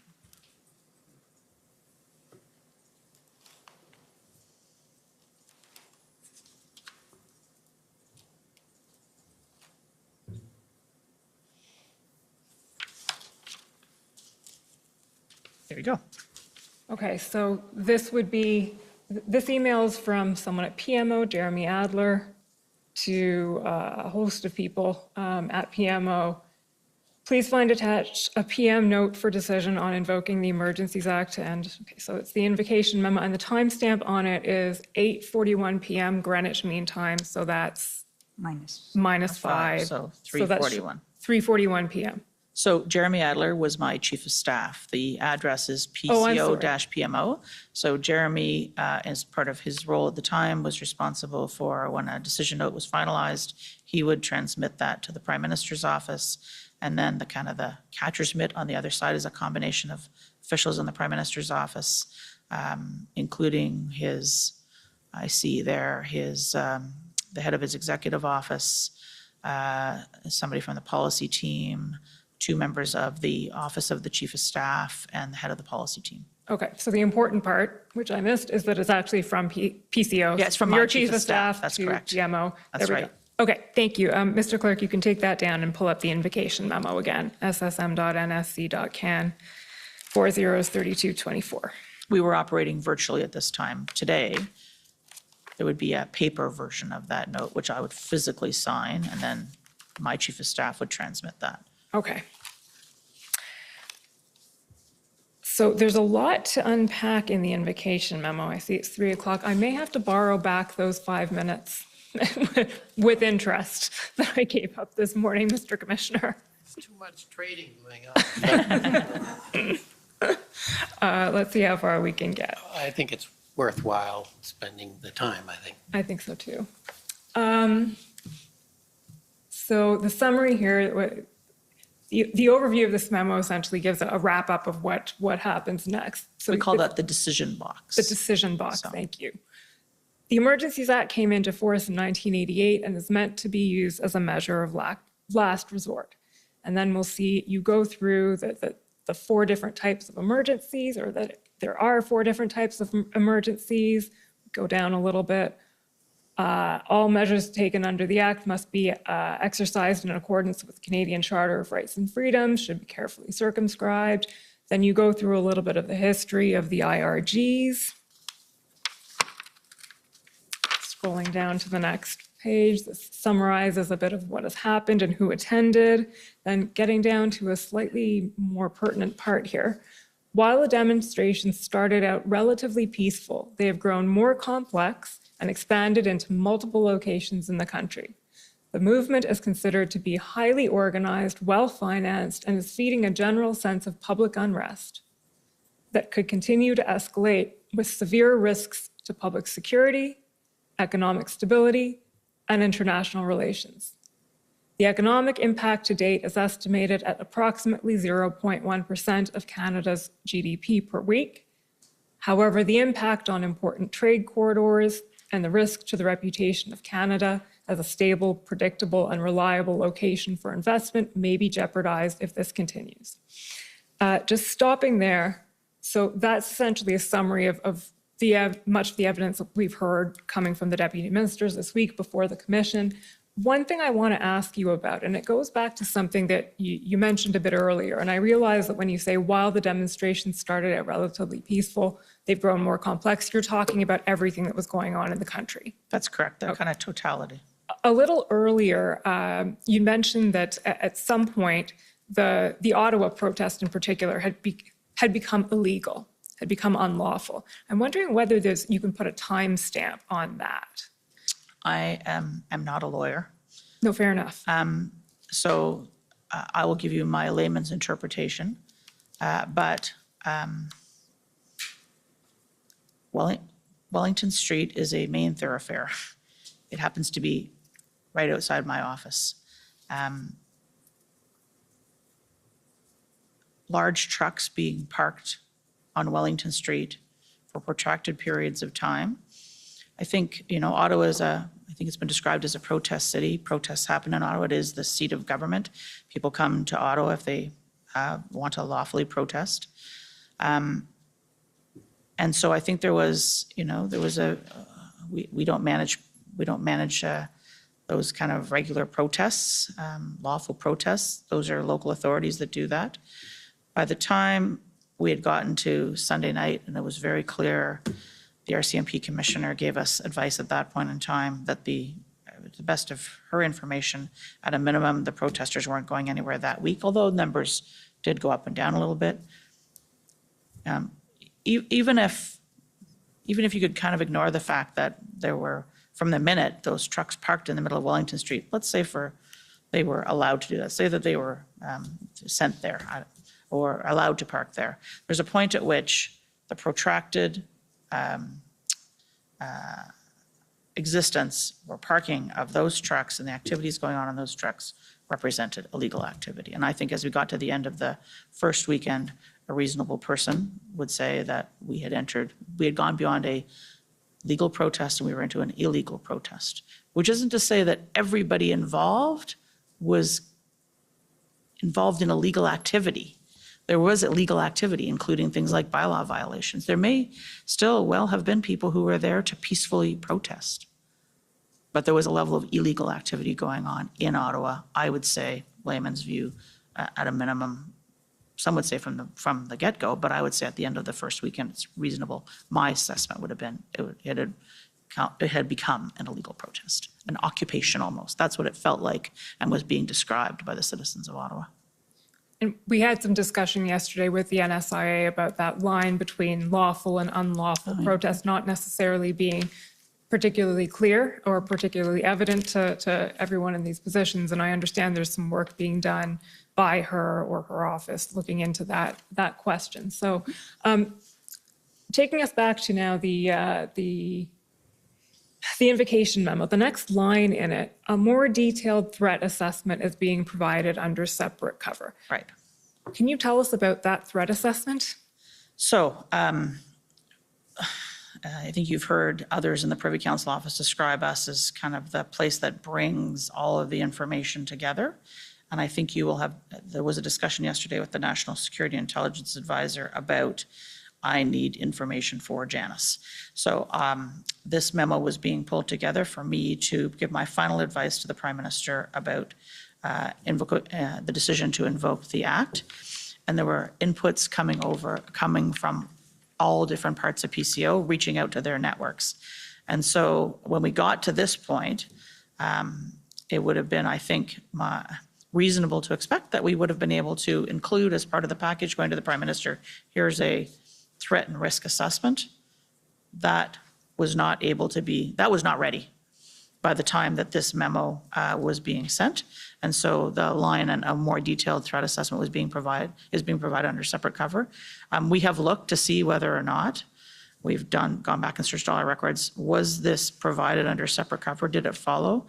We've not been able to find that. To the best of my knowledge, there was no written detailed threat assessment provided under separate cover. I can tell you that at every IRG meeting that followed, including starting the 15th of February, threat assessments were being provided to the Prime Minister and ministers as regular part of the IRG proceedings. So there's no missing note to the best of my knowledge. Okay, so this is not actually a threat assessment that was ever produced. It was an aspirational threat assessment, one that was supposed to be produced but wasn't in the end. Is that? I think we hoped for it, but it would not, to the best of my knowledge, to the best of our records, we don't have a detailed threat assessment written that was provided to the Prime Minister under separate cover. Okay.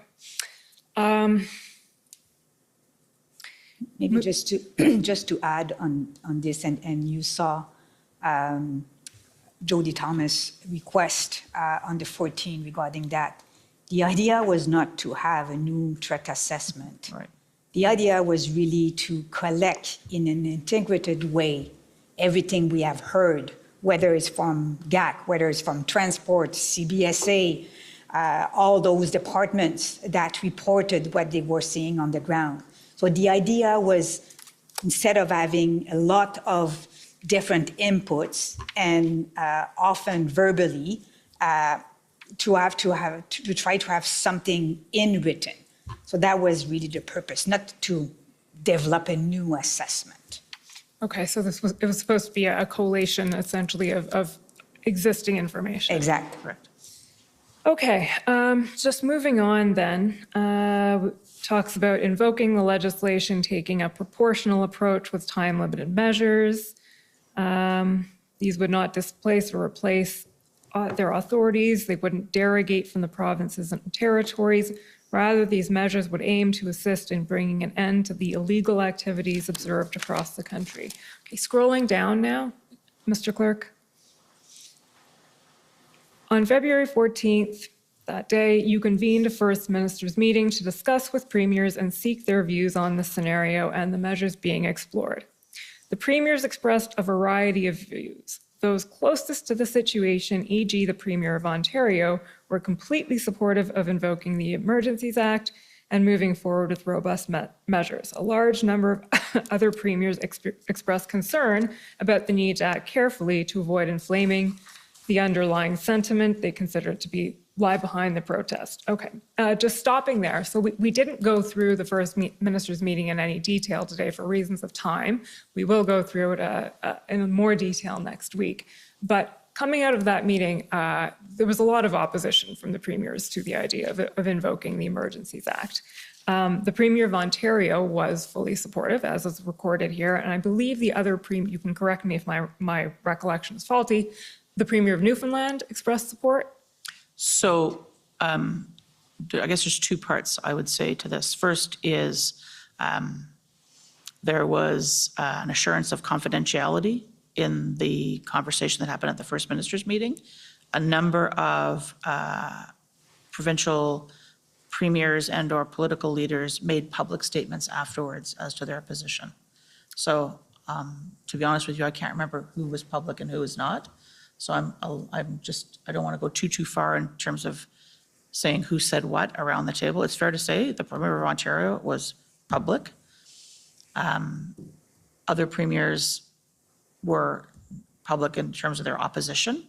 That's pretty clear. But Newfoundland, Labrador, British Columbia, I think I know the answer to that, but I just don't want to betray any confidences. Maybe Madame Drouin. Yeah, I mean, it is in the consultation report, but I put the provinces and territories in 3 baskets. So you have the supporters, strongly or maybe lukewarm, and that's Newfoundland, that's Ontario, and that's BC. And then you have provinces that, especially the one from the Maritimes, who have expressed concerns, and the same concerns as we've heard from some of our intelligence agencies, that there is a risk that invoking the Emergency Act can inflammate the situation. And then you have provinces that were very against, and those are the Prairies and Quebec. Okay, thank you. That's helpful. So the only thing I wanted to sort of, if we can scroll back up, Mr. Clerk, I don't know if quibble with, but raise is this the wording here, those closest to the situation, e.g. the Premier of Ontario, were completely supportive. So if we're talking about support from Ontario, but then from Newfoundland and potentially BC, neither Newfoundland nor BC were particularly close to the situation at all. It was really just Ontario that was supportive because they were close. Yeah, I think hindsight is 2020. The Prime Minister had been leading the First Minister's conversation that morning. I had been participating in it, others had been participating in it. I may not have spent enough time focused on these words myself to make sure they were perfect. There was a lot going on in a short period of time. We were working virtually. And so this is on me if it's not sufficiently clear. Can we just scroll down again to the next page? It's true, though, the Premier of Ontario, when you think about it through the lens of sheer numbers, probably the biggest impact was the combination of what was happening in Windsor and Ottawa, Blue Water, Sarnia, all those ports of entry, slow rolls in and around Pearson, the rail. Like, that was a very big hotspot. It is also fair to say that Newfoundland and Labrador probably didn't feel the same way. You're absolutely correct. Just to add, though, that BC was facing volatile situation in Surrey, however. Yes, that's right. There was the developing the Pacific Rim blockade, Surrey. Yes, that's fair.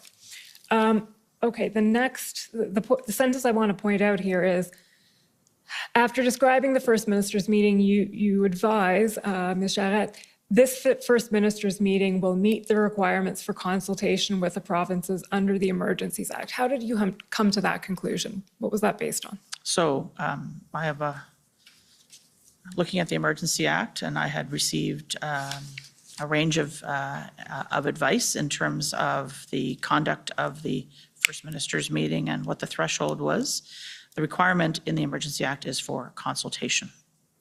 And there had been a consultation with the provincial and territorial leaders through this First Minister's meeting. And that, in my view, met the requirement for consultation.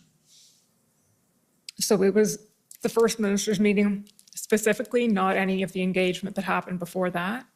This sentence does not encompass all of the activity that had been going on. And so read on its face, my advice here was the FMM met the requirement for consultation. It does not reflect the fact that there had been a lot of consultation going on between officials, between ministers, and given to understand between political officials. I'm not sure it's fair to say, though, that all of that consultation through all of this was focused on the invocation of the Emergency Act.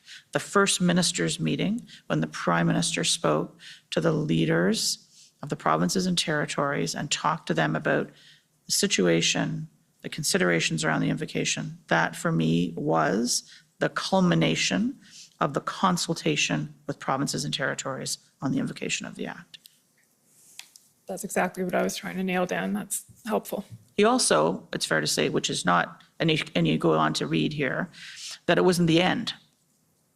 The Prime Minister committed to sending a letter out to First Ministers, which would set out in writing more clearly the assessment of the underlying risks and the measures to be taken to respond. And he left the door open, both to himself, to his Minister of Intergovernmental Affairs, as well as to his officials or any other minister who wanted to engage, who premiers might have wanted to engage with in terms of input around the evolving situation. So that was further outreach being done, but that wouldn't affect the conclusion of whether or not the consultation requirement was met. That's right, but it does speak to, I think, recognizing that that culmination of the decision to move to the First Minister's meeting to consult on the invocation had only happened the night before, so nothing that happened before that really was about the invocation of the Act. The call was about the invocation of the Act, and therefore, if there were questions, there was not a lot of notice, the topic wasn't clear, left the door open if there were further views.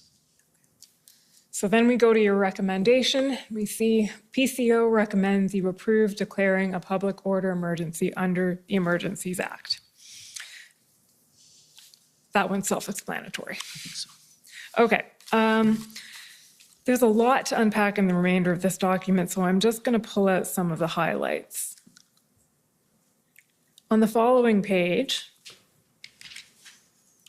go down to earlier today, RCMP had made 11 arrests related to the protest at the border in Coutts, Alberta. Where are you? I'm sorry. Oh, yeah, I see it now. It's sort of I see it now. mid-page Yep. there. Yep. And then the conclusion of that sentence is indicating that there are definitely elements within this movement that have intentions to engage in violence. So this brings us back to something you had raised a little bit earlier, which is that the enforcement action in Coutts had happened early that morning, and it was revealed to you then that there was this cache of weapons. And I'm just wondering if you can tell us what effect, if any, that really had on your views that day. And the second part of it is what you've put in the invocation memo is that indicates that there are definitely elements within this movement that have intentions to engage in violence. And I'm wondering if that, when you say this movement, are you looking at this as a sort of a homogenous movement across the country, as in there's a relationship between what's going on in Coutts and what's going on in Ottawa and what's going on everywhere else? So maybe I'll try and take that in pieces, and if I miss any, come back to me. So I think I mentioned earlier that IRG meetings on the, I'm getting confused on my dates, the 10th and the 12th, the RCMP commissioner had mentioned in her situational update when she touched on activities across the country, she mentioned that there was the possibility that there were weapons at Coutts. And she certainly left us with the impression, both in the IRGs, but as well in the parallel meetings that are going on with deputies, that the situation at Coutts was more complex. So why couldn't we solve Coutts? Why couldn't we solve Coutts? It looked like it was getting fixed, then it was not getting fixed. It looked like it was getting fixed, not. And so earlier in the day, we had seen in the media the RCMP having made these arrests, 11 people, and there being weapons in the protest. I can only speak for myself in terms of what my expectations were. The quantity of weapons and the ammunition that was discovered by the RCMP in conducting that law enforcement activity was more than I would have expected. So that, to me, indicated a seriousness and a scale of the illegal activity that was either contemplated at Coutts or people were ready to engage in at Coutts or ready to do at Coutts that was beyond what my prior expectations, based on not a lot of information other than there were weapons. I think the second part of your question, if I remember correctly, is related to the movement, the comment about a movement. I think that what we knew at the time,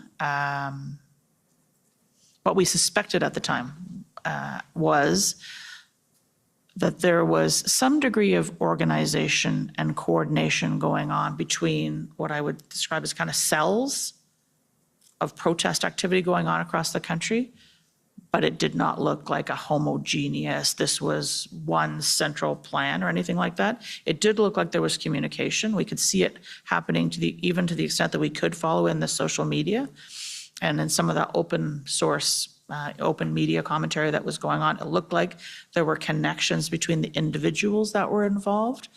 But I wouldn't say that this movement, beyond what's described here in terms of what was happening in Coots, was one holistic, everybody in the country all joined together in one big thing.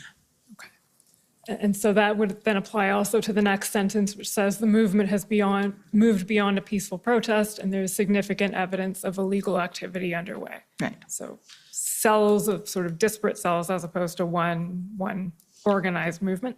And there did seem to be different objectives, or maybe I could use the term motivations, maybe it's not the right word, but different objectives. Some people were coming to protest because they were opposed to the public health measures, which governments at many levels had put into place.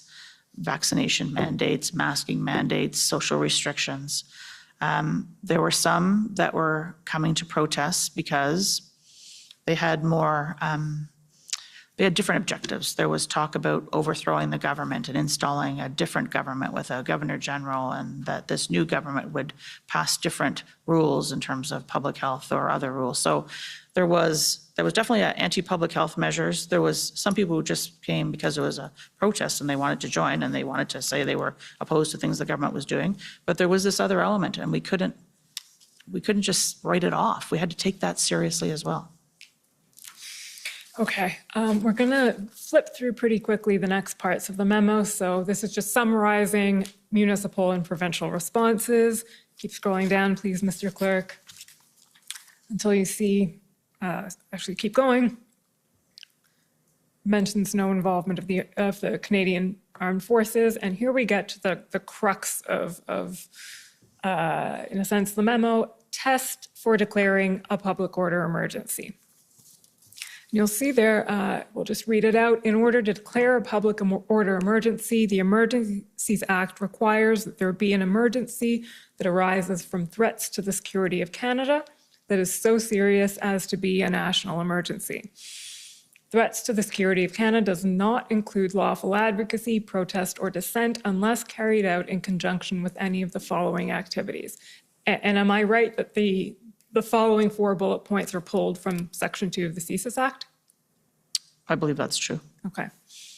And then we'll just scroll down a little bit again. So those are outlined there. Incorporated by reference from the Emergency Act, which cross-references to the CSIS Act. Those 4 bullets are, I believe, in Section 2 of the CSIS Act. That's right. So Section 16, which defines a public order emergency, refers to Section 2 of the CSIS Act. Threats to the security of Canada has the meaning in Section 2 of the CSIS Act.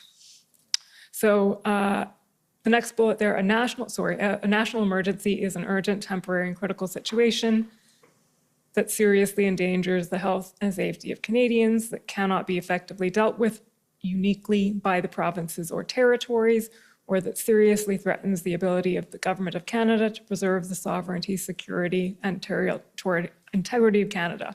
It must be a situation that cannot be effectively dealt with by any other law of Canada. So that's essentially just language lifted from the Emergencies Act itself. Scrolling down, PCO is of the view that the examples of evidence collected to date support a determination that the 2 criteria required to declare a public order emergency pursuant to the EA have been met. Scrolling down again.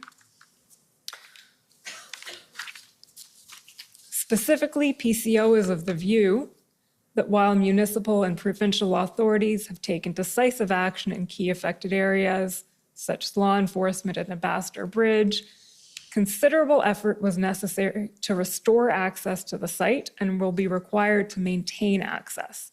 The situation across the country remains concerning, volatile, and unpredictable. While there is no current evidence of significant implications by extremist groups or international sponsors, PCO notes that the disturbance and public unrest is being felt across the country and beyond Canadian borders, which may provide further momentum to the movement and lead to irremediable harms, including to social cohesion, national unity, and Canada's international reputation. In PCO's view, this fits within the statutory parameters defining threats to the security of Canada, though this conclusion may be vulnerable to challenge. Can you explain to us what you meant by the last part of that sentence there? So you explain the threat as you see it, and then you say, in our view, this fits within the statutory parameters of the Emergencies Act, but this conclusion may be vulnerable to challenge. So the Emergency Act had not been used in the 34 years since it had been promulgated. And so we were using it for the first time in the case of a public order emergency, a situation across the country. You see the kind of deductive reasoning. I think we go on to explain a bit more of the rationale and the evidence that I relied upon to provide my advice to the Prime Minister. But the conclusion may be vulnerable to challenge, i.e. we could face legal action, judicial review, and other challenges by those who don't agree with our interpretation of the statute. And we have since seen litigation coming on exactly this matter. Okay. So it's essentially expressing some... My view was that it met the tests. Others may not share my view. Okay, so some uncertainty, let's put it that way, as to whether that would Not be by a me. universally accepted... Not by me. Not by you, but if the act had never been invoked before, there was no sort of case law saying this is what this means. That's a There's good some way to put it. uncertainty. Yeah, Is that that's a good way to a fair way to put it? Yep. Okay. Uncertainty that others will share my view. Pardon me? There may be uncertainty that others will share that view. Okay, so your view is firm. Yep. There may be some uncertainty as to whether everyone agrees with it. Fair enough.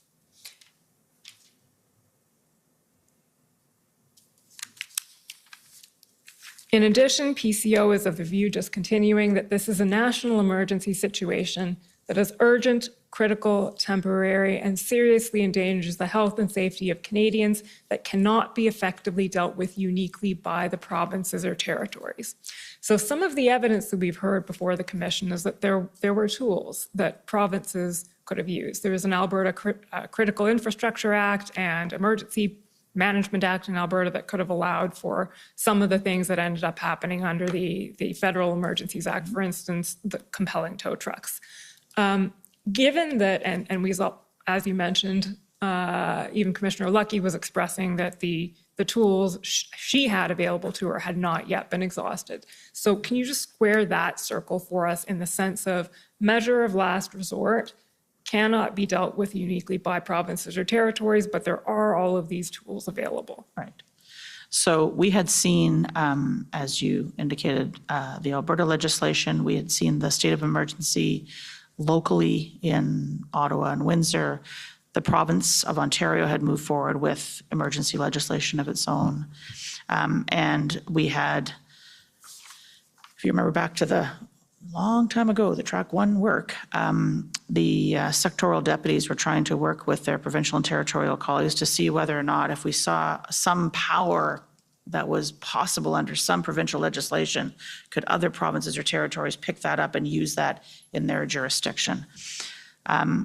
By the time this memo was written on the 14th of February, the view that I came to was that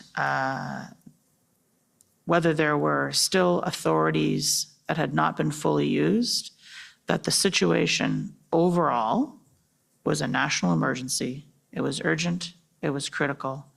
There was the threat of serious violence that put at risk the lives, the health and safety, the security of Canadians, our economic fortunes, and that taken together, that was beyond the capacity of any individual province or territory to deal with. We were seeing this on a national scale, breakouts or incidents from coast to coast to coast, including, cross-border traffic, even between, I think it was Alberta and one of the territories. This was a situation which had been escalating. I think we were on day 18 of what was happening in Ottawa.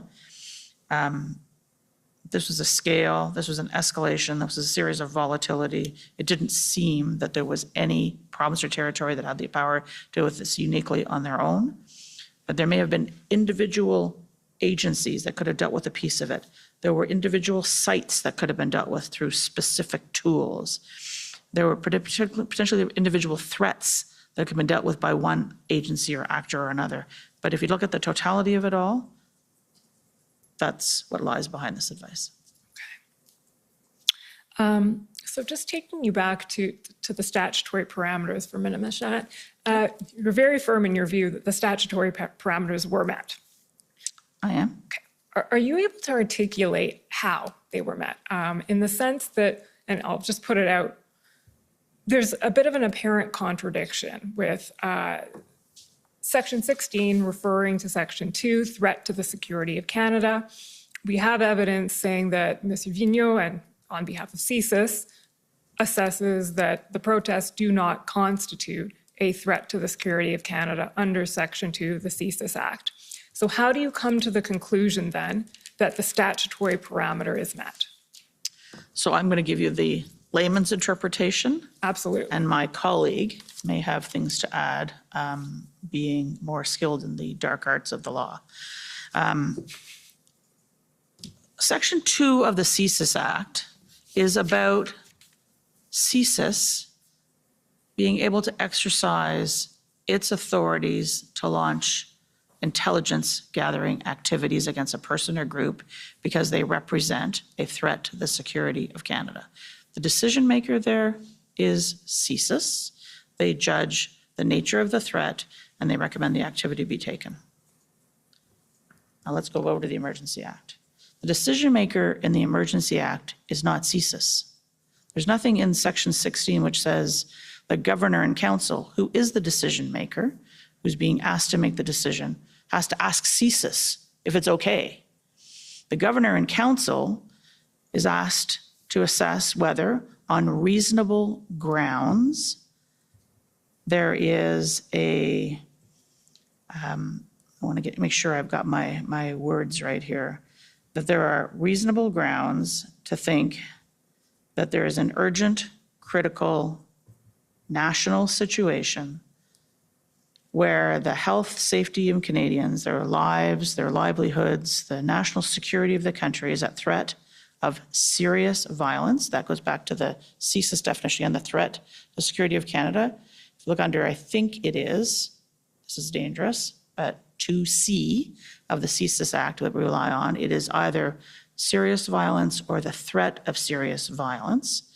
And so the governor and council is asked to see if they have reasonable grounds to believe that there is all of the other criteria, urgent, critical, national, beyond the scope of an individual province or territory to deal with, that is of a nature that would be a threat to national security, which is the threat or existence of serious violence.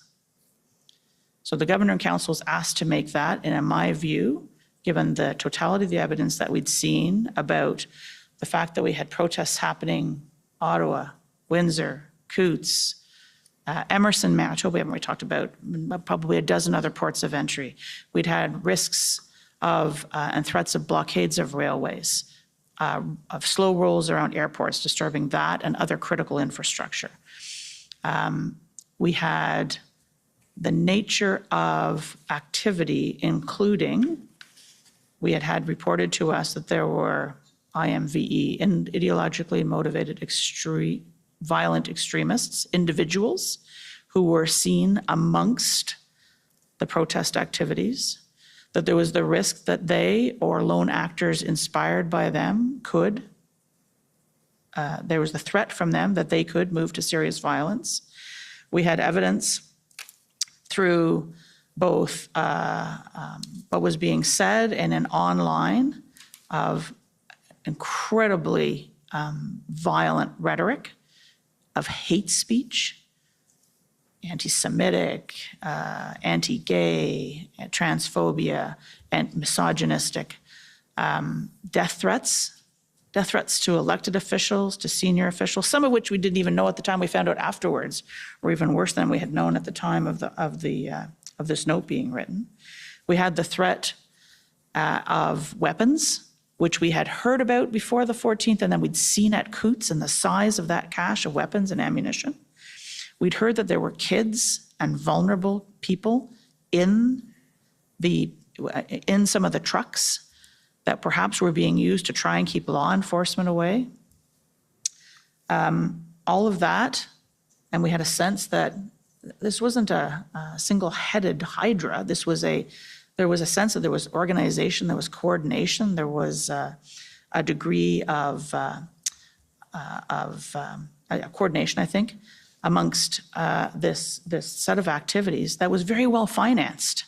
And so not only did we have what we had, but we had the risk of, and we'd seen this kind of, it would peter out and then would escalate and peter out and escalate. But if you look over the trend, since the beginning of the protests, arriving on that beautiful day in Ottawa on the 28th of January, we had seen a trend of it getting worse and escalating and escalating. Taking together the culmination of all of that, it was my view that we met the test of the definition in the Emergencies Act that was to be put before the Governor and Council to make a decision on reasonable grounds as to whether or not there was a national emergency that met the threat to the security of Canada, involving the threat of serious violence to people's lives, to their health and safety, to their security.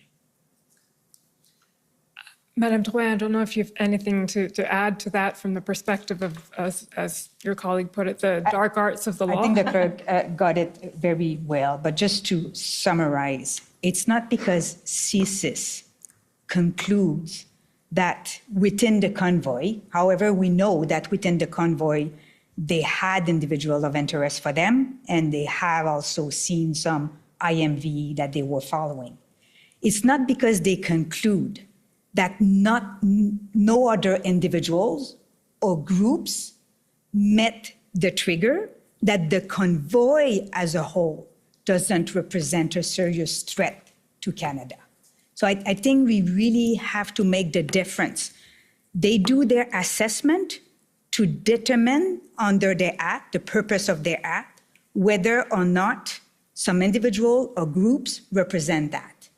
We did an assessment based on what CSIS was telling us in terms of the presence and all the other examples, what GAC was telling us, what finance was telling us, what CBS, I'm sorry for all the acronyms, but I think you got used to them. And so we made the recommendation and the government made its decision based on the cumulative effect, if I may say. Okay. So I'm going to try and articulate this, and correct me if I'm wrong as I'm attempting to wrap my mind around this, but would it be fair to say that we know that there was no specific threat of serious violence identified by CSIS, as in there was no bomb plot. There was no bomb plot to bomb Parliament Hill, or there was no specific January 6th insurrection planned. But is the position that you're articulating essentially that there can be a threat of serious violence without a specific identified threat having been identified? The word threat here, I think, is used in many different ways. There's no specific site. There's no specific event. There's no specific actor. As you said, a bomb threat, an event like, God help us, January 6th kind of an event.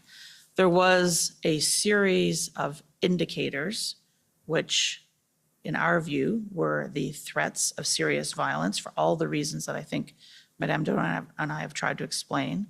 Individual IMVE extremists who were seen in the crowd, targets, subjects of interest to agencies.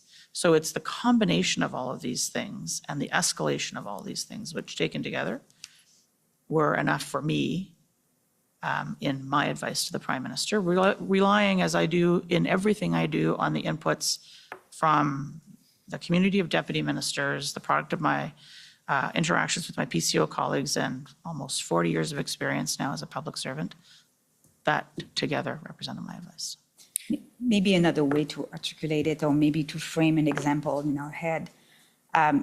Not all potential criminal offenses will be followed by CSIS. So let's say we are in face of potential family violence. This is serious violence. But that doesn't mean that it is a threshold for CSIS to investigate. So we were in face of a lot of potential criminal offenses, but that doesn't mean that one individual or a group of individuals were meeting the threshold of CSIS. Okay. Can I try the inverse of that? Just for, CSIS does use Section 2 of the CSIS Act to trigger the gathering of intelligence about a person or group of people that they think are a national security risk. We don't trigger the Emergency Act every time CSIS triggers Section 2 of the CSIS Act. So there's a definition in the CSIS Act. It isn't necessarily the fact that CSIS is not the decision maker in the invocation of the Emergency Act. That's a separate process by the governor and council, which relies on the definition but has a different construct around it. That's the total layman's attempt. Okay, well, that was a helpful layman's attempt, certainly. From there, I just want to bring in another piece of what was relied on in the sense to invoke the act. So we're skipping ahead now. I'm leaving the invocation memo and going to, and I'm just going to, I don't know that we need to turn it up, but this eventually results in, once the decision is made, what we've come to know as the Section 58 report. So this is the report to Parliament explaining the justification for having invoked the Emergencies Act, made the declaration of a public order emergency. And I understand that report was prepared by PCO in conjunction with the Department of Justice and a few others. Is that right? It was a collective. It was a collective effort. Collective effort. Right. There's not a lot of time between, I think we had 7 days under the legislation to actually produce and table this document, and it was tabled 2 days after the invocation because we were trying to move as expeditiously as possible. So it was a team product. Well, but ultimately, I think it's fair to say PCO would have been involved as the pen holder. You'll be relieved to know I'm not going to any specifics unless you no correction of our grammar or yeah, no typos. Not picking on typos. What I do want to raise is that a large part of that Section 58 explanation relies on something other than serious violence. It talks about the threat to Canada's economic security. And I think there are at least 3 or 4 points, and we can bring it up if you'd like to see it in front of you, but the talk about the threat to Canada's economic security that has arisen as a result of these various border blockades and everything that we've been talking about over the last couple of weeks, everything Mr. Sabia was discussing and his colleagues were discussing with us yesterday. So how does that factor in this sense? Economic security is, again, not something that is articulated within the Section 2 CSIS Act definition that is the trigger of a public order emergency. So how does that work? So to my way of thinking about this, there was what was necessary to meet the threshold, but there were other considerations. The term national interest, for me, takes a step back and says, okay, so what is in the national interest of the country? So safety, security, ability to protect lives, that's core to national interest. But also what's core to national interest is economic viability, the ability to maintain an economy, to have jobs, to have businesses operating so that people have a livelihood so they can earn an income to support themselves and their families. So the economic risk, particularly at a time, and I think I tried to set the seed for this when I was talking about the fact that we were just starting budget deliberations as this was all happening. And I think Mr. Sabia spoke of other relevant considerations related to United States potential legislation that was being deliberated at the time, which had big impacts on Canada and our competitiveness, our ability to continue to attract investment. So when I think about national interest, our economic security is absolutely part of that. And that is about the ability to maintain and operate secure borders, to see to the free movement of people, goods, and services across our borders. We do $2 billion of trade a day between Canada and the United States, the single most integrated, I think, economy in the world. And that was being put at risk, foods, medicine, fuel, supplies, at a time when supply chains were already pretty fragile as a result of 2+ years of almost 2 years of COVID. So we were kind of shaky, and this was putting that at risk with big border points. If you look at Ambassador Bridge, Emerson, and Coutts, just those three, that adds up to about $500 million a day, and we do about $2 billion a day in trade between the two countries. So it's a big number. It's about a quarter of the trade that was impacted just of those three sites. So economic security in terms of being able to access those things, our ability to be a trusted trading partner. So we are Canada's an export-dependent economy, and we are in the business of trying to attract investment to be able to open new businesses, expand businesses here. There was lots of conversations going on about trying to attract big company names to locate in Canada. That's about jobs. That's an important part of our national interest, is being able to do that. And investors don't like uncertainty. They don't like volatility. They like the rule of law. They like stability. They like predictability. And this whole situation was putting that at risk. And I guess finally, which is a little less on the economic, but I think also reflected in the Section 58 piece that was put before Parliament, is Canada's international reputation. We are a G7 country. We are committed to the rule of law.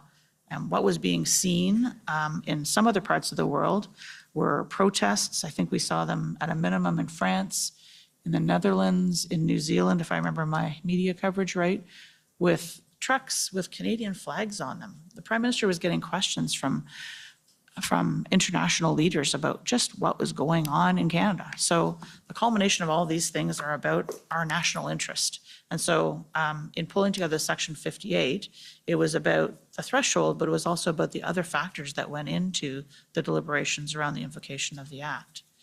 And if I could, while I'm talking about Section 58 just for a minute, I mean, because we kind of got out of the invocation memo, part of what I relied upon in my advice around the advice to invoke the Act was the nature of the Emergency Act itself, temporary, time-limited, targeted measures that would supplement provincial and territorial, not displace, that were compliant with the Charter. So it was not just about invoking the Act, was what the Act was allowing government to authorize to have happen.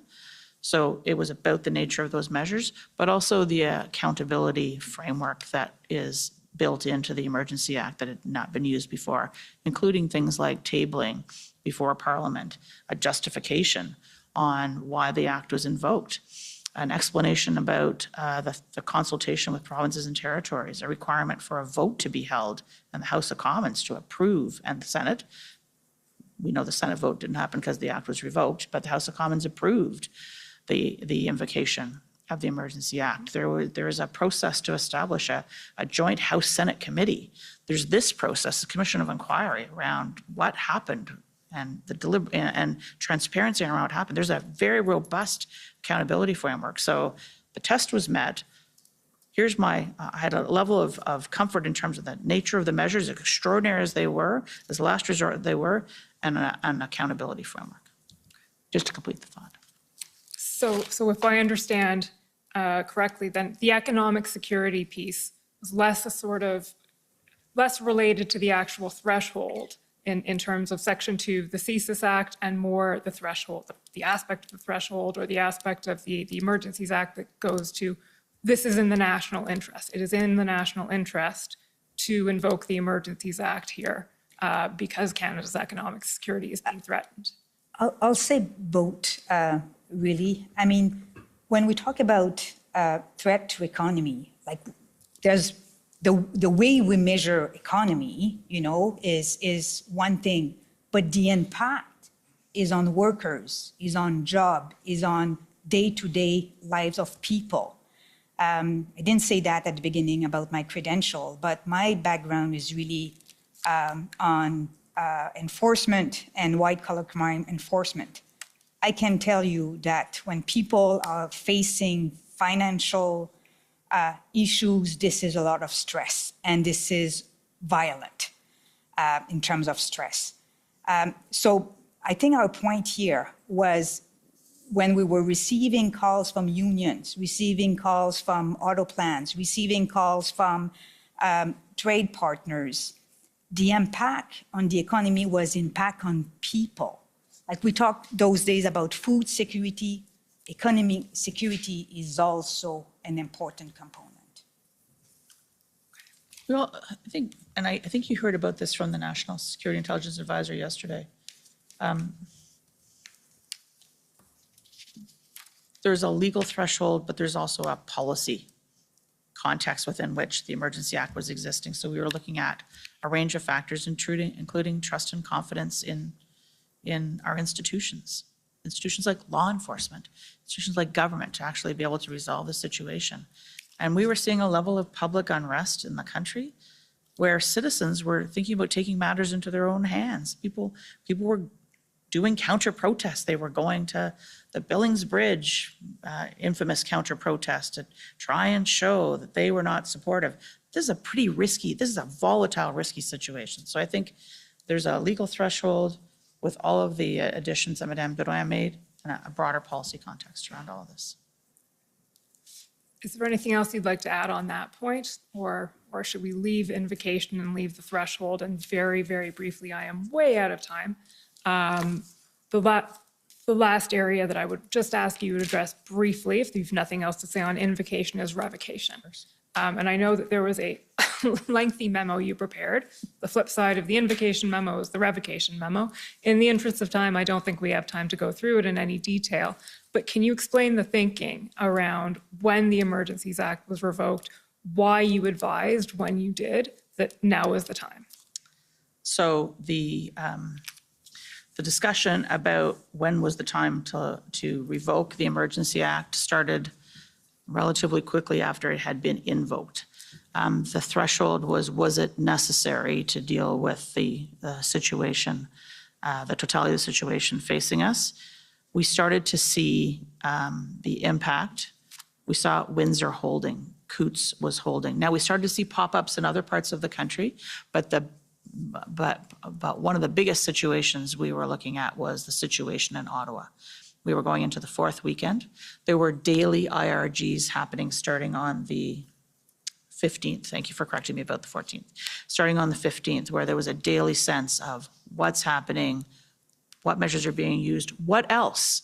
It wasn't just like the Emergency Act was invoked and then everything else went out the window. What else can and should we be doing to try to help to address and resolve the situation? And day by day, ministers and officials were looking at whether or not the situation, the sum total of the situation, still was of a size and a criticality that we needed to continue. Now, the early days, it's fair to say we were mostly focused on implementation of the act after invocation and who was doing what and what effect it was having. But I would say as we saw the law enforcement activity really starting to take hold in Ottawa on the fourth weekend, the days of the 18th, 19th, more pointy questions were coming back from the Prime Minister and from ministers. How much longer do we need the Emergency Act? It had been made, I think the view with the invocation is no longer than necessary. And if we could move out of it as quickly as possible. And so we started to work on, okay, so what were the criteria for invocation? What are the criteria for revocation? I believe you had some discussion with Mr. Hutchinson in particular about that earlier in the day, maybe with Ms. Bogden as well. But there started to be deliberate conversations at the incident response group around were we in a position to revoke, were we in a position to revoke? And finally, that culminated in a discussion that took place on the 23rd of February at the incident response group, in which the Prime Minister asked everyone in attendance, were you ready to revoke the act? And following that, he had taken his counsel from his ministers and officials. Again, the group production of a note was done. That was provided to the Prime Minister. He chose at that point The decision was to proceed to revocation, and that was announced on the 23rd.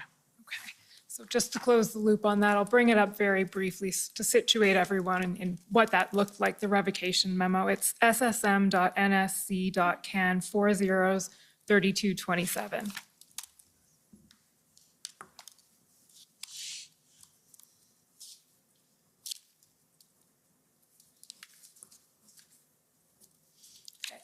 So there we go. Overall, the situation has evolved significantly since February 14th. Is no longer considered urgent and critical or a threat to the security of Canada.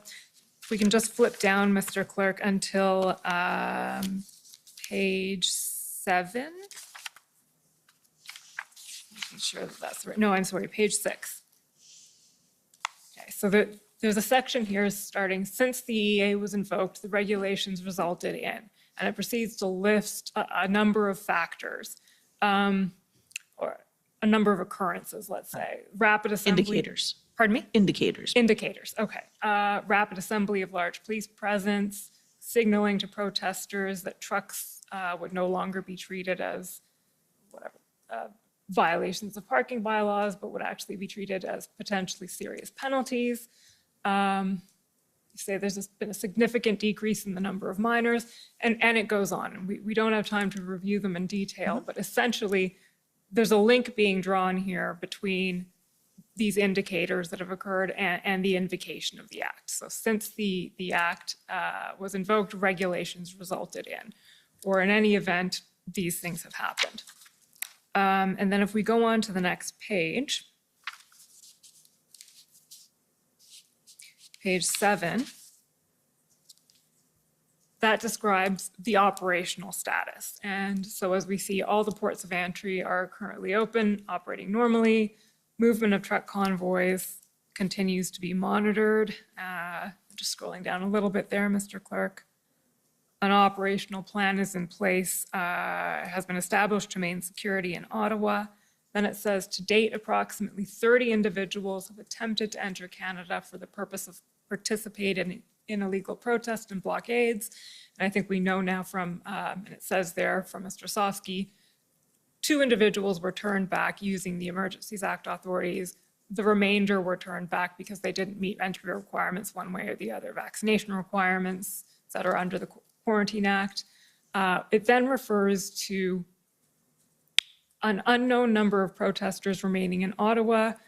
It's difficult to assess the potential of that group to engage in illegal protest, but then it refers also to, since the end of the occupation, small numbers, and it says here 20 to 30, have gathered at the War Museum to protest. So far, these gatherings have been orderly, nonviolent, and legal. So there was some lawful protest continuing, at least at the War Museum, going on.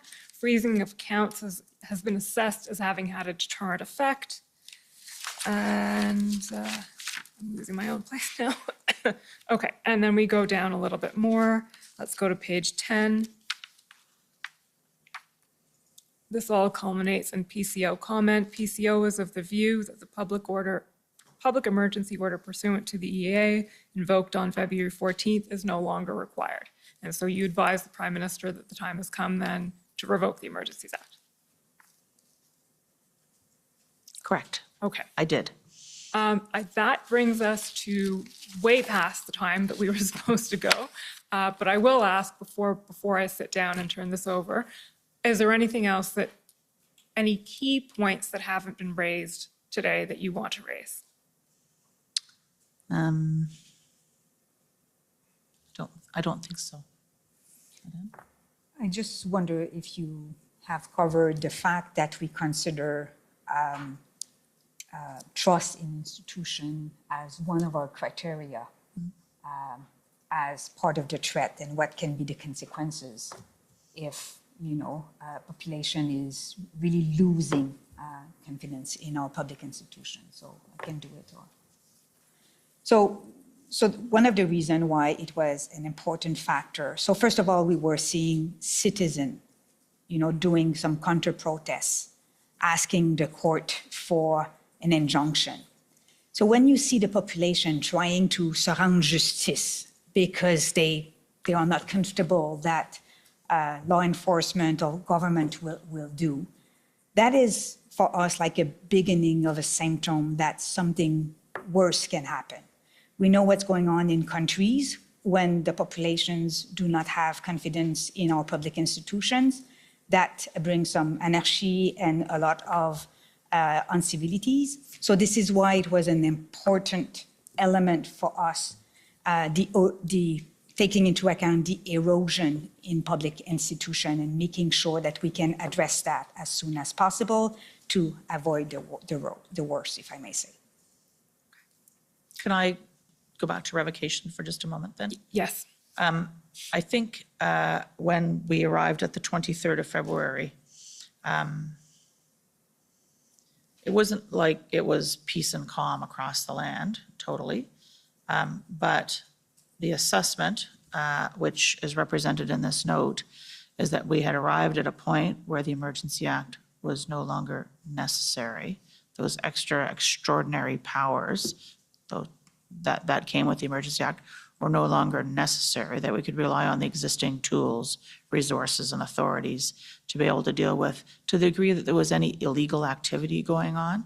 But also, we knew as the protest was being taken down, the blockade was being taken down, occupation in Ottawa, that some trucks were going to other sites. They were going to Van Cleek Hill and amongst other places. And maybe there was other activity going on, but it wasn't of a scale, of an intensity, with the threat of serious violence that we faced at the time of the invocation of the Act. So it's not like everything was unicorns and rainbows is my expression, but probably not appropriate here. We had not arrived at, there was still a level of activity, including some lawful protest activity, which is reflected in this note, but there was still some level of illegality going on, but we were confident at that point that could be dealt with through, without the extraordinary measures of the Emergency Act. Mr. Commissioner, those are my questions. Okay, well, our schedule has gone out the window, which is probably bad news for our panel. We're used to staying late. I'm sure you're also used to working late, but what I'm going to do is take the afternoon break for 15 minutes. And given the time, I will come back and I'll be a little more flexible with the questioning and cross-examination because we have a rule here. What goes in direct goes in cross. So I think we have to be fair, but I will be reasonable, only modest, not the degree requested by some. So I'm sure, sir, you're not talking about little old me. No, I wouldn't want to single anyone out. So I'll take the break for the afternoon, 15 minutes, please. The commission is in recess for 15 minutes. La commission levée pour 15 minutes.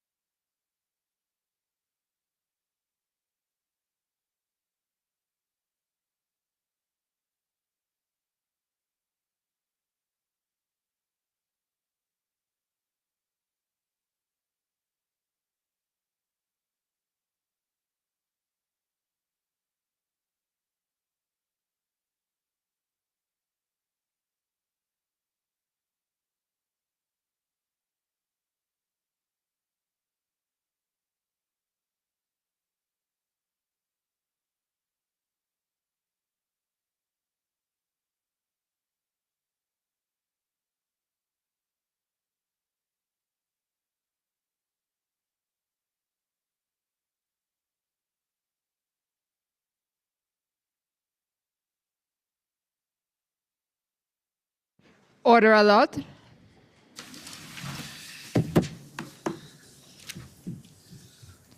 The commission is reconvened. La commission reprend. Okay, so we're ready to proceed? Of course, yes. Okay. The convoy organizers, please.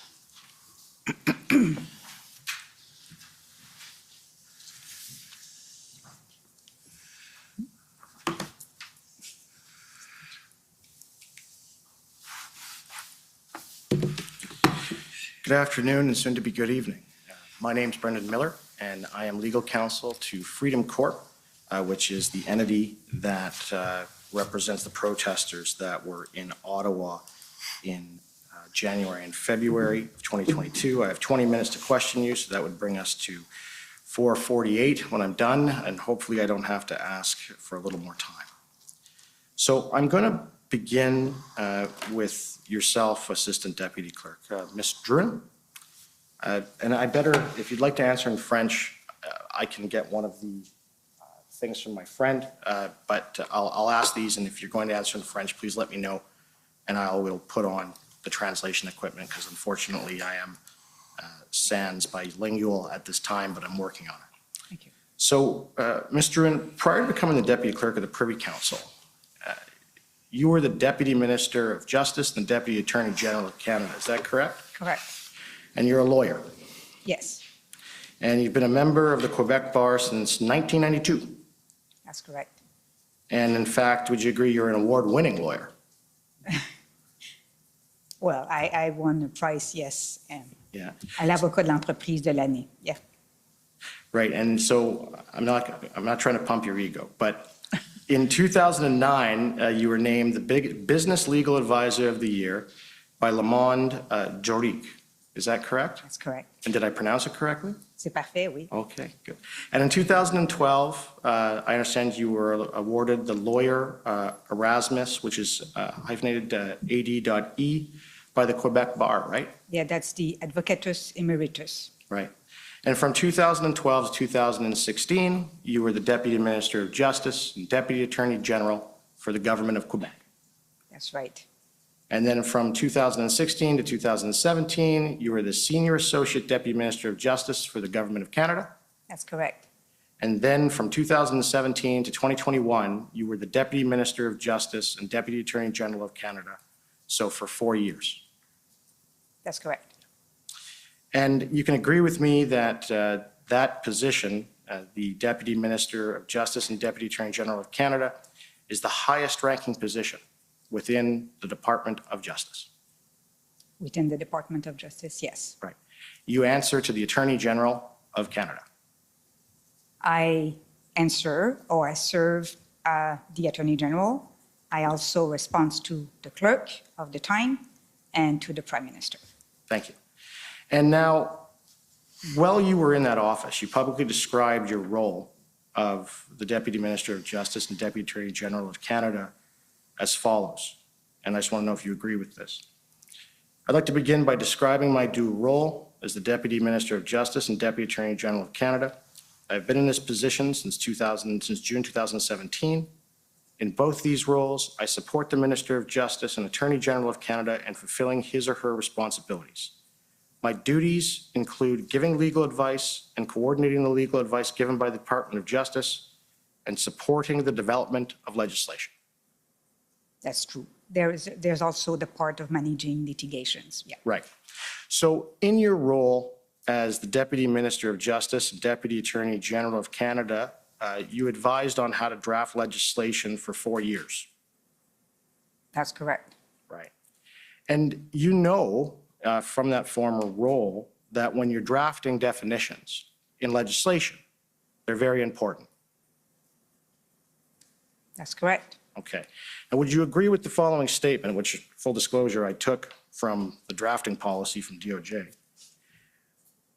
Delimiting definition. A delimiting definition is exhaustive. It is intended to set limits on otherwise ordinary meanings of terms. These definitions normally begin with the word means. Would you agree with that? I agree with that. I just want to say that there is different drafting procedure, if I may say, or techniques. And for example, when I was head of the Justice Department in Quebec, we have eliminated definition. So just to say that there is different ways of drafting legislations. Right, but you can agree with me that in legislative drafting, that where there's a definition, and that definition states this means, and then is followed by a set of factors or what it includes, you're aware that that is intended to be exhaustive. That's Parliament's intention. You know that. I know that. If I may, just for the benefit of this commission, we also use a lot in federal legislation the technique of incorporating by reference. Right. So we do that a lot. When I was at Justice, we did a report on how many times we use that techniques, and I must say that it's numbers of time. We also know that when we put a definition within a legislation, it has to be read in the context of this legislation. And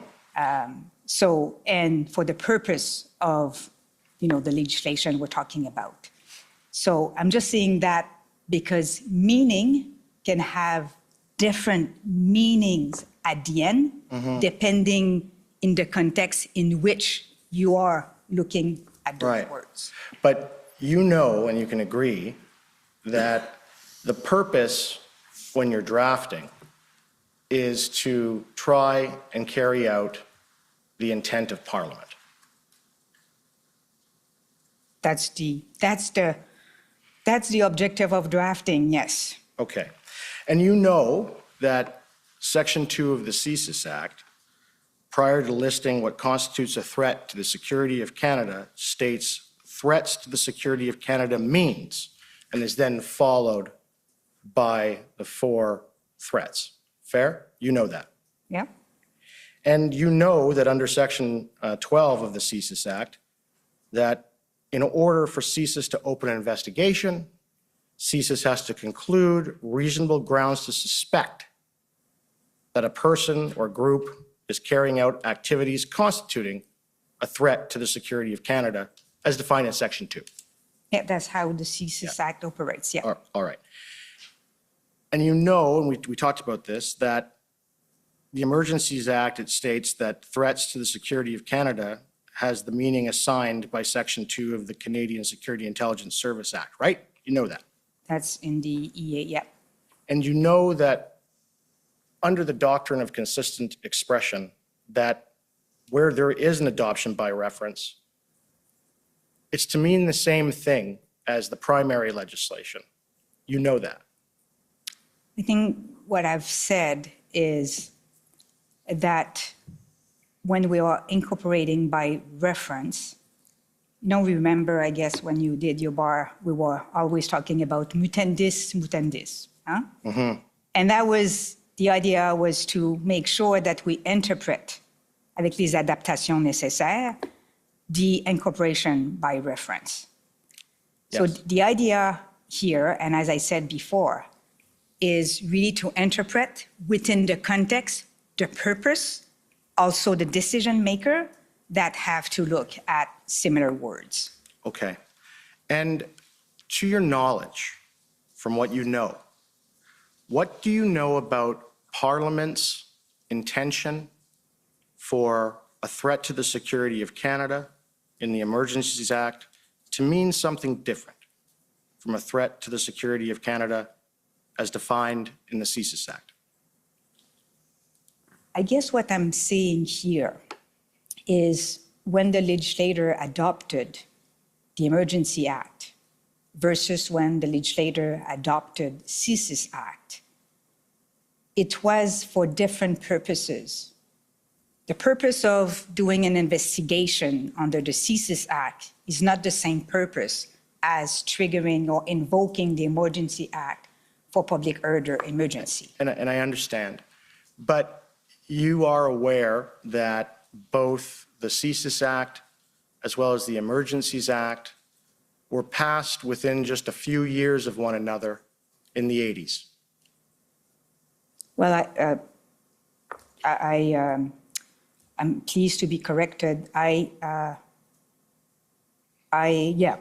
maybe 4 years. I thought the CSIS was 1984, if I'm not And you know that, and I take it that you know that one of the reasons that they adopted Section 2 of the CSIS Act, Parliament did, was to limit the executive branch of government from declaring public order emergencies. You're aware of that? I wouldn't use limit. I think that the Emergency Act was crafted to make sure that there's a lot of safeguards in terms of how we invoke, the role of Parliament to confirm or deny the invocation of the Emergency Act, the role of the Joint Committee to supervise the implementation of the measures, and the role of an inquiry like this one. Okay. And if I can add, a very important component is making sure that doing so, I mean, invoking the Emergency Act, was compliance with the Charter, which was a new instrument following, the previous act. And in the Emergencies Act, it requires the governor and council to have reasonable grounds, you know this, that there is a public order emergency. Is that right? Sorry, I missed your question. So you know that in the Emergencies Act, it actually states that a public order emergency arises from a threat to the security of Canada that is so serious to be a national emergency. You know that. I agree that. And so you also know that in order to invoke the act, there has to be reasonable grounds, and that includes a threat to the security of Canada, right? Agree. And that threat to the security of Canada is as defined in Section 2 of the CSIS Act, right? Right. Okay. So let's talk about that. Can you agree with me that there was not reasonable grounds of a threat to the security of Canada as defined in the CSIS Act and adopted by reference? I don't agree with that. Okay, so let's go through those grounds, okay? So I can help. I know your time is. yes, and let me. It's really, what we use is really 2C. Right, so then we can throw out any other grounds, it's fair to say, other than 2C. The main, like the real ground was 2C. All right, so activities within or relating to Canada directed towards or in support of a threat or use of acts of serious violence against persons or property for the purpose of achieving a political, religious, and ideological objective within Canada or a foreign state. So that is the ground. And that is the single ground, from your understanding, of why the Emergencies Act was invoked. That's the main ground. Some can say that there's other ground, but that's the main ground we used. Okay, so let's talk about threats of acts of serious violence and acts of serious violence. Can you summarize for me the threats of acts of serious violence that the invocation was based upon? I'll do that. I think the clerk will probably add. So if you just look at what you went through this week, who you heard. So we heard from CSIS, not CSIS, but we've heard from some players, for example, that IMV were present in some of the protests. We've heard also that ex-militaries and ex-law police agents were present. We heard the presence of firearms. We heard also a threat to our economy, threat to and impacts on workers. We just talked about that before. We heard impact on our trade relationship and from GAC. We've heard from CBSA that our port of entry was affected, disrupted, and other port of entries, even after the main war were clear. Okay. So we heard from transport also that some rails can be affected by blockades. Right. So we've heard from not only, you're going to hear from CSIS Monday, but, when you look at the composition of DMARC, you've heard about that many, many times over the week. Many departments are part of that DM's committee. Why? Because national security is not the result of the assessment of one agency, but the result of, as Janice said, the clerk said before, the town. I don't mean to evaluation. interrupt. I only have so much time left. Sorry about that. Yeah, so I just want to talk to you about first, you mentioned the IMVEs, right? Yep. And you can agree with me that an IMVE, it's not just somebody who's radical or whatever. There has to be an element of violence. So a couple of things here. And when you look at C, we want to talk about that. Careful about its threat or serious violence. Okay. I guess the or can be an N. Right. It's a threat of or and I understand. So these IMVs that the government went on about, first, we've already established that the government wasn't aware of the individuals in Coots at the time of the invocation that were arrested by the local police department. I think what we were aware in Coots was, first of all, they were about to do enforcement, and then I think it was around the 10th or the 11th of February, we heard that they were slowing down enforcement because of the presence of risk of violence and guns. That's the only thing we knew at our level, because we're not privy to all the operational risk. So that's what we knew at Coots. But of course, Commissioner Lucky and her people, they were aware of what was going on. They just couldn't tell you. Exactly. Right. And you're now aware, I'm sure you've heard the evidence, that they, in fact, as of the February 9th, had 2 undercover officers embedded with these gentlemen. Are you aware of that? I was not aware at that time. When they do uncover operation, this is the, we don't know those things. And these gentlemen that they were going after, they were actually local to the Coots area. You know that? I can say I didn't know at that time, no. Can you agree with me that the facts of that were that that issue was dealt with locally by police under provincial mandate via the agreement that Alberta has with the RCMP? You mean the contractual policing arrangement? Correct. It was carried out under that, right? Yep. Yeah, so it was provincially dealt with. You agree it was dealt with well? So I don't know at the end when, they put an end to the blockade, who was doing what. Okay. And whether, I'm sure you have heard about that the police of jurisdiction can ask more resources from the center using the section 9.2 of their arrangement. So I don't know. Okay. And so let's move to Ottawa. Ottawa, IMVs in Ottawa. I understand that CSIS advised that they had no concern with IMVEs in Ottawa. And that's what's in evidence. Is that correct? Well, this is not how I portrayed that. I understood and I've heard that some IMVE and subject of interest of CSIS were present. What I understand from their assessment is that they didn't conclude that they need or they have to open new investigations.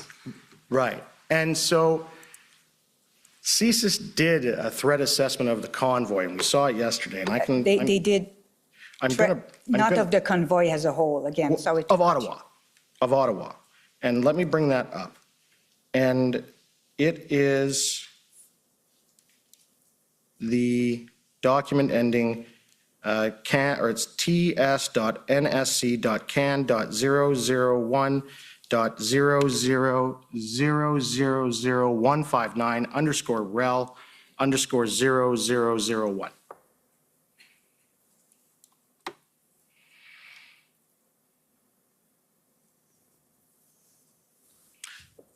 Now, we've all reviewed this. I've put it to folks, and I don't want to have to read it to you. But in this assessment, and also in the statement from Director Vignon, they concluded that there was no CSIS threat, reasonable suspicion of a CSIS threat in downtown Ottawa. Is that fair? They concluded, looking at who was there, that they didn't have enough to open investigations on specific individuals or groups. Right. And you know that CSIS only needs to have a suspicion, a reasonable suspicion, to open an investigation. Well, I think the test is reasonable ground, yep. Reasonable grounds to suspect. Reasonable grounds to suspect. That's what it says. You know that. Yeah. And the difference between that and the grounds to invoke a national emergency is that, you know, under the Emergencies Act, it requires reasonable grounds. You know that. That a public order emergency exists. And you know, as the former highest ranking lawyer and legal officer within the government of Canada, that reasonable grounds to suspect is a lesser threshold than reasonable grounds, or referred to as reasonable and probable grounds. You are aware of that. Again, I'm sorry, I think we are mixing here. Reasonable ground to suspect what? And this is the purpose of CSIS Act. Right. So a movement can represent threat to security to Canada. Right. A movement, a situation. An activity. An activity. An activity. Without having individuals or groups into it that do meet the threshold of CSIS. So I think we need to make the difference between what the movement represented at that time for Canada versus the composition of the movement, whether or not we had individuals that, Ma'am, I understand what you're saying, but you're saying that you want to look at the group as a whole. All right. And so I've asked you about Coots, that was taken care of. I've asked you about Ottawa, all right? You knew that the group, the assessment was that it did not meet that. And now Windsor. Can you agree with me that there was no Section 2 CSIS Act threat with respect to Windsor? You've mischaracterized the witness's evidence. She didn't agree with you that CSIS had assessed the group, the entire group in Ottawa. Right. So let me just move over to Windsor. Can you agree with me that you are aware of no Section 2 CSIS Act threat with respect to Windsor? I think I can go again through everything we have heard from all departments, and that the clerk, with my advice in particular, considered to determine whether or not we believe that the threat, the test under the Emergency Act. Let me try and rephrase it this way. What evidence and what information of violence at Windsor were you aware of when the act was invoked? I think it would have been a mistake to do assessment site by site while we were facing a national movement and situation.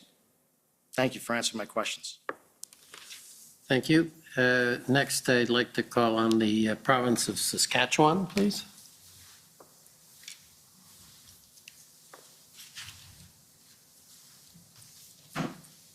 Good afternoon, Commissioner. I'm trying to get my camera operating. Thank you. Okay. We won't deduct the time. Thank you. Good afternoon. I'm Mitch McAdam. I'm one of the lawyers for the government of Saskatchewan, and I have a few questions this afternoon for you, Madam Charette. To start with, I understand that one of your responsibilities is that you are the secretary to the cabinet, right? That is correct.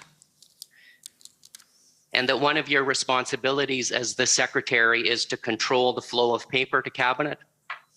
I manage the flow of paper into the cabinet, that's right.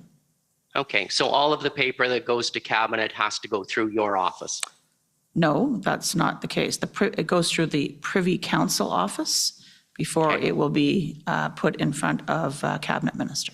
Not my office, not the clerk's office necessarily, the totality of the Privy Council office. We have a cabinet papers unit that in particular deals with documentation. So it has to go through the Privy Council office? That's correct, sir. Yeah. And you're also responsible, I believe you said this morning, for recording the decisions made by cabinet? That is correct. I have a few questions for you about the cabinet meeting that happened on the evening of February 13th, where the Emergencies Act was considered.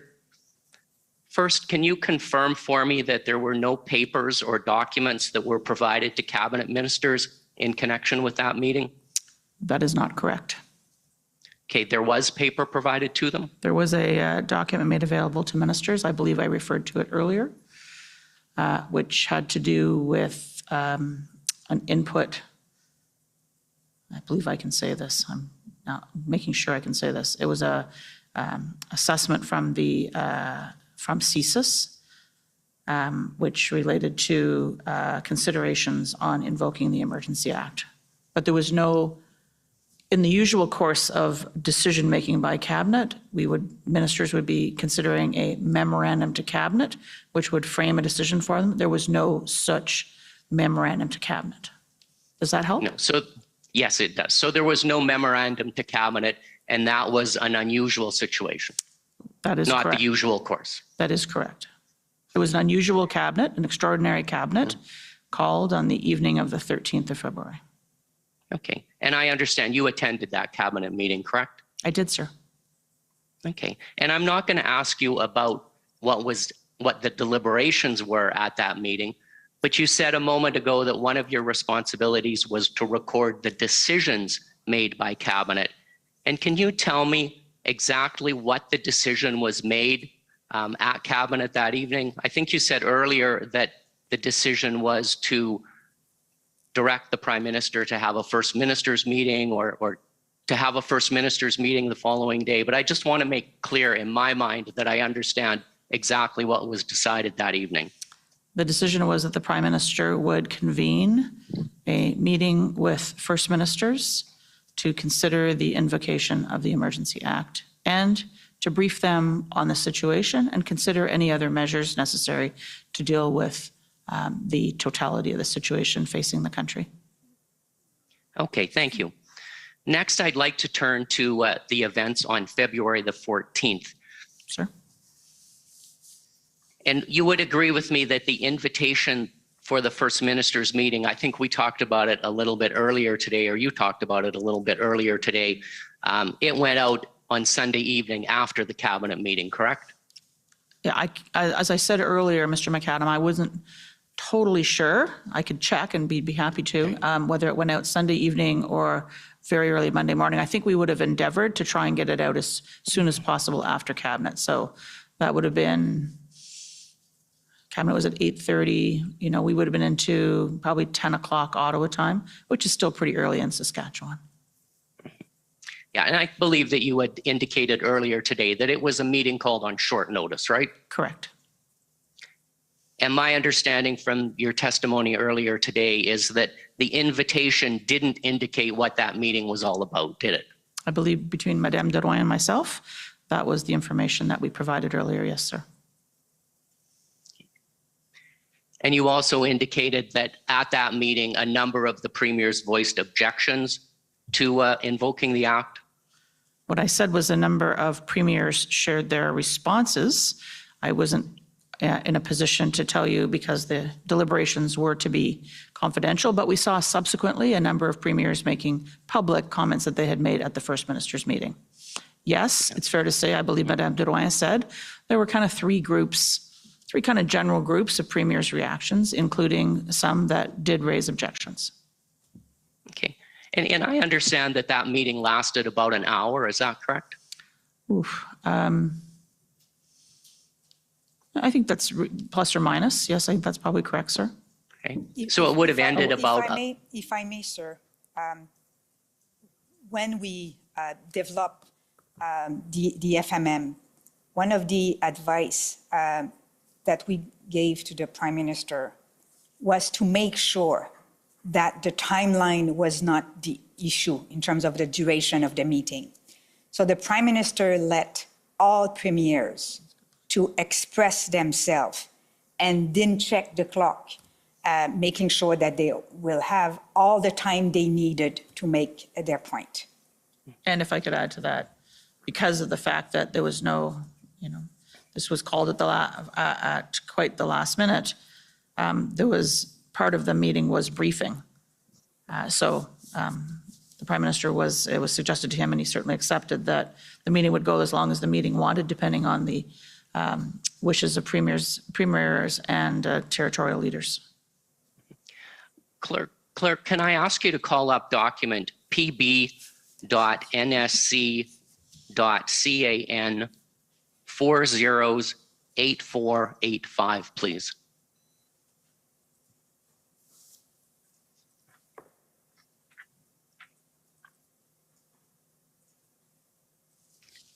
And Clerk, if you could scroll to the very end of that document, you'll see Madam Charette, this is an email from Jody Thompson on February 14th at 11:44 a.m. And she says, I need an assessment for Janice about the threat of these blockades. And when she's referring to Janice, that's you, correct? I believe so, yes. And yesterday, when she testified, Ms. Thomas indicated that this was something that was needed for the invocation package. And that's the memorandum that you prepared for the Prime Minister, right? I don't know that I caught every moment of her testimony, so whether exactly that's what she said or not, I wouldn't want to say, but I do believe that she was, like many across the Privy Council office, working to gather inputs for the invocation note. Okay, and I just want to make sure I have my time frame correct here. So the First Minister's meeting would have ended by 11:15, and then by 11:44, Ms. Thomas is writing asking for this threat assessment. So am I right that in that half an hour, the Prime Minister would have come to you and said, let's proceed with the invocation package, and then you contacted Ms. Thomas and asked about the threat assessment? No, Mr. McAdam, that would not be an accurate description. I would say to you, sir, that part of our job in the public service, and people who work for me, is to get ready. And so I can tell you that I turned my mind, and I was the advisor here, to the advice to the Prime Minister as to whether or not to invoke, not at 11:44. There were a number of people, including Ms. Thomas and others from the Privy Council office, who were contributing to this decision note, which came to me for my consideration. And as you saw, I signed off on my advice. I believe we talked about it earlier, sometime about 3 o'clock in the afternoon. So yes, work was underway, but I had not turned my mind to the conclusion of my advice. Okay, so had the Prime Minister, did he come to you after the First Minister's meeting and before you completed your memorandum and asked you to go ahead and prepare that memorandum? No, sir. No, so you were doing this based on your understanding of what he wanted? My understanding of what was required in the situation. That's my job. Okay, and you knew that a press conference had been called for 4:30 that afternoon, didn't you? I knew that there was a possibility of a media availability in the afternoon. Okay, and I think you indicated that you gave the document to the Prime Minister at 3:41 in the afternoon. And then I think you said this morning that he would sign that document to indicate his approval, but I don't believe that you testified about when you would have got that document back from him. It was, I can't remember the exact time, Mr. McAdam, I apologize, but it was before the media avail. So between 3:41 and 4:30. Okay, that's fair. I don't know exactly what time the media avail started. There may have been a scheduling, it may have been a notice that there was going to be an availability. But I don't know actually what time it started. I'm sure the records would indicate that they don't always run 100% on time, so. And at the media availability, it was announced that the Emergencies Act had been invoked? Was being invoked. Was being invoked. Correct. And so what does was being invoked mean? When exactly did it come into force? When the Governor and Council approved the proclamation. And so that wasn't until the next day? No, it was on the 14th, and you'll see that in the Canada Gazette. It was the 14th of February. Okay, and so was there another cabinet meeting on the 14th for cabinet to consider this? No, sir. So cabinet was never advised of the outcome of the meeting with the First Ministers?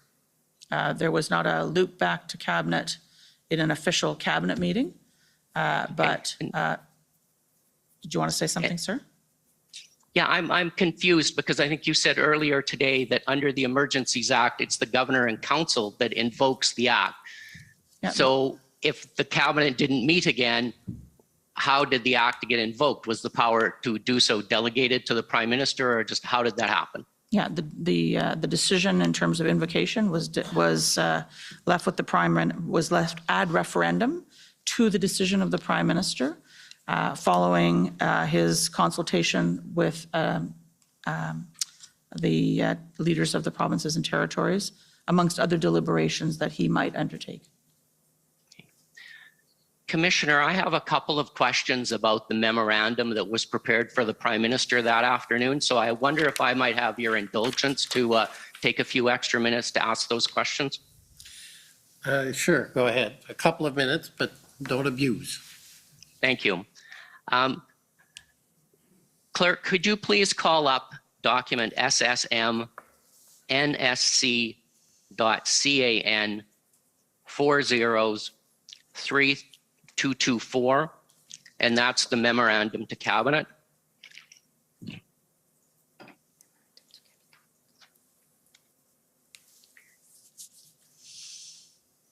And you'll be glad to know I'm not going to go through in detail and talk about the test for declaring a public order emergency. Sure, and I was kind of looking forward to that again. Are you conceding it? No, not at all, but I'll leave those arguments for another time. Mr. McAdam, can I just correct you? This is not a memorandum to cabinet. This is a decision note to the Prime Minister, just to be clear, sir. Thank you for the correction. Clerk, if you could go to page 8 of that document. And about partway through, just a little bit farther. That's good. And this, it says this a couple of times in the document. I'll read those words at the top. It says, in addition, PCO is of the view that this is a national emergency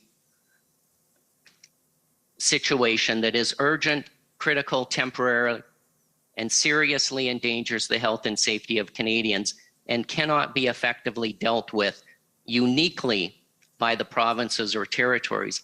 And I wondered what you meant by the word uniquely in that sentence. And I know that you had indicated earlier today that there was some concern that provinces were not fully using the powers and authorities that they had. And is that what you were getting at with that word uniquely?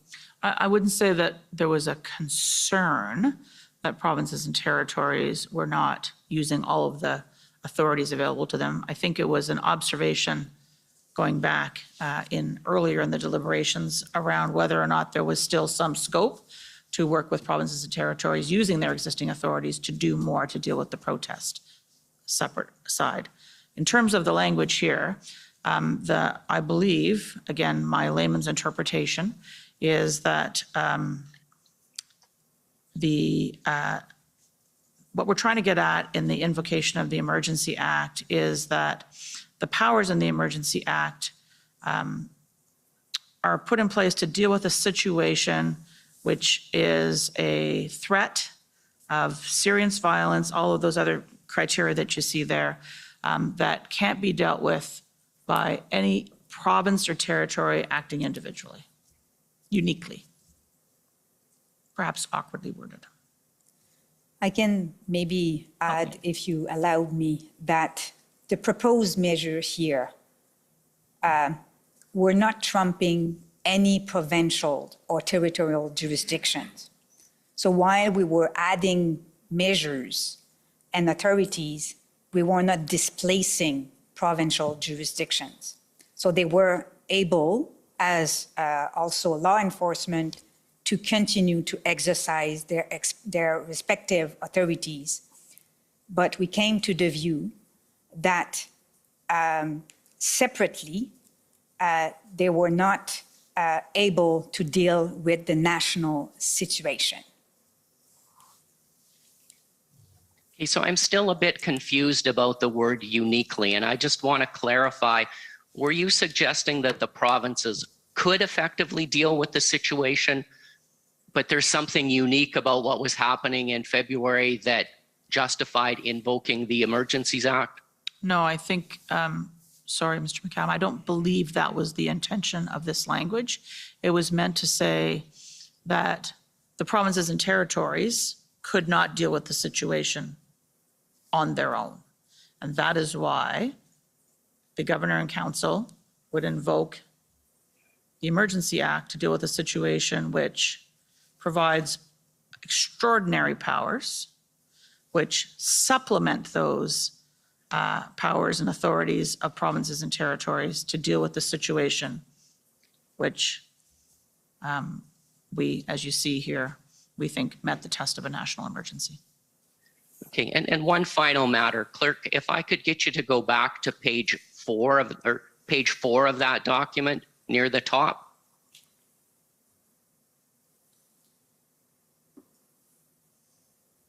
And on that page, you indicate that the First Minister's meeting will meet the requirements for consultation with the provinces under the Emergencies Act. So I take it wasn't your position that it was necessary to get the consent of the provinces before invoking the act, was it? I do not believe that that is the requirement in the Emergency Act. And it wasn't even necessary to get the support of the majority of the provinces, was it? That is not, I believe, the requirement in the Emergency Act. And so really, in order to fulfill that consultation requirement in the Emergencies Act, all you needed to do was meet with the provinces. It didn't really matter what their views are or what they had to say about the matter, did it? I don't believe that that is a fair representation, Mr. McAdam. I think it's fair to say that there was a First Minister's meeting in which the Prime Minister and his ministers, or a number of them who were in attendance, set out the situation, set out the proposed course of action, listened and asked questions of provincial and territorial leaders about whether they had plans, intentions, ideas, suggestions, proposals about other things that could be done to address the situation. So it's not, I think you are mischaracterizing it, sir. But you agree that there was a lot of opposition from, I believe you said earlier, or perhaps it was Ms. Drouin, the Prairie provinces, the Maritimes, there was a lot of concerns being raised, right? I believe Madame Drouin said the Prairie provinces and the province of Quebec, sir. And the government of Canada decided to go ahead anyway, correct? The Governor and Council, the government in Canada, chose to invoke the act. That's correct.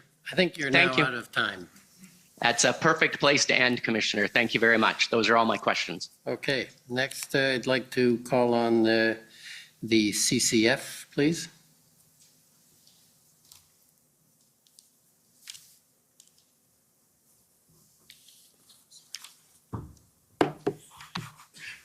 Charette, Ms. Drouin, my name is Sujit Chaudhary. I'm counsel for the CCF. I know it's been a long day, so I just have a few questions for you.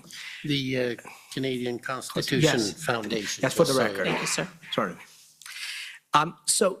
Ms. Charette, you said in your testimony today that one of your roles is to serve as a Secretary of the Cabinet. That is correct. And that in that role, you set or you participate in the setting of agendas for cabinet meetings. You said you determine attendance, and that attendance includes, as we've seen in the cabinet minutes put into evidence, not just cabinet ministers, but many senior officials. I oversee that process. You oversee I that don't process. personally necessarily arrange every single meeting, every single agenda.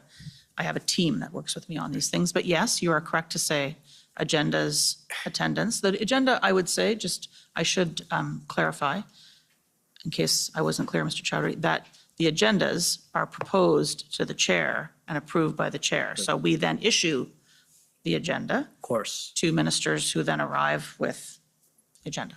Understood. And you attend those meetings yourself as Secretary of the Cabinet. And as you said, you have a responsibility to ensure that if Cabinet is to deliberate or make a decision, that it has all the correct information before it. That is correct, sir. And you also said that they are, unlike Cabinet committee meetings, you said they're run in a very structured fashion where the Prime Minister chairs and officials speak if they're called upon. That is what I said, sir. Okay. So I'd like to take you to the Cabinet meeting of February 13th. I take it that given the importance of that meeting, you were essentially involved in setting the agenda. I was advising the Prime Minister on the setting of the agenda for that extraordinary cabinet meeting. It was not a regularly scheduled cabinet meeting. And you also then were centrally involved in determining the attendance at that meeting. And in particular, you were involved in ensuring that Commissioner Lookey, Deputy Minister Stewart, and Monsieur Vigneault were at that meeting. I would say that given the topic, I would have expected those deputies to be invited to support and agency heads to support their minister. I'm just trying to remember whether I actually looked at the attendance list, but I would have expected, and I would have asked that they be in attendance. And and the invitation would have come from the Privy Council office, correct? That is correct. If not from you directly, that's certainly by your ministry. I have a team that organizes cabinet meetings. That's correct. And so we've had testimony. Oh, sorry. Excuse me for a second. Please, please.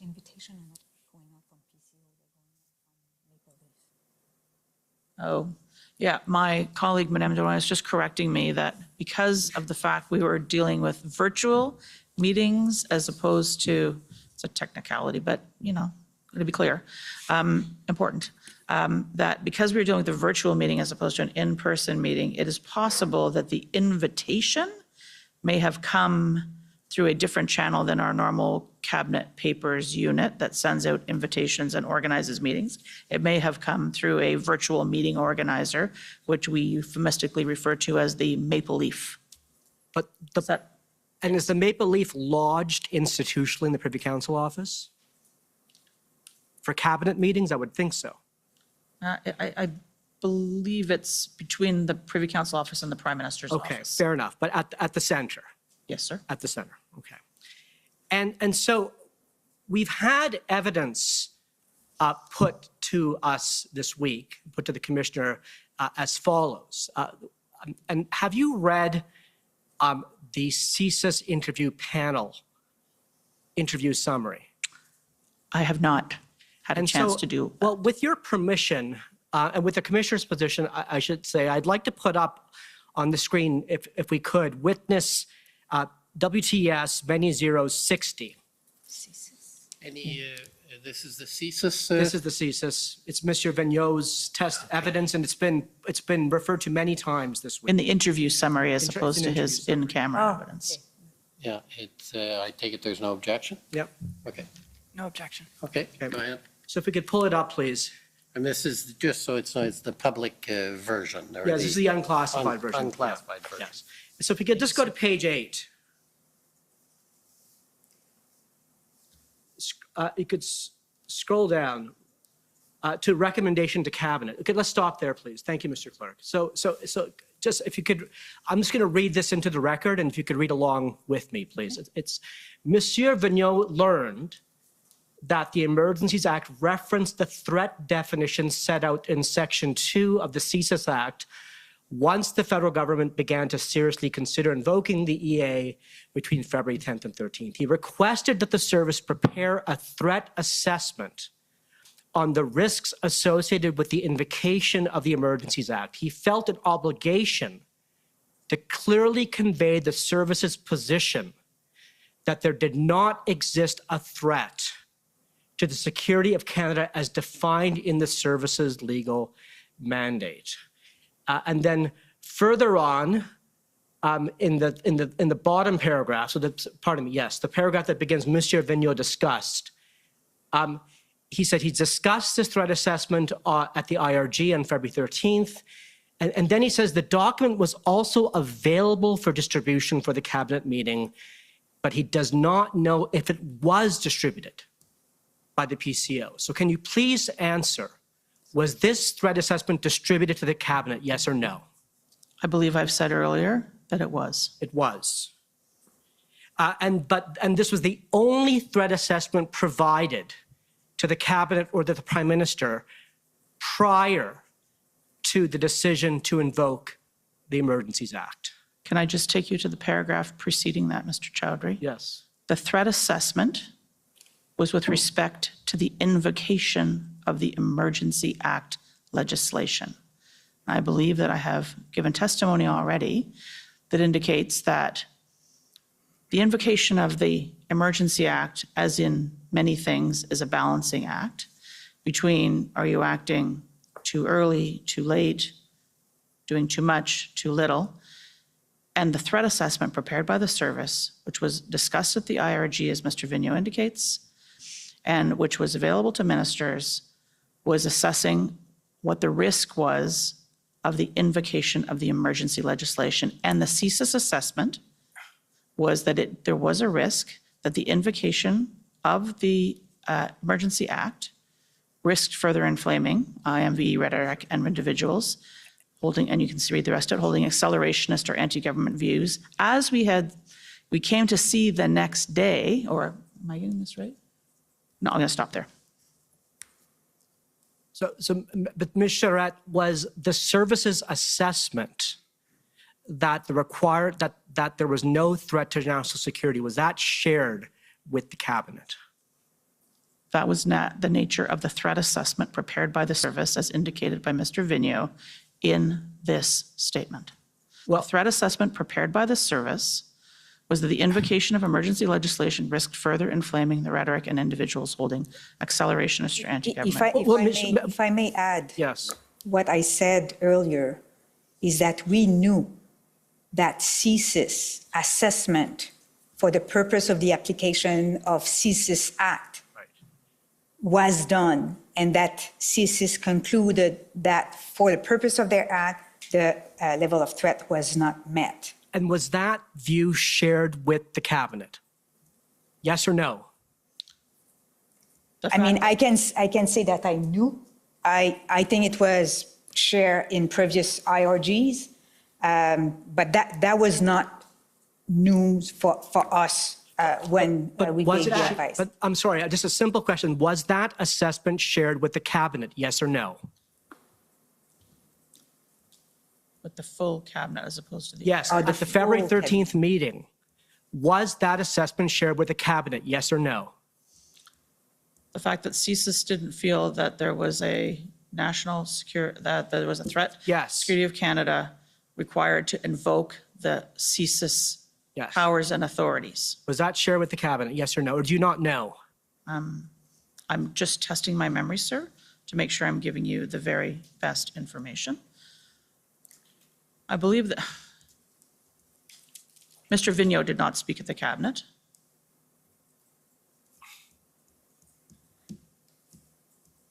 I mean, and here, as I said, we knew that it was shared in previous IRG. And, you know, some of the cabinet members were not member of the IRG. So I don't know if that element of CSIS was clearly said during full cabinet, but for sure, some minister, and the Prime Minister was aware of that. But you're not saying that you don't know if that view was shared with the full cabinet at its meeting on February 13th. I cannot confirm that. And What I neither can can- confirm, though, is that the threat, as we defined, both the clerk and myself earlier here this afternoon, in terms of the threat coming from, you know, all elements, and I won't go back again, but from transport, GAC and others, that was discussed. And can I go on to add one thing, which is in the discussion at Cabinet, I'm going to be careful here, in the deliberations at Cabinet in terms of the considerations related to the invoking of the Act, it's fair to say that there was a discussion about the nature of the threat environment, the legal threshold, the tests for invoking, and the evidence that the thresholds had been met. But you don't know if Mr. Vigneault's assessment was shared with the cabinet. So just one thing. Mr. Vigneault's assessment on the fact that invoking the Emergency Act can inflame the situation, that was shared. And we've heard that also from provinces. And I'm not asking you about that. I'm asking about what he stated in the previous paragraph of his evidence. Do we know if his views? So I think we answered that we cannot confirm that. I think I share with the best of my knowledge that I'm sure that some ministers were aware of that, key ministers involved in the management of the convoy, the members of the IRG, that the Prime Minister, was aware, but I cannot confirm whether or not it was discussed. Like, you know, that CSIS reports to the Public Safety Minister. What he said, we cannot disclose, and to be honest, I really don't know. So I cannot confirm that. And so have you had a chance to review Deputy Minister Stewart's testimony from this week? Well, I've listened to part of it. Just part of it, yeah. So I put to you that under cross-examination this week, Deputy Minister Stewart testified on Monday that CSIS was not asked to provide this assessment to Cabinet. Do you have any reason to disagree with Deputy Minister Stewart's testimony? I believe I said, Mr. Chowdhury, that Mr. Vigneault did not speak at the Cabinet meeting. Thank you. Therefore, he did not speak, he did not read that into the record himself. So I now would like to turn to the memo, Ms. Charette, that you wrote to the Prime Minister. You're going to have to make it very quick. You're way over time already, and I'm generous, but there are limits. There are limits, I know, Commissioner. So, and in the memo in which you recommended to the Prime Minister that the Emergencies Act be triggered, you were aware of Mr. Vigneault's view, but nonetheless, you determined that there was a threat to national security, correct? We can go, yeah. I'm happy to take you through my logic again if you'd like. I was aware that Mr. Vigneault felt that there was the threshold for CSIS to launch an investigation under the CSIS Act was not met.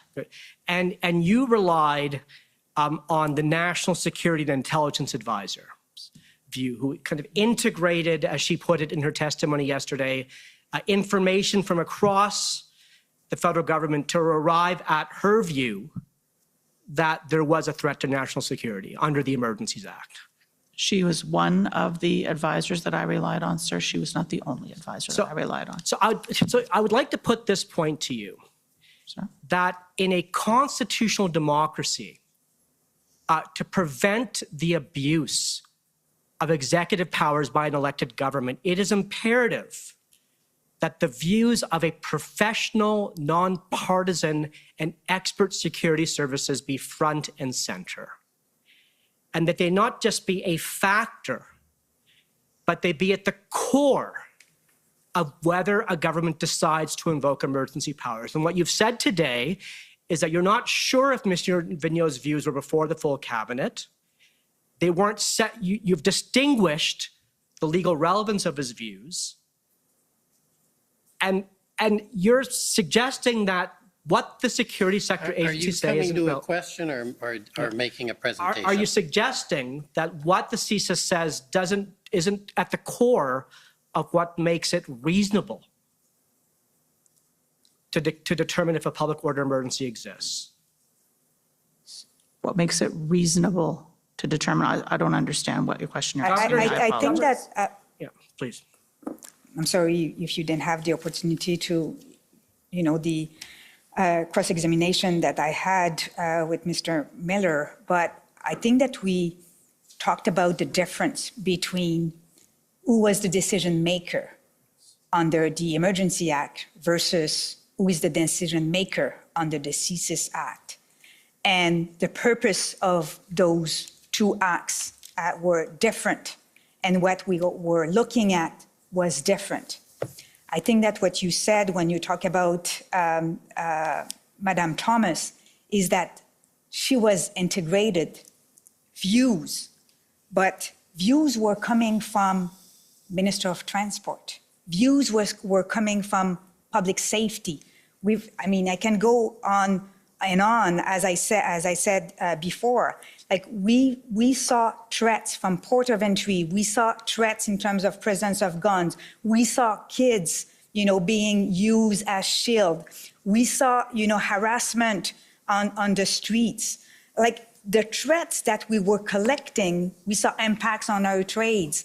Like the threat we were assessing in order to determine was not only coming from CSIS. CSIS is a very important thing. And CSIS made a decision under the Act to determine whether or not they were able to open new investigation. But you will hear from CSIS about the views of the director, and you should ask him that question. What was the views of the director in terms of the risk of the convoy, even if he didn't, open new investigations, as he had to look at, the situation also. So I think we really have to make a difference here between the role of the director in managing his acts versus the role of the director in terms of the input and the information he can provide to us. Commissioner, I think I'm way past my time, so I'll wrap up. Thank you. Okay, thank you. Next is the Democracy Fund, JCCF.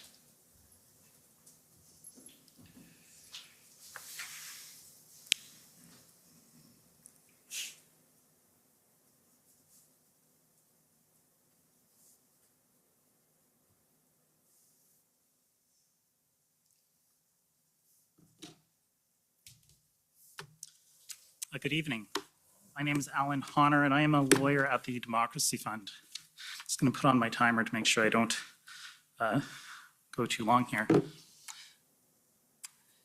My friend from the CCF was just asking you about a threat assessment from CSIS.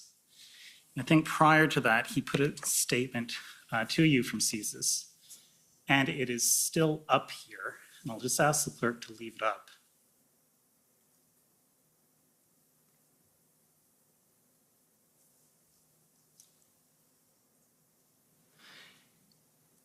And it says here, he requested that the service prepare a threat assessment on the risks associated with the invocation of the Emergencies Act. He felt an obligation to clearly convey the service's position that there did not exist a threat to the security of Canada. If I can ask the clerk to please pull up ts.ns.can.001.50/rel.001. I believe my friend, Mr. Miller, brought this up earlier today.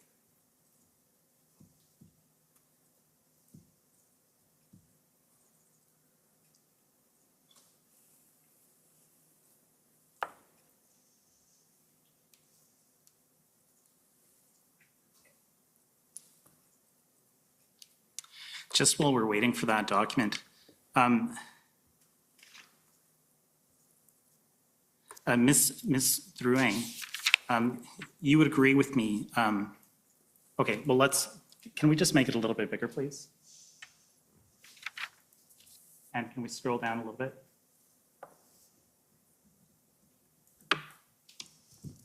And so in the first paragraph here that's unredacted, we see a reference to the Emergency Act and how it might galvanize broader anti-government narratives.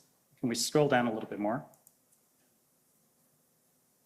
And we see again that it has the potential to similarly radicalize Canadians.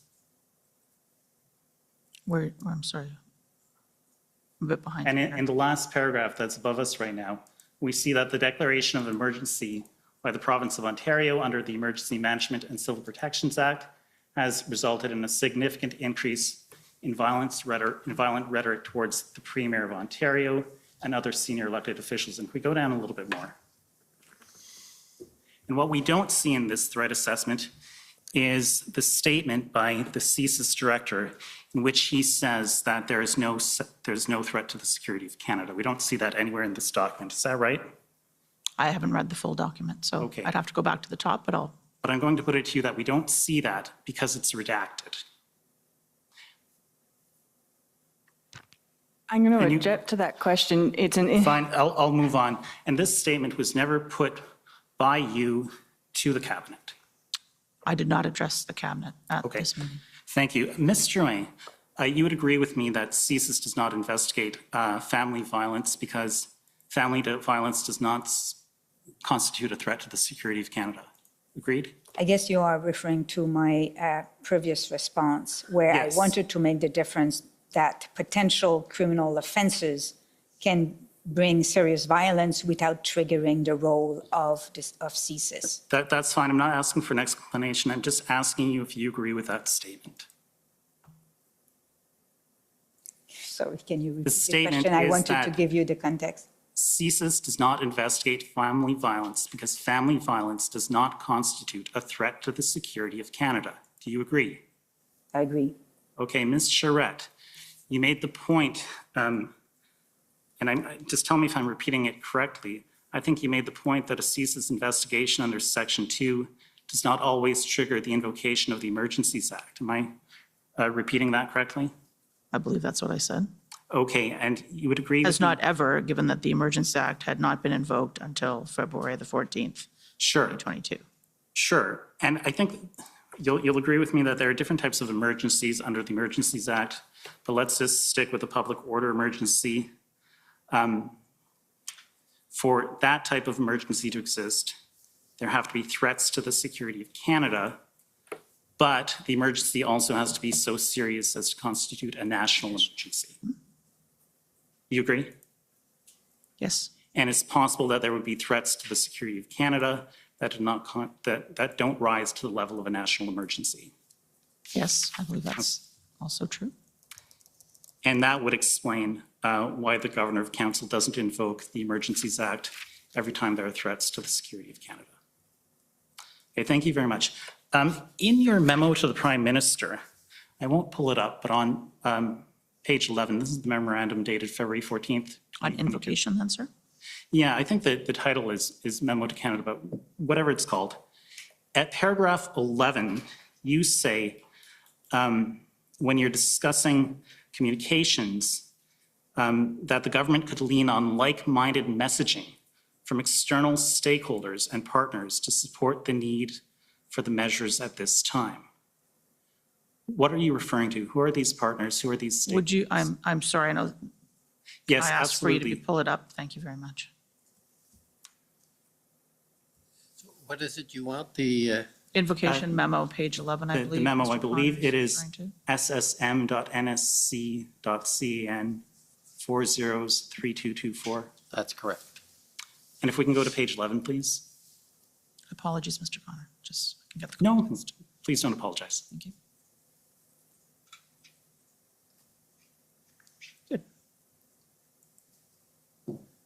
Okay, so right at the bottom here, for public communications, further public communications should emphasize the fair and proportionate action taken by government.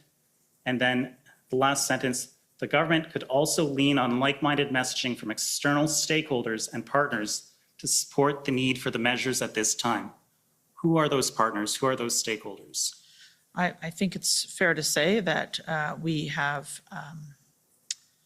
heard from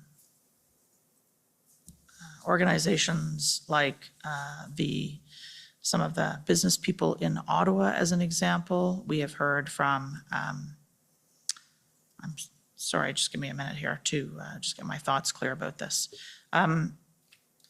Is it a reference to the RCMP? No, sir. Is it a reference to newspapers? External stakeholders and partners would not include a government organization. And if it meant the media, that would have been set as the media. No, these would be external organizations. I believe we had an ongoing conversation led by my colleague in the Department of Transport and the Minister of Transport with the Trucking Association as an example. We had business associations across the country that were calling for calling on the importance of keeping those ports of entry open. So I think there were a number of stakeholders who were interested in a peaceful resolution of what had become a serious national emergency. Understood, thank you. One last question. There was a threat assessment referred to in this memo to the Prime Minister.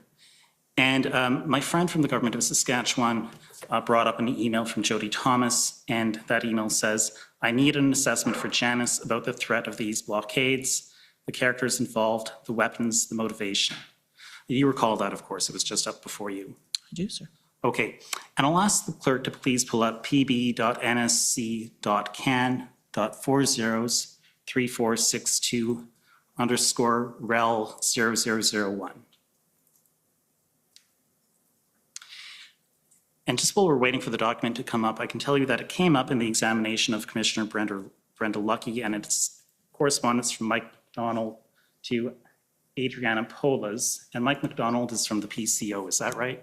Yes, he is. Okay, and it looks like Adriana Polos is from the RCMP. Now from Commissioner Lucky's exam, I think we concluded that Jody Thomas's request for a threat assessment was passed down to Ms. Polas. And if we scroll down a little bit here, a little bit more, please. Just a little bit more. Oh, so, I'm sorry, just up a little bit, pardon me, right there. If we look at this email, we see that she identifies 3 groups, and the first group is a group called the 3%ers. The second is called Diagolon, if you scroll down a little bit. And the last one is called Canadians First.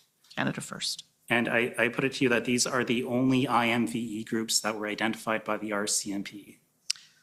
Those are the 3 groups that are in this email that Ms. Pelosi sent to the Privy Council office. Did the RCMP identify any other IMVE groups to you?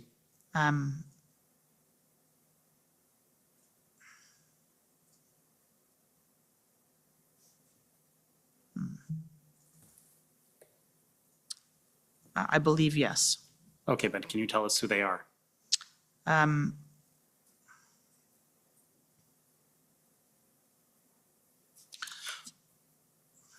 Maybe I'll do it the inverse way, which is, to be clear, as I said, this is an email between someone in the RCMP and someone in the Privy Council office.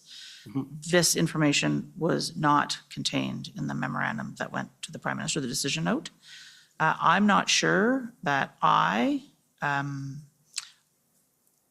turn my mind to the details of who the IMVE extremists were, other than to be reported by the RCMP and other security agencies that there were known IMVE, I think they used the word targets, subjects of interest, involved in the protests. I'm sorry, I just didn't hear that last part. Okay.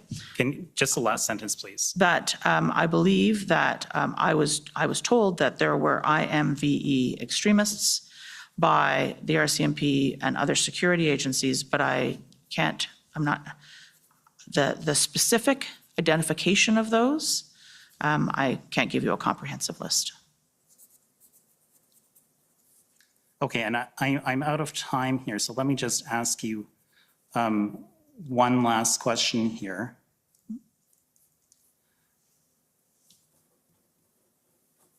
you would agree with me that in your memo to the Prime Minister, dated February 14th, you told him there is no current evidence of significant implications by extremist groups or international sponsors. I'll take your word for that. Can I suggest as well, as I said, this is an input, the official record that I would commend to you in terms of the evidence upon which the government based the decision to invoke the Emergency Act is contained in the Section 58 justification, which was tabled before the House of Commons. And I think that's the most reliable place to find the evidence that the government used to rely on to invoke. But the memo contains your advice to the Prime Minister. That is correct. And this is not in my memo, sir. Thank you. Okay, next is the CCLA, please.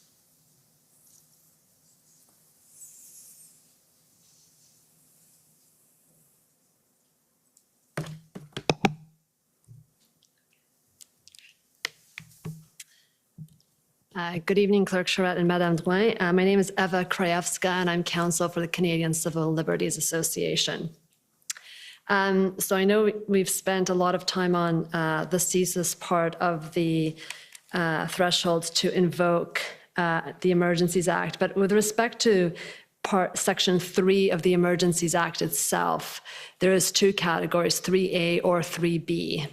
And 3A is that there is a national emergency that is urgent and critical of a temporary nature that seriously endangers the lives, health, or safety of Canadians and is of such proportions or nature as to exceed the capacity or authority of a province to deal with. And I understand that that is the part that the government relied upon to invoke the Emergencies Act, correct? Agreed.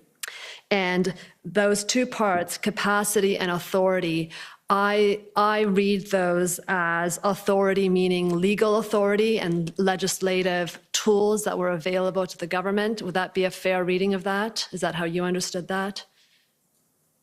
Yes. And capacity, to me, the word capacity connotes an issue of resources, correct? Operations, I agree. Operational capacity. Yeah.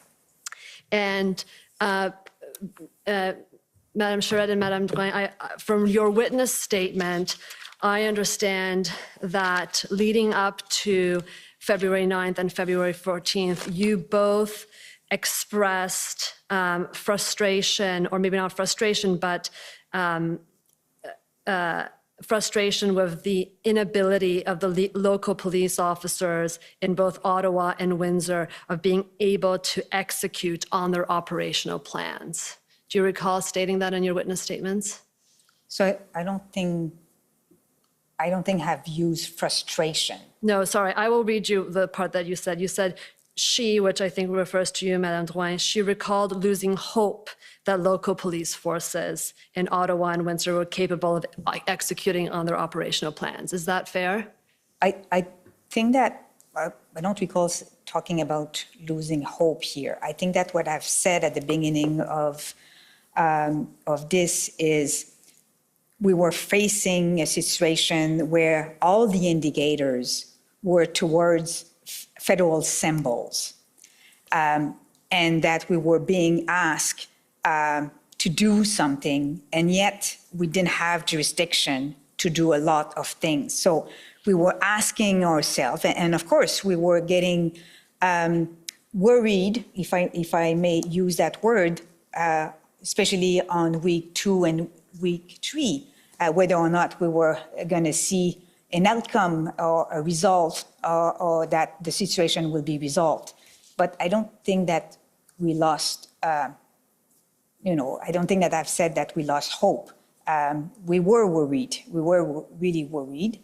And we came to the conclusion that maybe the actual resources, tools, and authorities that provinces were having were not bringing the successes we were looking for, or being used and being inefficient. Okay, and if I can take you to your witness statement, just so that you can recall, because I want to take you to another passage. This is WTS 6074. Yeah. I think Commissioner Lucky, it says that Commissioner Lucky grew frustrated with the lack of action by police agencies. And then it states, if you can go to page 11, please, Mr. Registrar, thank you.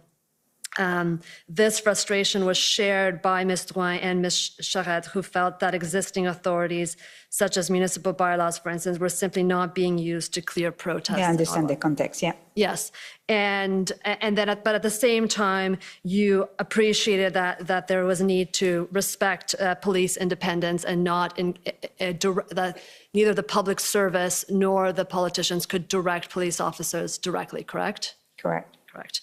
And I put that to you in the context that later on, coming up to the IRG meeting of February 13th, you were taken to this earlier. I think the evidence is that by February 13th, the RCMP, the OPS, and the OPP had signed off on a plan to remove the demonstrators from Ottawa. But I think the evidence we heard from Commissioner Lucky is that she did not express that directly to the IRG on February 13th. And I think, Madame Charette, you confirmed this today, that is not something that you heard at the IRG meeting on February 13th, correct? I believe we heard there was a plan to deal with the protests in Ottawa. I would not characterize it the way you just did, which is to clear entirely.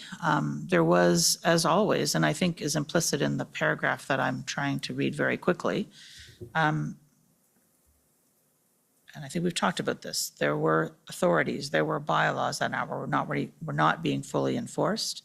That was a decision of law enforcement, local and law enforcement, as to whether or not they thought they had the resources to do that safely without impairing officer safety. We saw, for example, that they were trying to enforce restrictions on the movement of fuel in and around the convoy in Ottawa. And we saw cases where police officers who were trying to enforce that were being harassed and intimidated and threatened. We saw protesters filling those cans with water as opposed to gas. So there was lots going on. So when it came to the plan was about how to, as I understand it, the various iterations of the plan were about two parts of this. One was about how do you try and get the numbers down to the core, and then so that whatever law enforcement resources were going to have to be used in terms of actual enforcement, you could kind of get the size of the problem down. And the plan, as I believe had been explained to us, was about two-phase, but the details of the plan to clear the occupation in Ottawa was not available to us on the 13th of February. Right, the details of the plan were not available to you, but I think I also understood that you may not have known that the RCMP and the OPP had signed off on a plan that they had confidence in could remove the protesters in Ottawa as of February 13th, correct? We had heard, as I said many times, about plans that didn't get turned into action. Right, so you had, exactly, so you had over the week leading up to February 13th, you had been briefed on various plans that you also did not actually see come to fruition. So even if you were told about a plan on February 13th, at that point, part of you felt like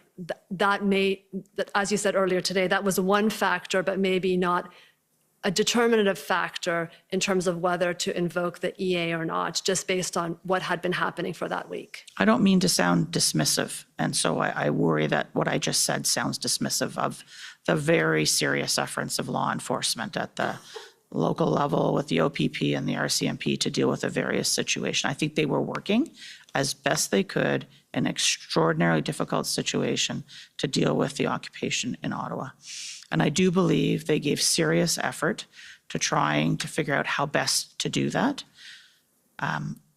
We had heard about this a number of times. The details of any kind of tactical plan would never have been shared with us.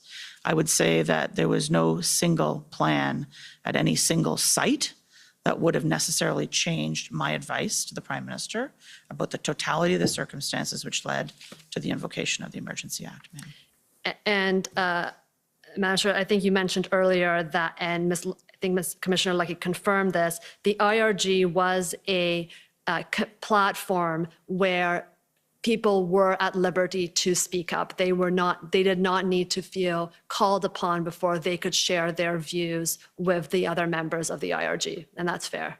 I believe that is an accurate statement, yes. And Madam Charette, you mentioned earlier in your testimony that you appreciate that there were aspects of the demonstration that were lawful and that there were aspects of the demonstrations that were unlawful, and you were careful to make that distinction.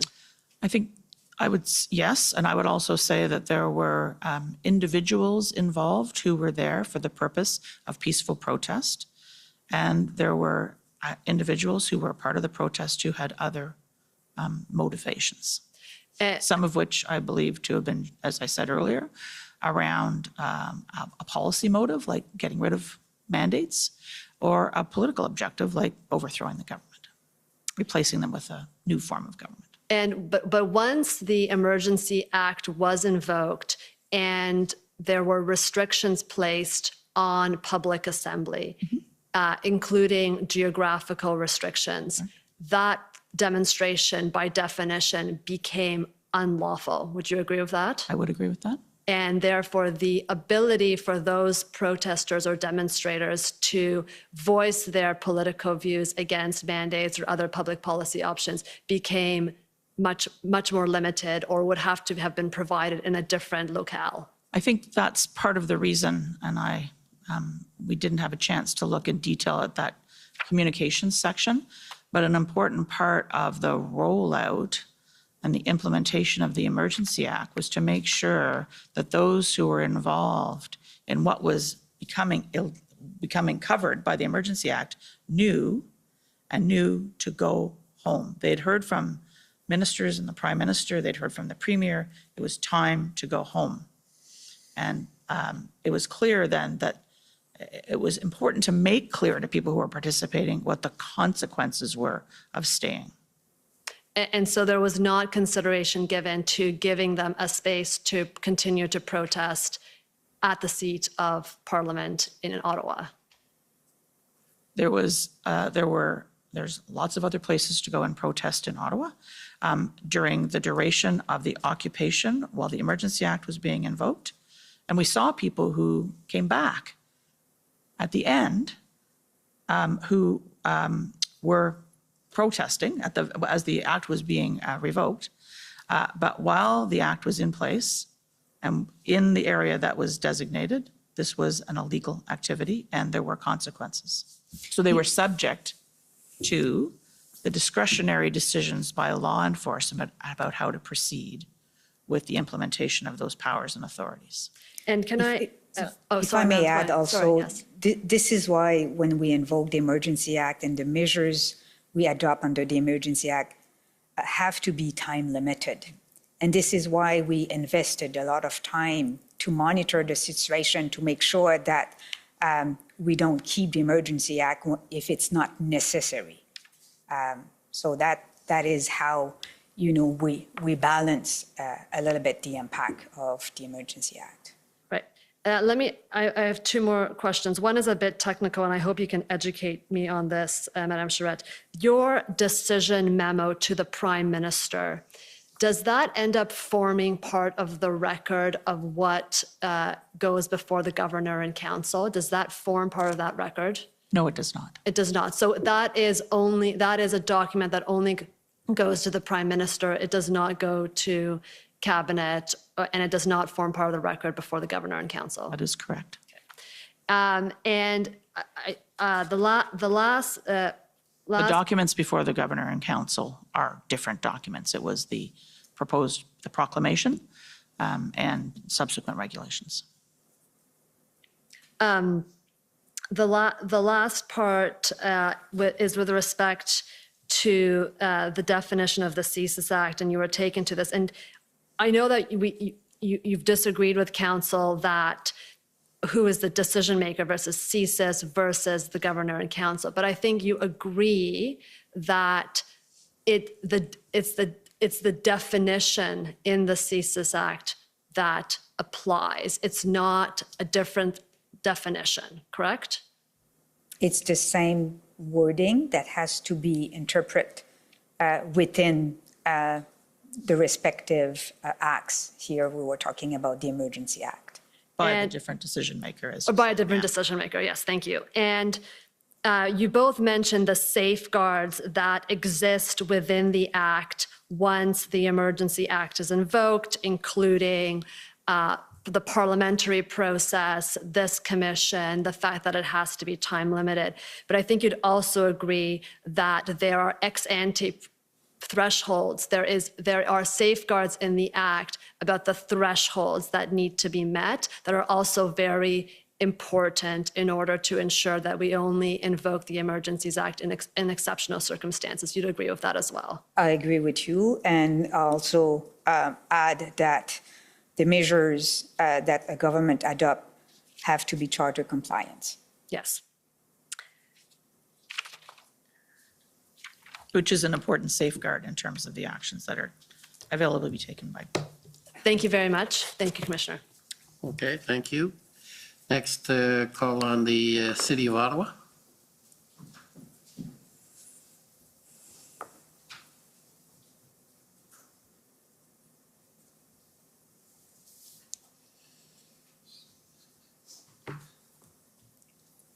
Good afternoon, almost evening. My name's Alyssa Tompkins. I'm one of the lawyers representing the City of Ottawa. I just have one quick question for you today, and it's to the clerk. If our clerk could bring up document SSM. Knew we were going to get in trouble with that at some point. Switch jobs. We've had a lot of commissioners until this point, so now we're getting multiple clerks. So SSM.can.00008508.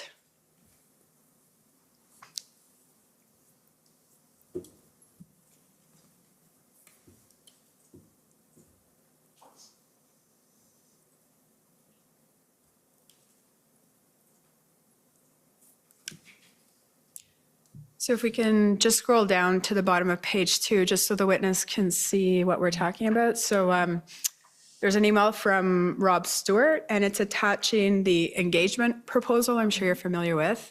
And if we scroll up, we see Ms. Thomas forwards it to you. And then if we keep scrolling, we see an email from you to Katie Telford, and it says, I would like to greenlight this today if possible. So were you wanting to, my question is just, were you wanting to greenlight it? I wanted the proposal around engagement to be considered by the incident response group of ministers. Okay, so you were neutral as to the engagement proposal yourself? Oh, I have a point of view. However, I probably did have a point of view at this point in time. This is about the decision to put the engagement proposal before ministers and the Prime Minister at the incident response group, which happened on the 12th of February. Okay, no, that's the clarification I was looking for. So thank you very much, Clerk, and those are my questions. Thank you. Okay, thank you. Next is the Ottawa Coalition. My name is Christine Johnson, and I'm one of the council for the Ottawa Coalition of Residents and Businesses. I have some questions for you both, and you can answer whoever feels able to answer. With regards specifically to your assessment of the threat posed by the situation in Ottawa. So I'd like to start off by noting that yesterday we heard Jody Thomas discuss the process of determining the distinction between lawful and unlawful protests and the difficulty sometimes in determining when peaceful protests become violent protests. And with regards to determining whether the protest activity involves the threat or use of serious violence, Ms. Thomas stated that the only measure can't be violence of a nature of January 6th. And I understood her statement to mean it's not only violence that rises to the level of an insurrection. And I would take it from your testimony today that you would agree with that statement? Start. No? So can I? Sure. I'm not. I want to say two things, if I could, Ms. Johnson. First is that in the note, the decision note that I sent to the Prime Minister, I did not do a specific assessment of the threat in Ottawa. What I was looking at was the national picture. As for your question about violence, I think was the, or was that the second part of your question? Sorry. Mm-hmm. I think violence has a lot of different meanings. There's, I think, violence that, a punch in the face is violence. And it could also be violent when you feel threatened or intimidated, when your ability to go about your daily life is being thwarted, your ability to get to a medical appointment, your ability to access 911 services, your ability to have an ambulance come to your house if in fact you're in need of medical assistance, if your job is threatened because the supplies don't get to your factory and your shift doesn't go in. There's a number of different manifestations of violence, short of the kind of, spectacular, I think, violence that might have been implicit in something like, I think, the events of January the 6th, which I think I can tell you, as a proud Canadian, I hope I never see here. Mm-hmm. Thank you for that answer. And it feeds into my next question, which was, is it correct that, to your knowledge, neither the Emergencies Act nor the CSIS Act defines the term serious violence? I do not. And it's in fact, sorry, I was just going to continue to say it's in fact open to interpretation, as you suggest. I believe that to be the case. But I think you have to read the two words together. I certainly, when I put my mind to this, thought about the test of serious violence. Right. And you've testified today that you believed that the definition of a threat of serious violence or acts of serious violence under Section 2C of the CSIS Act, that definition was met and justified the invocation of the Emergencies Act. Is that fair? That was my testimony, yes, Ms. Johnson. That's correct. Thank you. And you gave some examples to my friend, Mr. Miller, and this is for Ms. Drouin. You gave some examples of my friend, Mr. Miller, of the types of things that you considered in looking at, from all of the inputs you were receiving of what was going on the ground, the types of serious violence that occurred. And you gave examples of threat to the economy, impact on trade, impacts on workers, disruption at ports of entry, as well as, the on-the-ground harassment, intimidation, these sorts of things, assaultive behavior. So is it fair to say that your understanding and interpretation of serious violence included more than just physical violence, but also economic and psychological violence? I agree. Okay. And just, if I may have just a couple of minutes, Commissioner, just to ask specifically about the situation in Ottawa and how certain things factored into your decision-making. We've heard testimony from both residents and law enforcement about people in Ottawa who experience harassing and assaultive behavior. We've heard that not all of this was reported to police.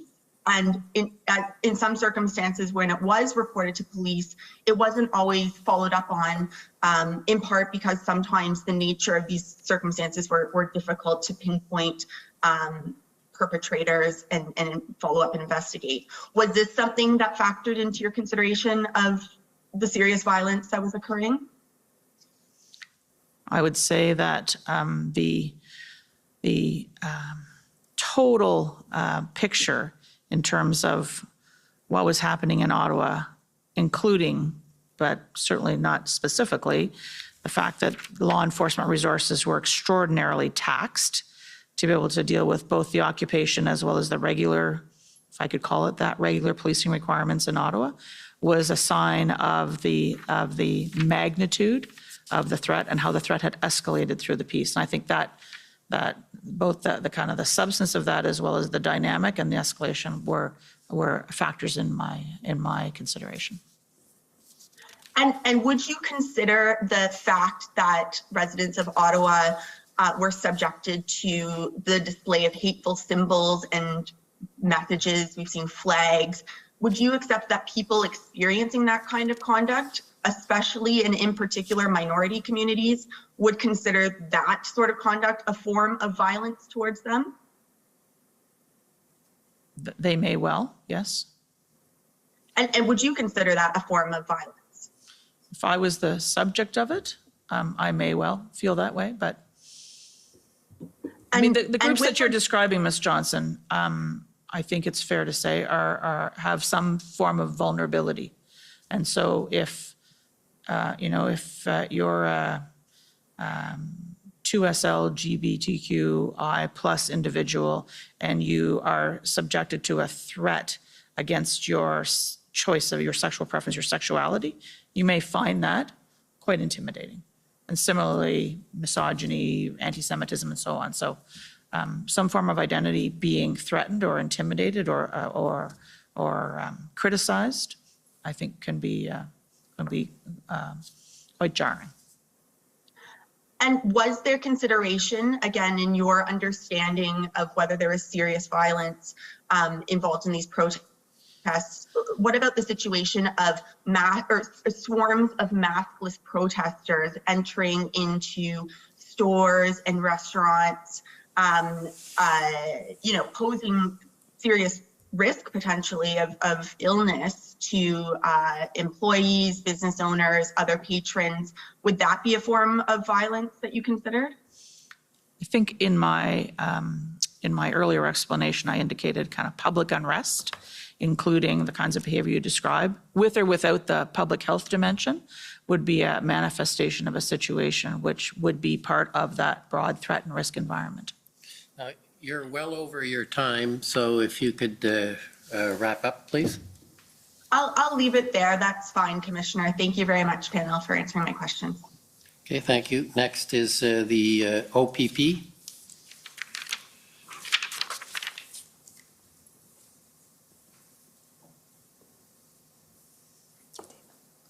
Good afternoon. Thank you, Commissioner, and good afternoon to you both. My name is Janine Kabursi, and I'm one of the counsel for the OPP. So I have just a few minutes with you today. So I'd like to ask you just a few short questions and briefly deal about your understanding of what was happening in that weekend leading up to the arrival of the convoy in Ottawa. So if you cast your mind back to that time period, and we have seen some of the documentation, but I'd just like to ask you, did you have any awareness at that point that there were some indications that this convoy of truckers, which was going to number potentially in the hundreds in terms of vehicles heading towards Ottawa, were you aware of that basic fact at that point? So, Ms. Kabursi, you're speaking about the week beginning the 24th of January, the Monday. Is that what you're referring to? That's right. So I think I can't exactly remember what day. I believe 24th or 25th, we heard for the first time in a team meeting that there were reports that there was at least a significant number of protesters coming to Ottawa. I can't remember whether there were other sites at the time that were mentioned or not, but certainly Ottawa sticks in my mind. And the exact details of that, I'll tell you, I didn't retain. Those events were being monitored by other folks in the Privy Council office.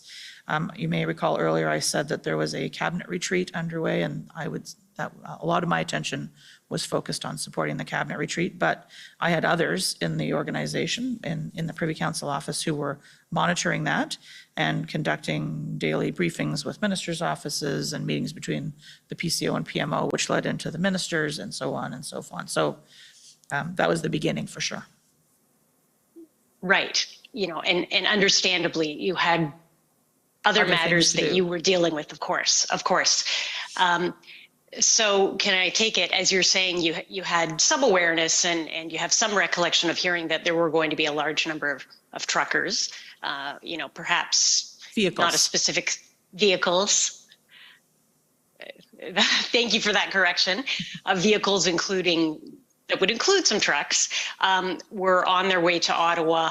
And did you have any awareness at that time that there was some indication that some members of this protest group, if I call it that, were intending to stay in Ottawa until their demands with respect to vaccine requirements were met?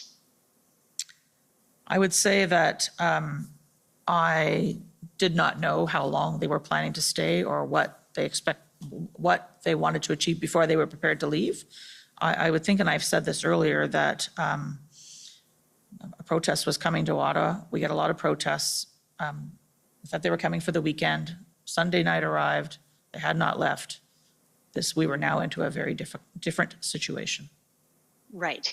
But would you agree with me that early information that there was at least a group indicating a commitment to staying in Ottawa until certain demands were met, and early indications that some vehicles, including heavy machinery, with the truck that were on the way to Ottawa, would all be indications that would be at least informative for you and your colleagues in terms of what you might expect? Yes. Yes, okay. And so I now we've know, heard in this. Sorry, may I add something, Yeah. ma'am? Yes, I think please. what we have heard through the work of this Commission of Inquiry is that there were reports, there was more information available that was being shared with law enforcement that we have found out after the fact. And I think the Hendon reports is an example of the kind of information that was being shared, but that wasn't my focus at the time. Right, not your focus, and not within your awareness, because you're not direct recipients of these reports. They're shared within a law enforcement community. But you'd agree that through your appropriate information channels, including the National Security and Intelligence Advisor, communicating with the RCMP, it's of course helpful to ensure that the communication channels are working effectively so that you have early information that can assist you in your role and then ultimately, decision making. I think it's absolutely true that the better information we have about what's happening or what's going to happen will inform our actions every single time. The fact that there may have been information known by some people, but not all, is, I think, what's known in the business as an intelligence gap. And we've taken a lot of steps to correct that in terms of the international dimension of our work, following up on the events of 9/11 to make sure that the information is shared, that there's an ability to assess and to integrate threat assessment. And I think the National Security Intelligence Advisor may have talked about some of that. I think earlier I talked about there may have been gaps in what we knew or didn't know in terms of OSINT, open source information, social media information, and there may have been domestic sources of intelligence that maybe we need to do a better job of pulling together and looking across. No, you're out of time, actually over time, so you're going to have to wrap up. Okay, I have one remaining question or two, Commissioner, if you might allow me, in a different area. I'll allow one. So Okay. pick the best one. I'll try, Commissioner. Thank you.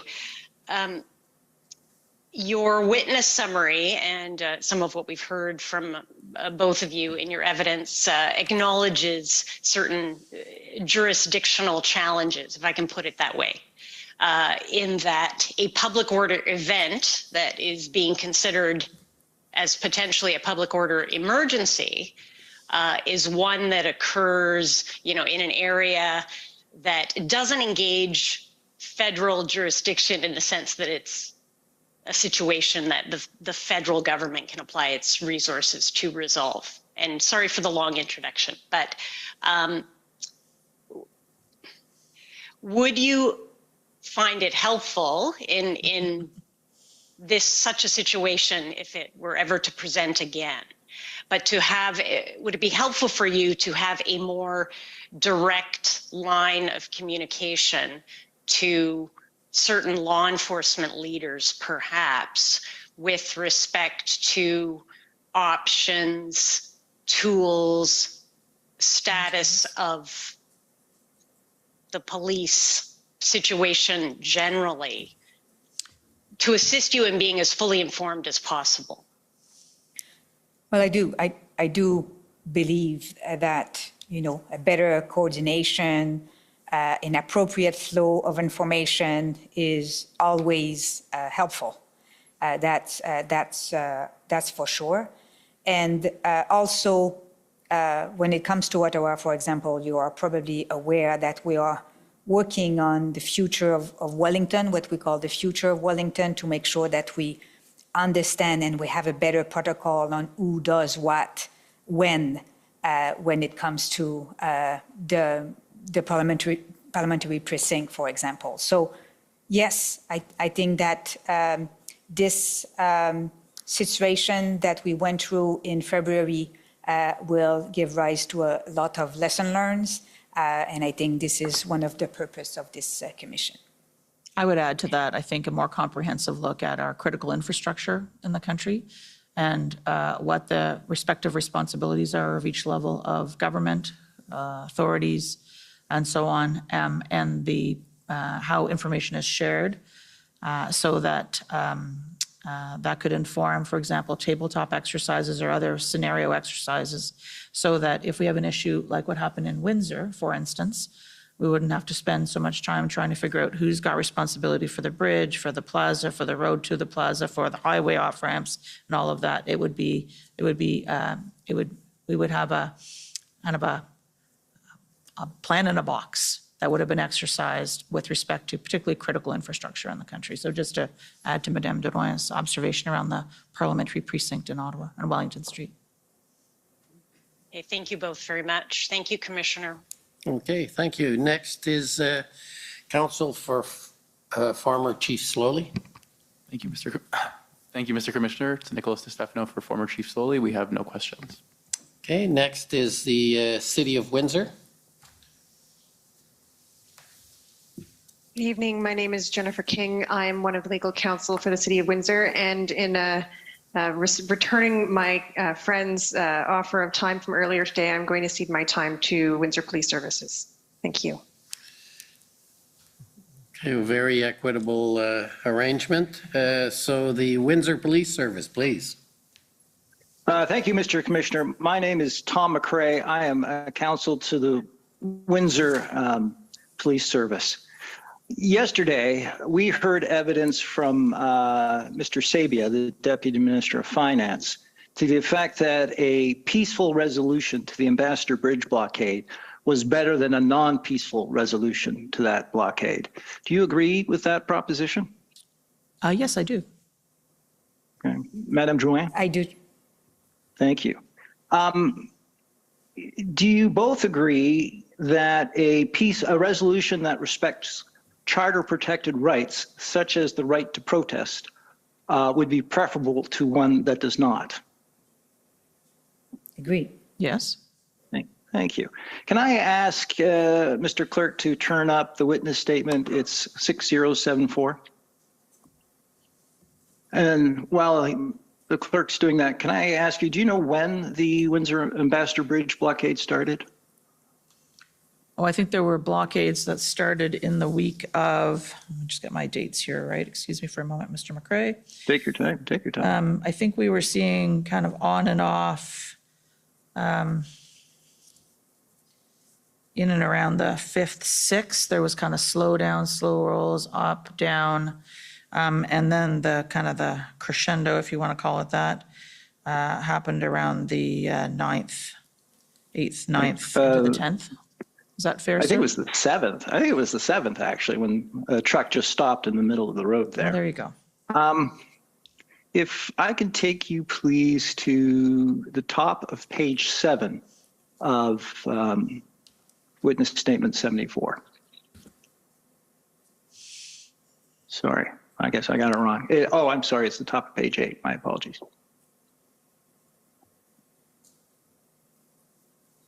And this has the time frame of this, and maybe you could scroll up a bit just to give the witnesses the proper context. I apologize for that.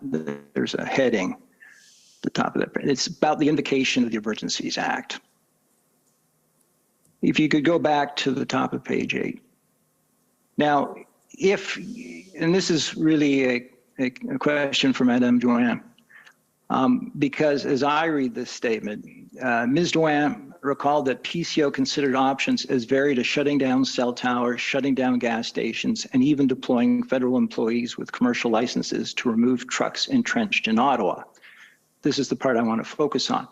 She recalled losing hope that local police forces in Ottawa and Windsor were capable of executing their operational plans as time went on and no concrete police actions materialized. Madame Drouin, when is it that you lost that hope? Well, first of all, I think that we saw a crescendo in terms of the movements all across Canada. And when we were approaching what I think the clerk will call the third weekend, so the week of February 9 until the 13th, I think this is where, and I think we talked about that a lot, we were hearing about we have a plan. And then the plan was not being executed. And that was true for the different sites across Canada. And I guess this is where we started to wonder whether or not provinces, law enforcement agencies were enough equipped to face the situation. I'm sorry, just so I'm clear, you understood during the week of February 7th that Windsor had a plan and it had not executed on it? So what I'm saying is that, and I'm not putting a date for Windsor.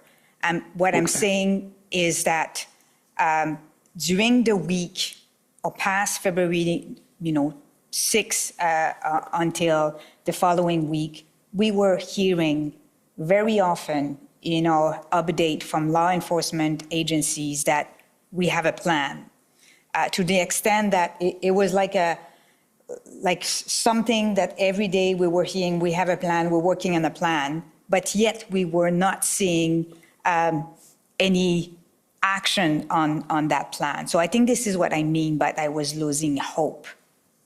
And perhaps I can add just contextually, would it be helpful, Mr. McRae?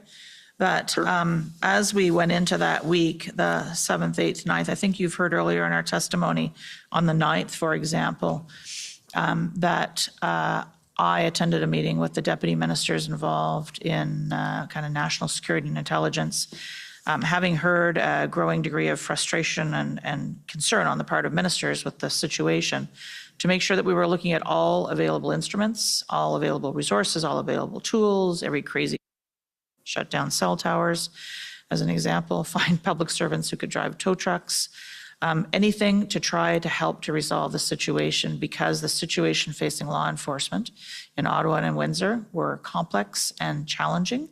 Windsor in particular, we had a lot of concern about, as you know, our colleagues from the Canadian Border Service Agency, directly involved working with the police of local jurisdiction on the ground. But what could we do to help?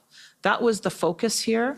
Police alone, without more help, were they going to be able to deal with the size and the intensity of the challenge? I think that's what our focus was in our attempt to try to bring all of the resources and the might of the federal government that we could to try to help.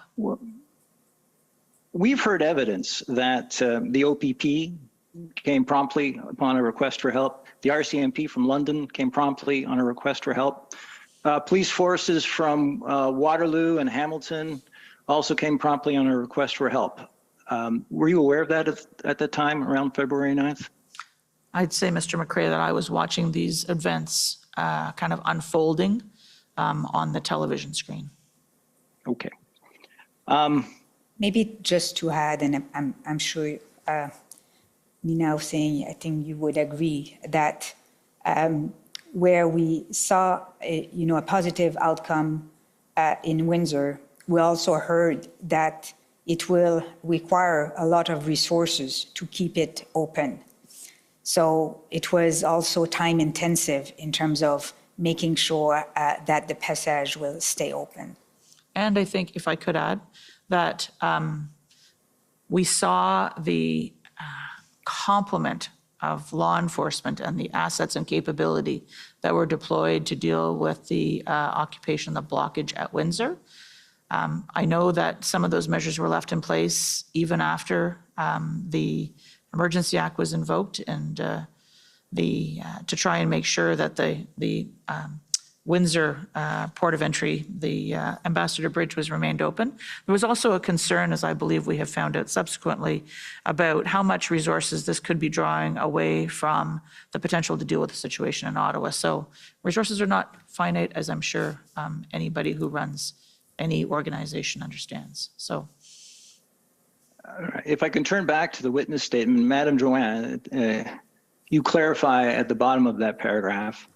She clarified that neither she nor the clerk, that's you, Ms. Charette, correct, reviewed police plans because law enforcement agencies operate independently of government. Will you agree that that is appropriate? Absolutely. That law enforcement agencies operate independently of Absolutely. government? Thank you. If I can take you, please, quickly to a document that I think the Commission Council took you to. It's Canada, I think 403256. It is an email, I think, that you received, even though it's dated the 14th, I think someone received it on the 13th, the evening before the invocation of the Emergencies Act.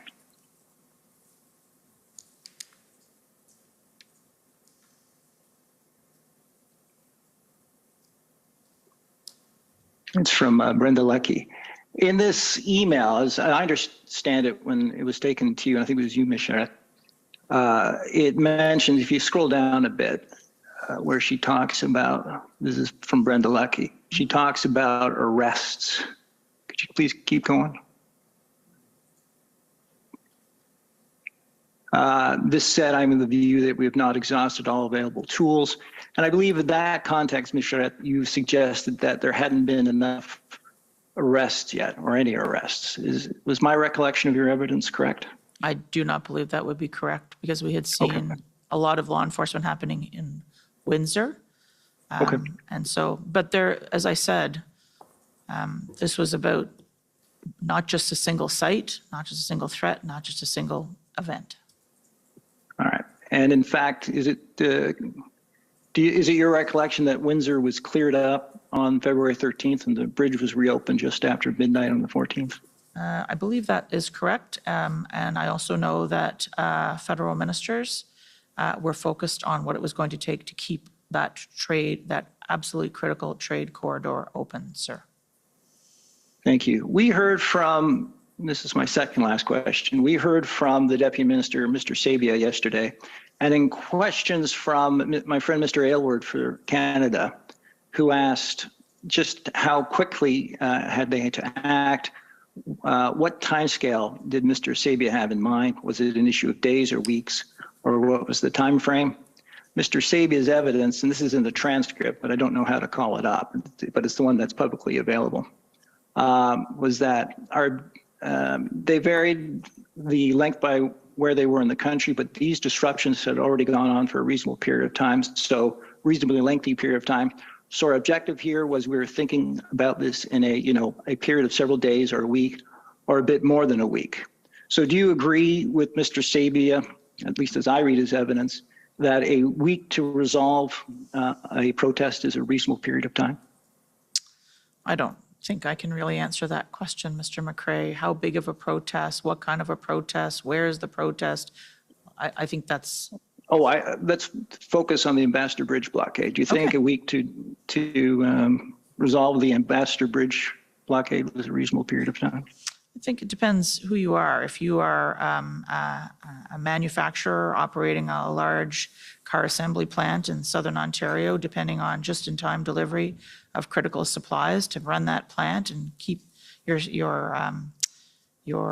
production line going, I don't think a week is necessarily going to be fast enough. If you are worried about the transport of food or fuels or medicine, which are coming across that critical supply point, I think you may have a different measurement, sir.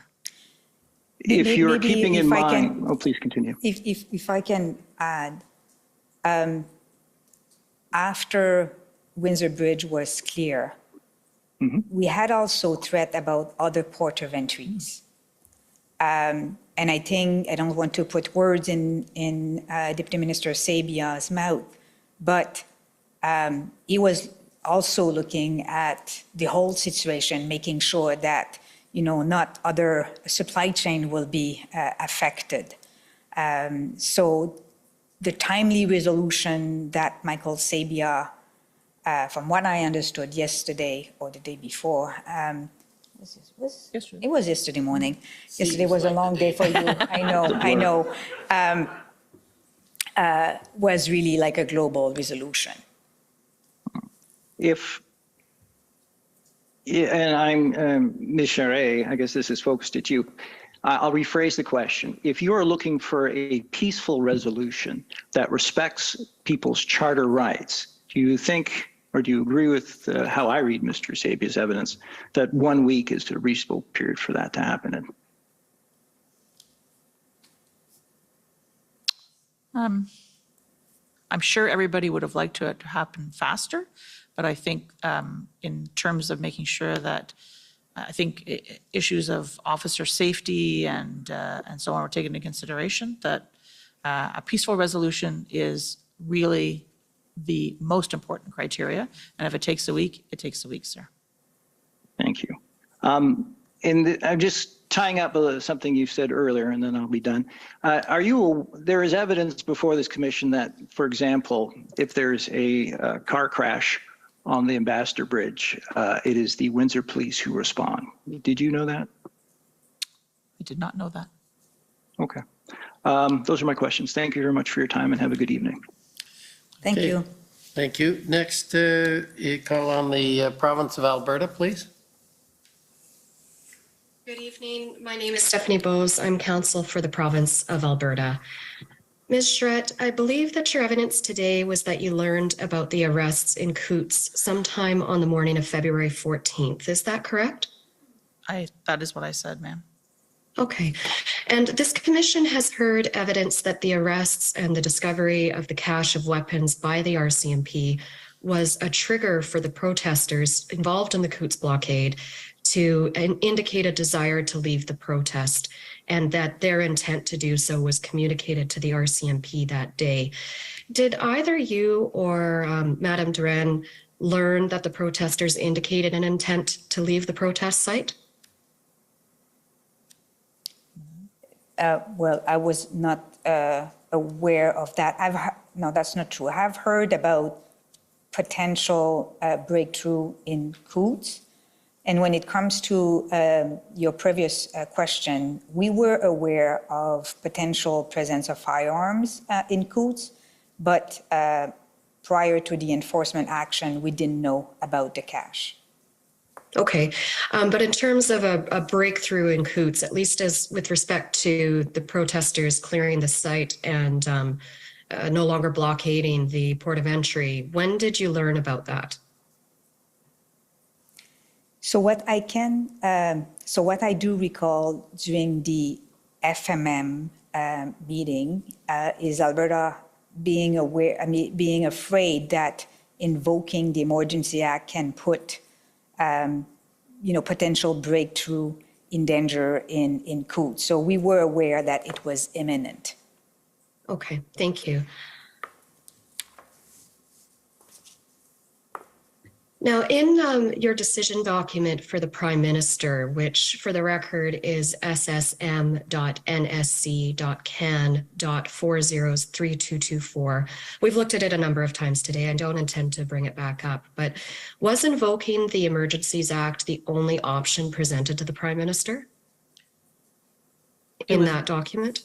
It was the decision that was sought in this document. Okay. But just to be clear, and I think that if you look at the many IRG trackers, many other options have been looked at, and the Prime Minister was present during the conversations when we looked at the different options. So All fair right. to say then, this was a decision note about a specific decision that was being sought, and there were other activities underway with the Prime Minister's full knowledge. But Okay, it so wasn't at the that topic of time, this the note. only option was Emergencies Act, yes or no? No, ma'am, that was not what I said. It's not No, about the only, the option in the note, excuse me, I should Yes, be. that's what sorry. and I'll Forgive me. clarify, that's what I Forgive mean me, yes. in the decision document. The Prime Minister can decide to invoke, he could decide not to invoke, he could decide to ask for more information, he could call for a meeting. I mean, he has a number of options available to him. To invoke, not to invoke would be two very obvious ones, to be fair, Ms. Bose. But the Prime Minister can write us back and say no, or call and say, there are alternative courses I'd like to pursue here. And did any of that happen? We got an affirmative decision to invoke the Emergency Act and to proceed with the implementation. All right, thank you. And Madame Drouin, I believe your evidence today was that Canada first started thinking about the Emergencies Act in the context of these protests after the demock on February 9th. Is that correct? That's what I said, yeah. Okay. And then the two-track process where the Emergencies Act was identified as track 2 was started on February 12th? Well, I think we also talk about, the predecessor of the two tracks document, which was a document developed by Jackie Bogden, I think the following night. So we started the two tracks at the beginning. I think we were talking about Plan A and Plan B. So it was, I think it was before the RRD on the 12th, maybe more the one on the 10th, that we first developed the track 1 and track 2 document. We were doing our, all right. May I add, we were doing our homework on the 9th to feed into the deliberations, which became at the incident response group on the 10th. And then that homework came back on the 12th with work that had been done after the IRG on the 10th through the 11th and back into ministers on the 12th. All right. And there's nothing in the Emergencies Act that prevented the Government of Canada from beginning consultation with the First Ministers on February 9th, correct? So on February 9, not the decision, but the path of using the Emergency Act was not sufficiently developed to consult. Like it was one of the options we were working on, but we were not in a position at that time because it was not serious enough as an option to start the consultation. I'd like also to add something. I received a question earlier this afternoon about another consultation we did on the Emergency Act in relation with COVID. And the situation was quite different.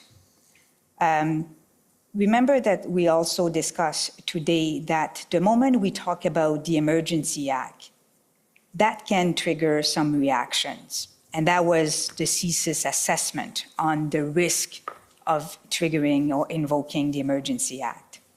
So we were quite aware that the moment we talk publicly about the Emergency Act, the timeline to take a decision is very short. It can be a go or no go, but you cannot wait. You cannot put that in the domain without taking a decision. And what we were afraid happened very rapidly. The moment we hang off the call on the FMM, it was already out there that we were thinking about the Emergency Act. So this is why, we were very concerned and pas concerned, conscient that talking about the Emergency Act will request a very rapid decision, a no or a yes, but a rapid decision. Okay, so there was a concern there, but certainly no limit on the ability of the Government of Canada to start a consultation process? I think what I've said is that, contrary to the virus, you can talk about publicly that you're thinking about using the Emergency Act. You can develop, language. You can put in writing proposal to provinces, receive their comment, and that will not change how the virus behave. If you engage in a more lengthy process when it comes to protests, that can change how the protest will evolve and how protesters will behave. So this is why we were conscious that the time limit to make a decision was very, very short the moment it was public and out there that we were considering invoking the Emergency Act.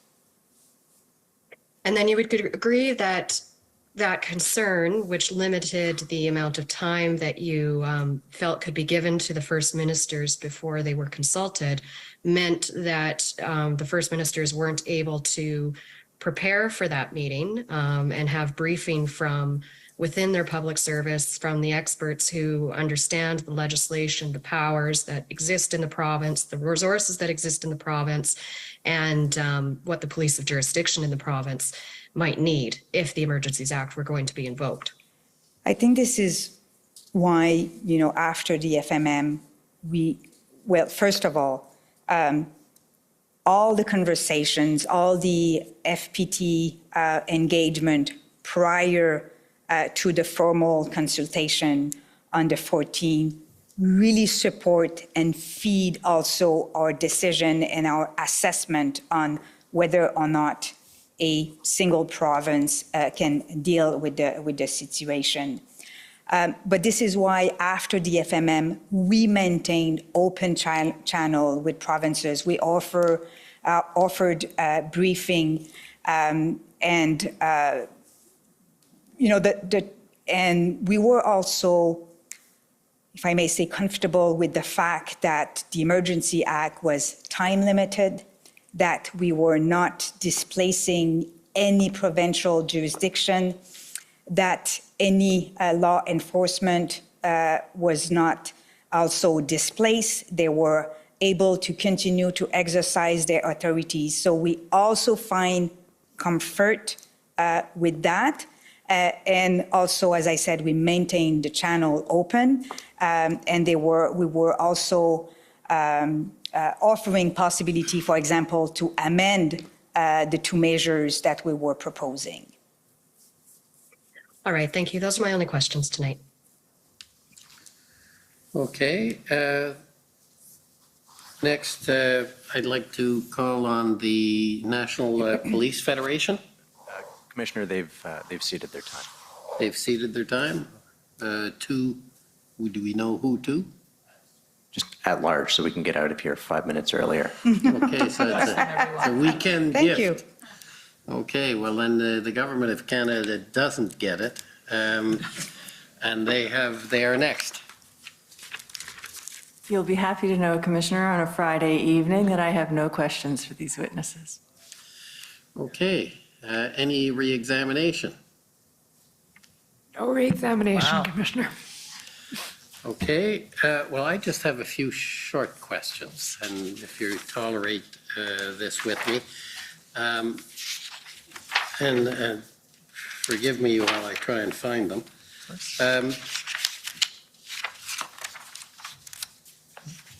In your drafting of a proposal and the timing for the decision by the Prime Minister, did you consider the appropriateness or desirability of scheduling a debate in Parliament? Not a vote, just a debate to consult, because the Emergencies Act is a delegation from the legislative to the executive. Was that considered and discarded, or was that not considered? And any comments you may have on that? Thank you, Mr. Commissioner. I believe I mentioned earlier that there had been a debate in the House of Commons on February the 7th, which would have been, I think, in the form of a take note debate on the situation overall. It wasn't specifically, of course, on the Emergency Act. I think as with respect to the role of Parliament and the consideration of the role of Parliament, in the invocation note, I think I indicated to the Prime Minister the broad outlines of the role of Parliament, but I haven't gone into detail, and there was subsequent advice that was provided to him around that. I think it does come back to the point that Madame Drouin was making. The sequence of events from the IRG on the afternoon of the 13th into Cabinet the night of the 13th, into the FMM the next day, the Prime Minister's time and space for final deliberations, mine to give my advice. It sounds like a long time. It wasn't a lot of time at this point. And it was also, we were anxious that that news getting out there, that information getting out there would have had an effect, cause an effect on the nature of what was happening. And it was already a volatile situation. And so there was to be a debate. There was in the House of Commons, there was to be a vote in the House of Commons, and I would say that we thought that was the parliamentary process to be followed in this case. I was going to say something else. I believe the Prime Minister had a consultation with the leaders of the opposition. In addition, I believe Ms. Thomas, the National Security Intelligence Advisor, referred to this on the evening of the 10th. So after the first IRG meeting, I believe the Prime Minister had a conversation with the leaders of the official opposition, including Ms. May at the time, to talk to them about the situation. So there was a parliamentary debate on the 7th. There was that telephone call consultation, not on the EA against her, to be clear, but on the general situation. And then we were into the invocation process. Okay, if I can then ask you in this couple of questions, and just with respect to the national scope of the order, and I think you've addressed it, I'll call it on one dimension, that it was a national issue, but was part of that consideration the use of federal powers such as the Bank Act, which are, because the economic measures, I guess the Deputy Minister Sabia said money is can move. Were those considerations on whether you would do national or limited?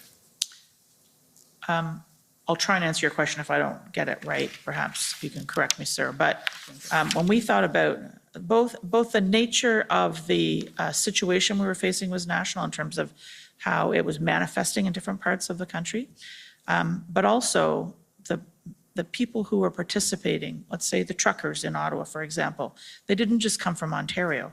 They came from right across the country.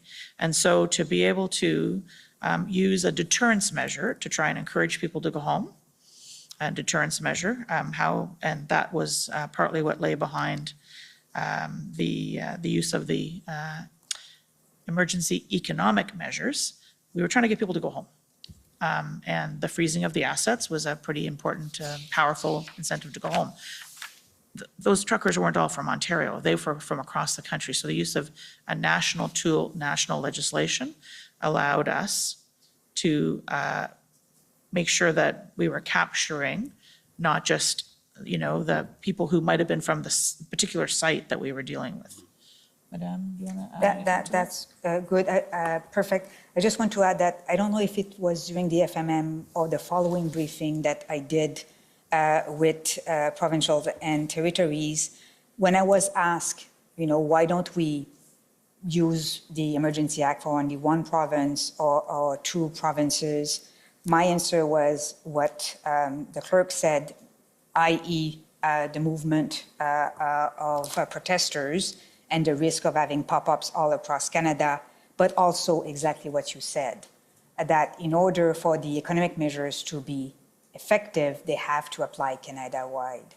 And I think I have said that also during my interview. Yeah, the financial institutions, for instance, that would be involved across the country.